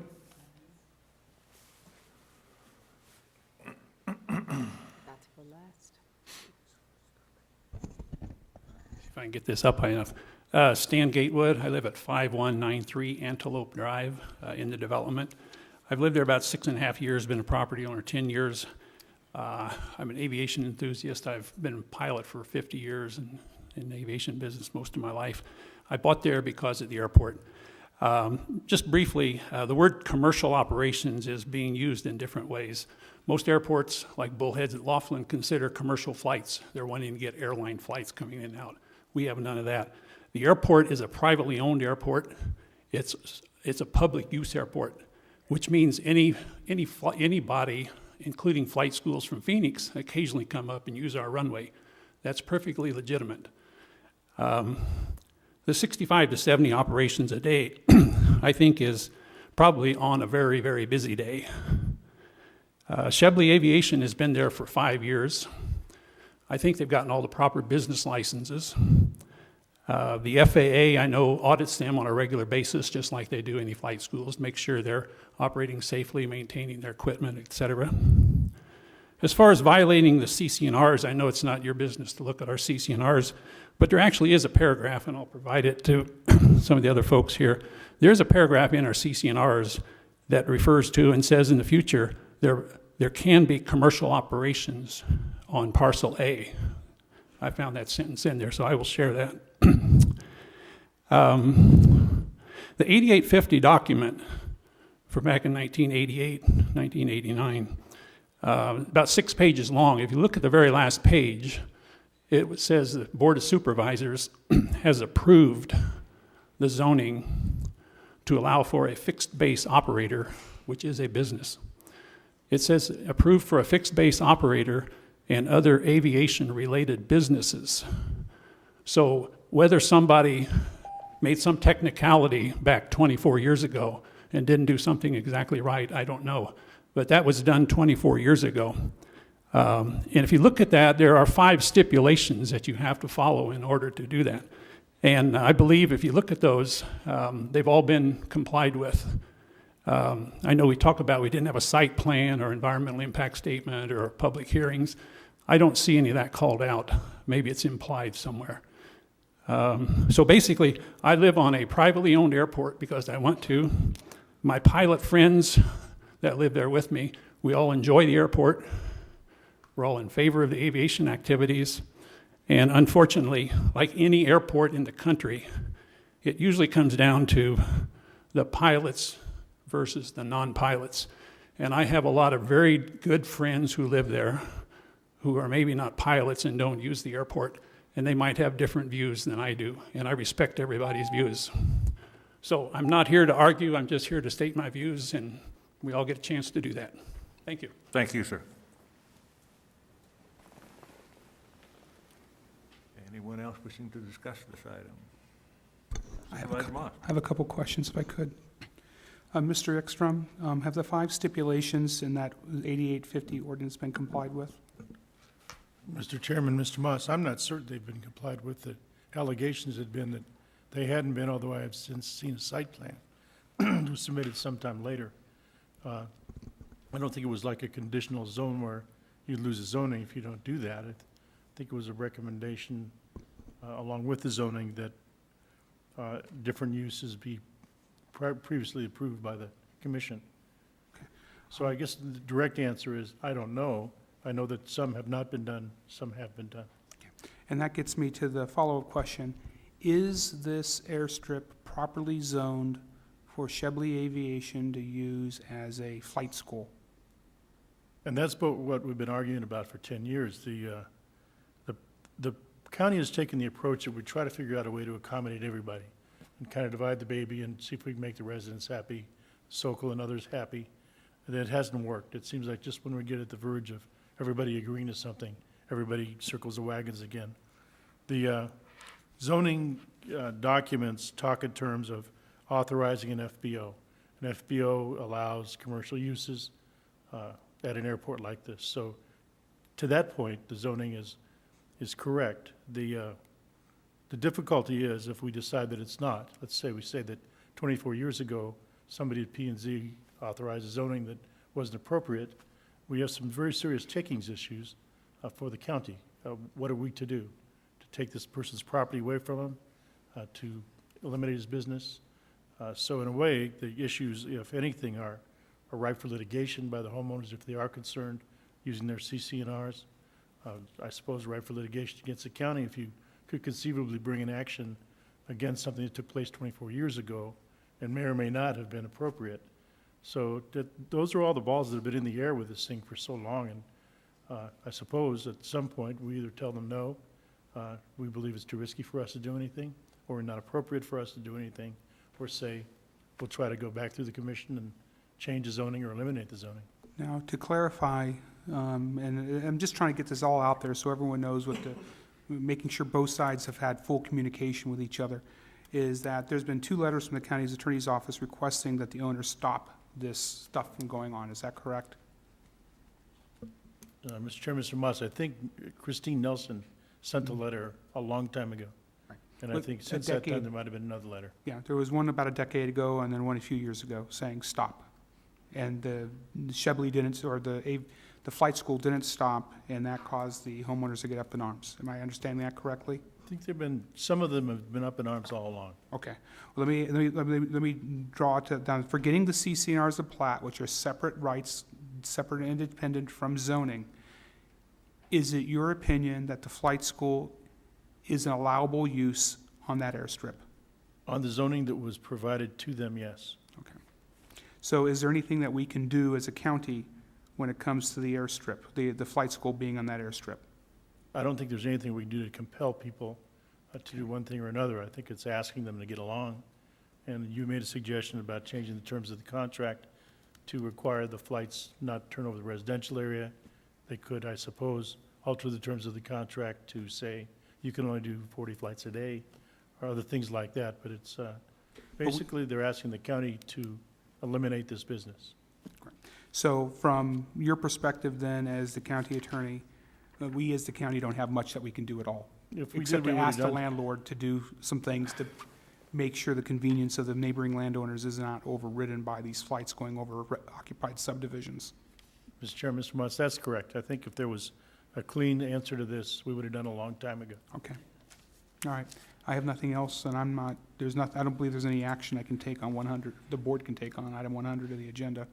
So, that's it. No action? No action. No county action, except maybe to ask staff to engage with the landowner about redirecting the flights to go a certain direction as opposed to the other direction. Do you want to make that request? Sure.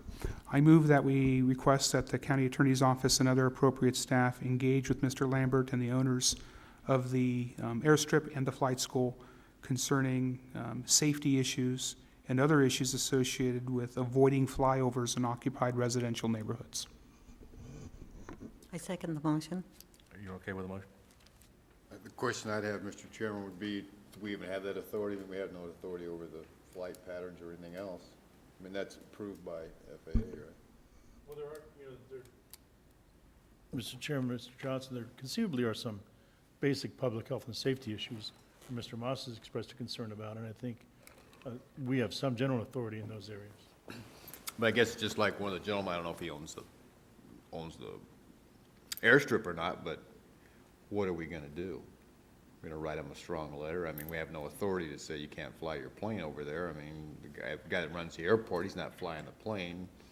Well, I'll tell you what I'm tempted to do. What are we going to do if somebody's not, doesn't pay attention? We're going to round up a whole bunch of burros, and we're going to put them on the airstrip. Well, my take on it is this: it doesn't hurt to ask. It doesn't hurt to instruct staff to ask. And if we ask and they don't comply and they want to do further development in that area down the road, we might hold that against them. Any further discussion? There being none, those in favor signify by saying aye. Aye. Aye. Those opposed? Motion carried. Item number 101. Discussion and possible action, compliance with minutes and recordings and warrant requirements of ARS 11-217. I move for discussion for item 101. We have a motion. I'll move for second. I'll second for discussion. Those in favor signify by saying aye. Aye. Aye. Those opposed, let's discuss. This came up because I had a phone conversation roughly 2 to 3 weeks ago with the editor of the Lake Havasu City newspaper, and a couple email exchanges. And the editor was of the opinion that the video recordings we post on the website aren't sufficient minutes to comply with the statute. After some discussion, I believe the editor revised his opinion. However, he was concerned about the permanency of the video recordings that are placed on the county website. And then he also brought up the issue of the warrant requirements set forth in 11-217, that our minutes allegedly don't contain the warrants above $1,000 in value. And much like the item in 100, because the only power I have as a board member is through the board as a whole, I thought that I would put this on the agenda to ask some questions of Mr. Ekstrom and Mr. Hendricks on these issues, and maybe provide instruction as a board depending what the answers were to those questions on those issues. Okay, great. I'd like to ask some questions, Sure. Mr. Hendricks. On the issue of the video recordings, are they permanently stored? Are they permanently kept? Mr. Hendricks. Mr. Chairman, Supervisor Moss, unfortunately, I don't know the answer to that question. Nathan is here, though. Nathan gave me the answer a couple days ago, so. Nathan to the rescue. Hello. I'd rather Nathan tell you. The videos that are online, they're on the county's YouTube channel. They're basically copied and uploaded. That doesn't really serve as the permanent copy. The permanent copy is burned to a DVD and provided to the clerk's office after each meeting. So we have permanent record storage of the video recordings? On DVD, yeah. And that's kept with the clerk as it's Yes. supposed to be? Yes, we provide her a DVD after every meeting, and we have copies of the video on the DVR in the AV room. That's what we use to record all the meetings, so we can replicate the video from there. Okay. The second issue was the warrant. I don't know if you'd have anything to do with this one, Nathan, but the warrants. I haven't, actually, I'll confess, I haven't seen any warrants attached to any minutes in the last month or two. Maybe there haven't been any, or maybe I just missed them because I'm half blind. Ms. Prince, would you like to answer the question? A couple years ago, they had not been posting the minutes, the warrants with the minutes, and we started doing that. The last couple ones, because of the kinds of meetings that we had, we did not have an approval of a warrant on certain meetings. So it would not be attached there because it wasn't an item on the agenda. But when we do have the item on the agenda, they are attached and they are posted on the website with the minutes. So do we approve the warrants? Or, can I ask Mr. Ekstrom a question? On the issue of warrants, does the board have to approve them as part of the minutes? Or what's the statute require?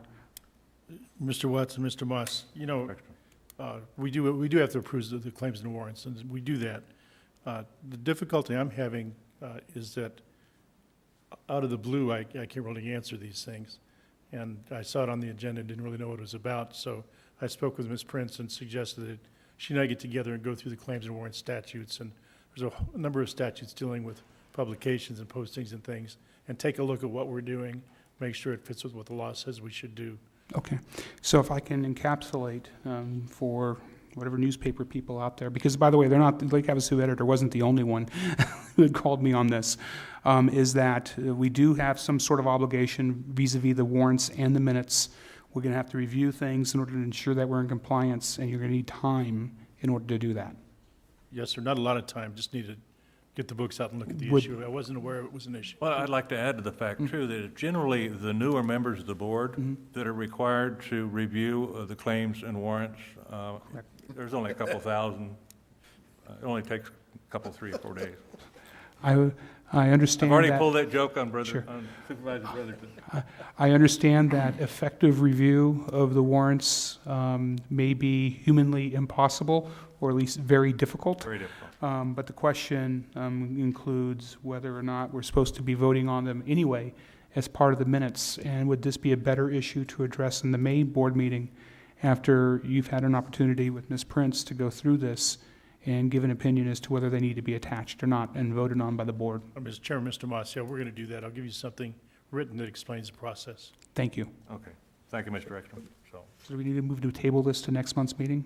Would that you be can table it, or appropriate? you can make a motion to have it reviewed. What would you like? I move that we have the county attorney's office and the clerk of the board's office review the warrants and minutes requirements set forth under Arizona law, and bring that process and our statutory obligations back to us to ensure compliance in May, at our next regular meeting in May. I'll second the motion. I have a motion and a second. Any further questions? There being none, those in favor signify by saying aye. Aye. Those opposed? Motion carried. Item number 102. Discussion and possible action, set a public hearing for May 6, 2013 to consider the adoption of Mohave County Ordinance number 2013-05, providing false information to or withholding information from the Board of Supervisors. Motion for discussion? I move for discussion. I'll second the motion. Those in favor signify by saying aye. Aye. Aye. Those opposed, let's discuss. This is directed to, maybe in part because of that SRBIT thing and other issues that have popped up recently. And what it comes down to, we as a Board of Supervisors are trying to do our best to make good policy decisions. And much like a computer program, if you get BS in, you're going to get BS out at the end of it. So this is to ensure that the persons who are employed by the county who provide us false or misleading information, when it comes to affecting our policy decisions, know that there can be severe consequences associated with that. It's all interrelated with the disclosures, it's interrelated with the ethics handbook, it's interrelated with the transparency that we're trying to bring to the county, and so that we have clear, concise, correct information from employees before we make a decision. Now, when it comes to, and I will confess that I drafted the ordinance in a very narrow fashion, and I don't take any credit from it. I stole it from Ron Gould, who tried to introduce it into the state legislature a few years ago. And the reason why it is narrow, because it only applies to the board as a whole, sitting here. If someone doesn't tell me something back in my office, it doesn't count. It's only when they're sitting there, we're here, and we're sitting here that it really kicks into play. And I don't think that it would ever be used, at least I hope not, and I don't think that if it were intended to be used, it'd be a very difficult job of proving something. On the other hand, sometimes murderers don't get caught. It doesn't mean that we don't make a law against murder. So I think it'd be a good idea to enact an ordinance along these lines. We can't do it today. We'd have to publish it. There's a process that the county administration staff has gone through, but I'd like to get the ball rolling on an ordinance of this nature. Okay. Further discussion? May I ask a question of staff before I make a motion? Certainly. Mr. Ekstrom, when I was making my pitch here, I saw you shaking your head back and forth, no. And since I don't believe in leaving any stone unturned if I know about it, is there a problem from your view with this ordinance? Mr. Chairman, Mr. Moss, you know, and I recognize there's a 30-day period within which I can provide you my input on it. Okay. I called you last week. Okay. I do have some concerns primarily in the area of enforcement of the ordinance itself. Okay. And I will share those with you, and that was my intention. Thank you. I guess, Mr. Chairman, going along with that same thing, Bill, we have the powers to do what the state says we can do. Do we have the powers to enact such a thing? There is specific statutory authority allowing you to make things misdemeanors if it has not been preempted by the state. So you do have the authority to do it. It's just a matter of when you do it and what effect it has. I thought they had to specifically say we could do it. There is a unlike the specific cities. statute that allows you to make something a Class 1 misdemeanor, and that's what this does. It tracks the statute. It's just a matter of whether or not, based upon what we're trying to accomplish, whether or not it'll work. But that seems to conflict with what I've been told before, because I understood that the cities had the authority to do anything if the state said if they didn't say they could not specifically do it. I thought the county could only do things if the state said we could do it. It's just the opposite. In fact, our powers are derivative, and we have powers that would come from the state. And we can do everything that's specifically set forth or anything that's necessarily implied therefrom. Beyond that, I think where the state hasn't preempted us, we do have authority.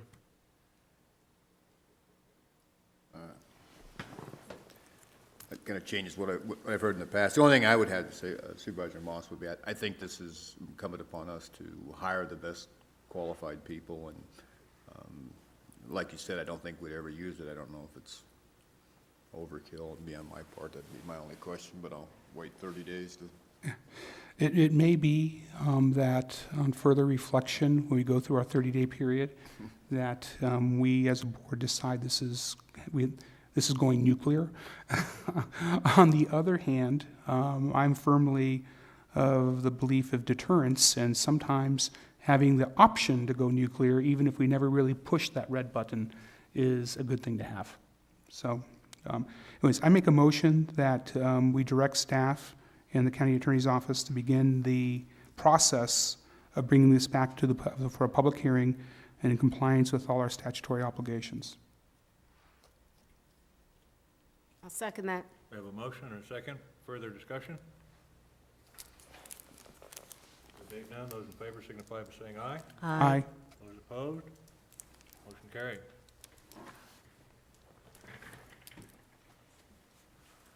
Item number 103, discussion and possible action, approve the changing of the classification of the Office of Management Budget position from classified to unclassified.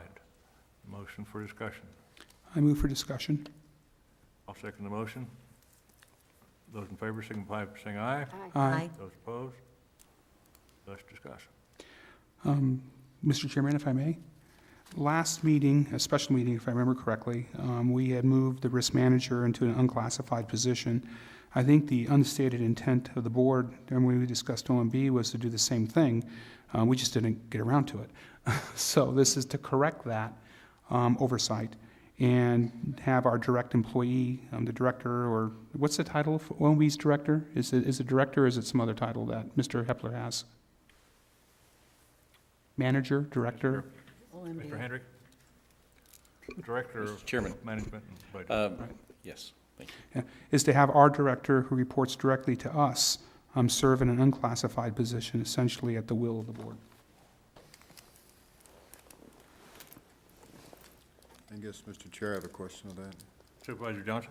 The question I would have, isn't that person right now is a classified person? Or can you take a person from classified to unclassified? Or is that what you had in mind? That's what we had in mind. I don't believe we can do that. I asked the Mr. same Chairman, question. Please. Mr. Chairman, Supervisor Johnson, there was some discussion about that at a previous meeting, and I believe when our Human Resources Director, Riasuna, came down and addressed that in front of us, he said one of the things that he would recommend is that we would follow the process. However, which would be, if we were going to change somebody's classification, it would be to do a classification compensation study on that individual. However, at that time, he said, yes, the board would have the authority to change that classification. That's my understanding, and he's nodding to the affirmative. I guess, not doing that much about employment law, but if we hire somebody at a certain position, whether it's this position or not, and then later on we make them unclassified, there's not a law against that? Can I comment on that? Supervisor President. Okay. I think if you read the classifications, he probably never should have been classified in that. When they created that department for him, he should have been an unclassified employee. However, the powers that were then made him classified, and I don't think that his structure fits the classified employee. So it probably should have always been unclassified. And I guess I don't, Mr. Chairman, I don't have a problem with making it a unclassified. The problem I have with is taking a employee that we have now and changing them from classified. That's the part that bothers me. Yeah, I approach that same ethical question, so. As an answer to your question, Supervisor Brotherton, I believe the reason why he may have been a classified employee is because of the nature of the job that he had for protection and classification. But I could be very wrong. Well, that's not what he told us. Yeah. Then on top of that, it hasn't been until this change in structure that we've been able to address that. So I guess it would be my opinion and feeling that if we talk to that individual that has that position, if he didn't feel uncomfortable about being moved from classified to unclassified, then I suppose I wouldn't have a problem with it.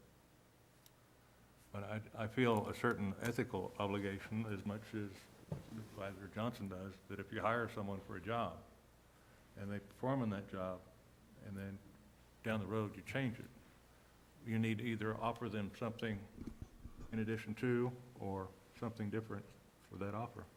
That's just simply my own Excuse me, I'm sorry. opinion. Yeah.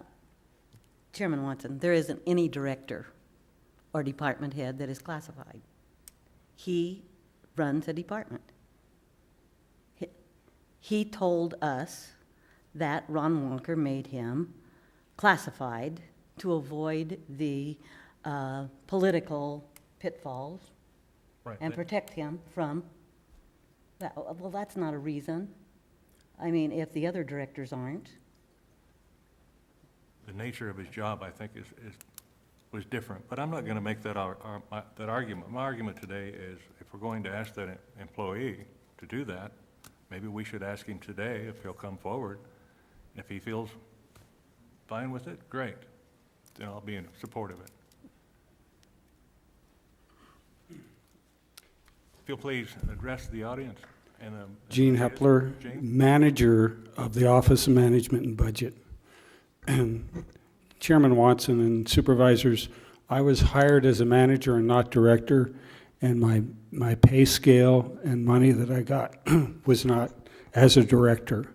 So I was hired as a manager, had the title of manager, and ran a division, not a department. So I don't have a problem as long as you review pay and compensation for my position. Thank you. I have a question, Mr. Hubbard. But Supervisor Johnson, did you have a question? Mr. Hubbard? No. The question I have, you just indicated that you would be interested in continuing employment as long as you were compensated for it? Or does there need Or is there just a requirement review- for additional compensation, or is the compensation you're receiving now sufficient? Well, review it. Review the classification and compensation, like Ray, the Human Resource Director, originally said. Okay. Thank you, Mr. Hubbard. Mr. Chairman, I have a question of the staff, just make sure. I heard some discussion earlier of ethics and whatnot, but I want to clarify. Is it legal, clearly, is it legal for us to change the manager of the Office of Management and Budget's position from classified to unclassified? Mr. Exton? Mr. Chairman, Mr. Moss, I was deferring to some extent to Human Resources because they did their research and they determined that it was appropriate to do it. I share some legal concerns raised by Supervisor Johnson that perhaps this position was filled by an individual who made it a life decision based upon a representation. They did have some permanency in his position. If suddenly he's unclassified, then he lacks that permanency and there may be a property right that has been violated, taking away a property without due process. So that's the legal dilemma that I see. I'm sure Ray did the research to parallel our situation here. I'm just not going to say that it's a completely legally appropriate thing to do. Now, when it comes to last meeting we had, I thought Human Resources was going to be engaged in this review of risk management and OMB, even as we made the changes in the director positions and the change in command, that was something that was going on contemporaneously with this process. Am I correct about that? Maybe Mr. Osuna could answer that question. Mr. Osuna?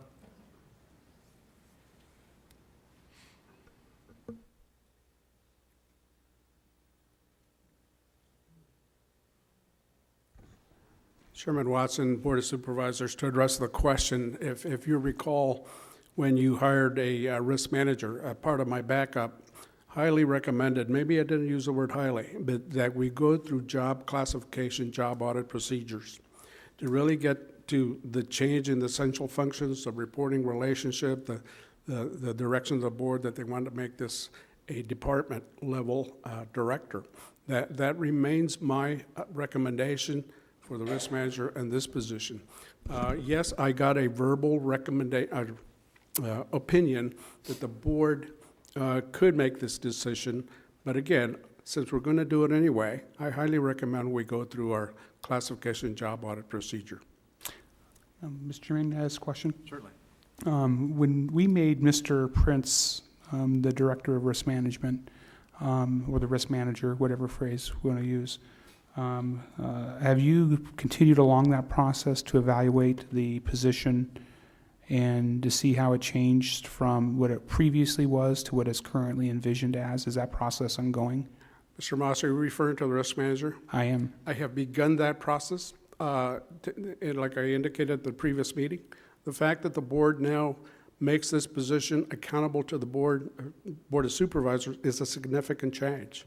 And then when you look at the responsibility, the accountability, not under the county administrator, by the board, that is a significant change. Have I fully completed that process? No. I was kind of waiting for the board to deal with it so I can do them simultaneously. Okay. How long would it take you to do that process in relation to OMB and risk management? Well, considering that I'm losing my HR analyst in a week, it'll probably be his primary assignment to finish it before he leaves, which is a week from this coming Friday. Okay. Thank you, sir. Thank you, Mr. Zinn. I have a motion. If you'd like to if make a motion? Unless any of the board has any other comments, I believe not.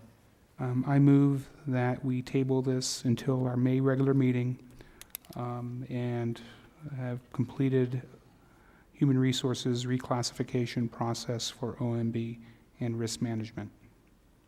Okay, then, We'll vote on May is what I'm moving to. okay. May 6th. Oh, okay. Whatever the next regular meeting is. Okay. We have a motion Second. and a second. Any further discussion? There being none, those in favor signify by saying aye. Aye. Those opposed, item will be tabled till May 6th. Item number, are we at 105? We're at 105. All right. Discussion and possible action, approve the Littlefield Community Cemetery Association use of up to 1,000 cubic yards of asphalt millings sourced to the Arizona Department of Transportation from an allocation of approximately 7,500 cubic yards of asphalt millings donated to Mohave County from the Beaver Dam Water Company on July 2nd, 2012. Motion to approve. Thank you. Second. I'll second the motion.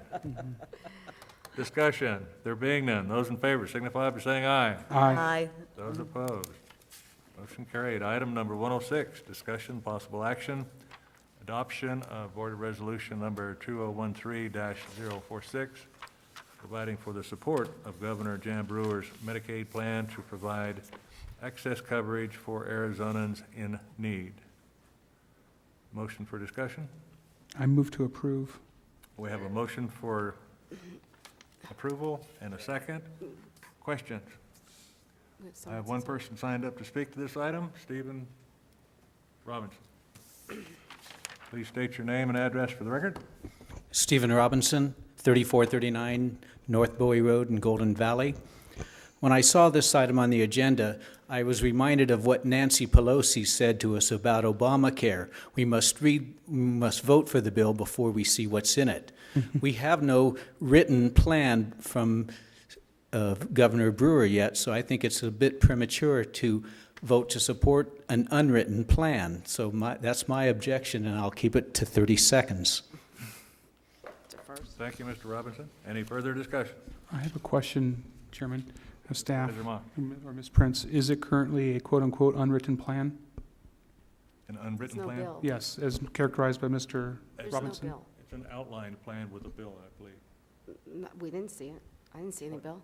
Supervisor Johnson, can you clarify? There are negotiations between the governor and the legislature. I think what this resolution is that we're supporting the governor's interest in moving this forward, and then we trust her to work with the legislature to get that done for the betterment of the state, basically what we're doing. Well, I have a problem with voting for anything that I can't see to support something before I see it, so. Are you saying, oh, excuse me. Go ahead. Supervisor Chairman Brother. Monson, are you saying, Chairman Johnson, that this is just a vote to support her in moving that plan forward? Yes, It's not actually for any plan, That is just to correct. move it over? yes, and I believe in the scheme of things that Okay, nobody's that going to makes a put a whole lot of weight to the Board of Supervisors' support for or against this measure. Probably not. Okay. Are you saying we're not important in Phoenix? Discussion? There being no further discussion, those in favor signify by saying aye. Aye. Aye. Aye. And those opposed? No. Aye, nor nay. That's 3-2 yes. And 2 no.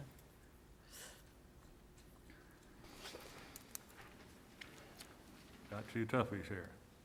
Item number 107, discussion, possible action regarding the approval of Mr. Ray Lackey representing Supervisor Hildy Angus. Motion to approve. Second. We have a motion and a second. Discussion. There being none, those in favor signify by saying aye. Aye. Aye. Those opposed, the motion is carried. Item number 108, discussion, possible action. Amend the organizational structure approved as agenda item number 70 at the March 4th, 2013 Board of Supervisors meeting to have the health director report directly to the county administrator and not to the county developmental director. Motion to discuss. Second. Those in favor signify by saying aye. Aye. Aye. Aye. Those opposed, let's discuss. Okay, I think in March, the motion was, when we did away with the deputy county managers, that it was for the manager, the county manager who was over community services and several other areas, to go back to her original position. Well, her original position did not include the health department. That was done after the DCMs were formed. So it's not, there's no place where a director is reporting to another director. And Ms. Mead has always been the director of the health department. So I make a motion that we write this and have the health department report directly to the county administrator and become a department all of her own. Second the motion. Discussion. I have the discussion. I think when we did that, we were pretty clear. I remember Supervisor Moss at one point when we were talking a different part saying that that department fell underneath Mr. Ansel. I think it's worked out very well the way it is, and we've given so much to the new county administrator to work on. I don't know, I guess Supervisor Moss is the one that put together that plan. Was that your intention with all your lines? I didn't notice. I thought that's the way it was under Mr. Ansel. The health department was not high in my priority list when I put those lines together. I do believe the overall intention was to more or less restore the status quo of before the deputy county managers came into position. But I didn't have a thought one way or the other about the health department. Yes, then I guess just for clarification, do we have to do a reconsideration of it then? Because we can't go on what we all thought. I mean, we had a line and everything else. Leave it up to Mr. Ekstrom. Can I say something? When we voted on this, we were told by staff that Mr. Ransom was going back to the position she had before, and the position she had before, the board, the health director did not report to her. No one, this was, we found this out very recently. So again, you know, unintentionally, but we had some wrong information, and we voted based on that information. But when we found this out, We just want to make it right. Mr. Chairman, Mr. Ekstrom. my recollection is the same as yours, that she was going to go back to her former position as was everyone else. Now, if you wanted to reconsider that, you could do it through a motion to reconsider it, or you could just make a motion to do that, because I don't think the board ever, I don't have access to the actual motion the board made. So if you feel it's necessary to have a motion to restore her to her original position, and if that was your intention all along, well, I think you can go ahead and do it, rather than get hung up parliamentary-wise. Well, if I can clarify something, because my memory's coming back to me as we're doing this discussion.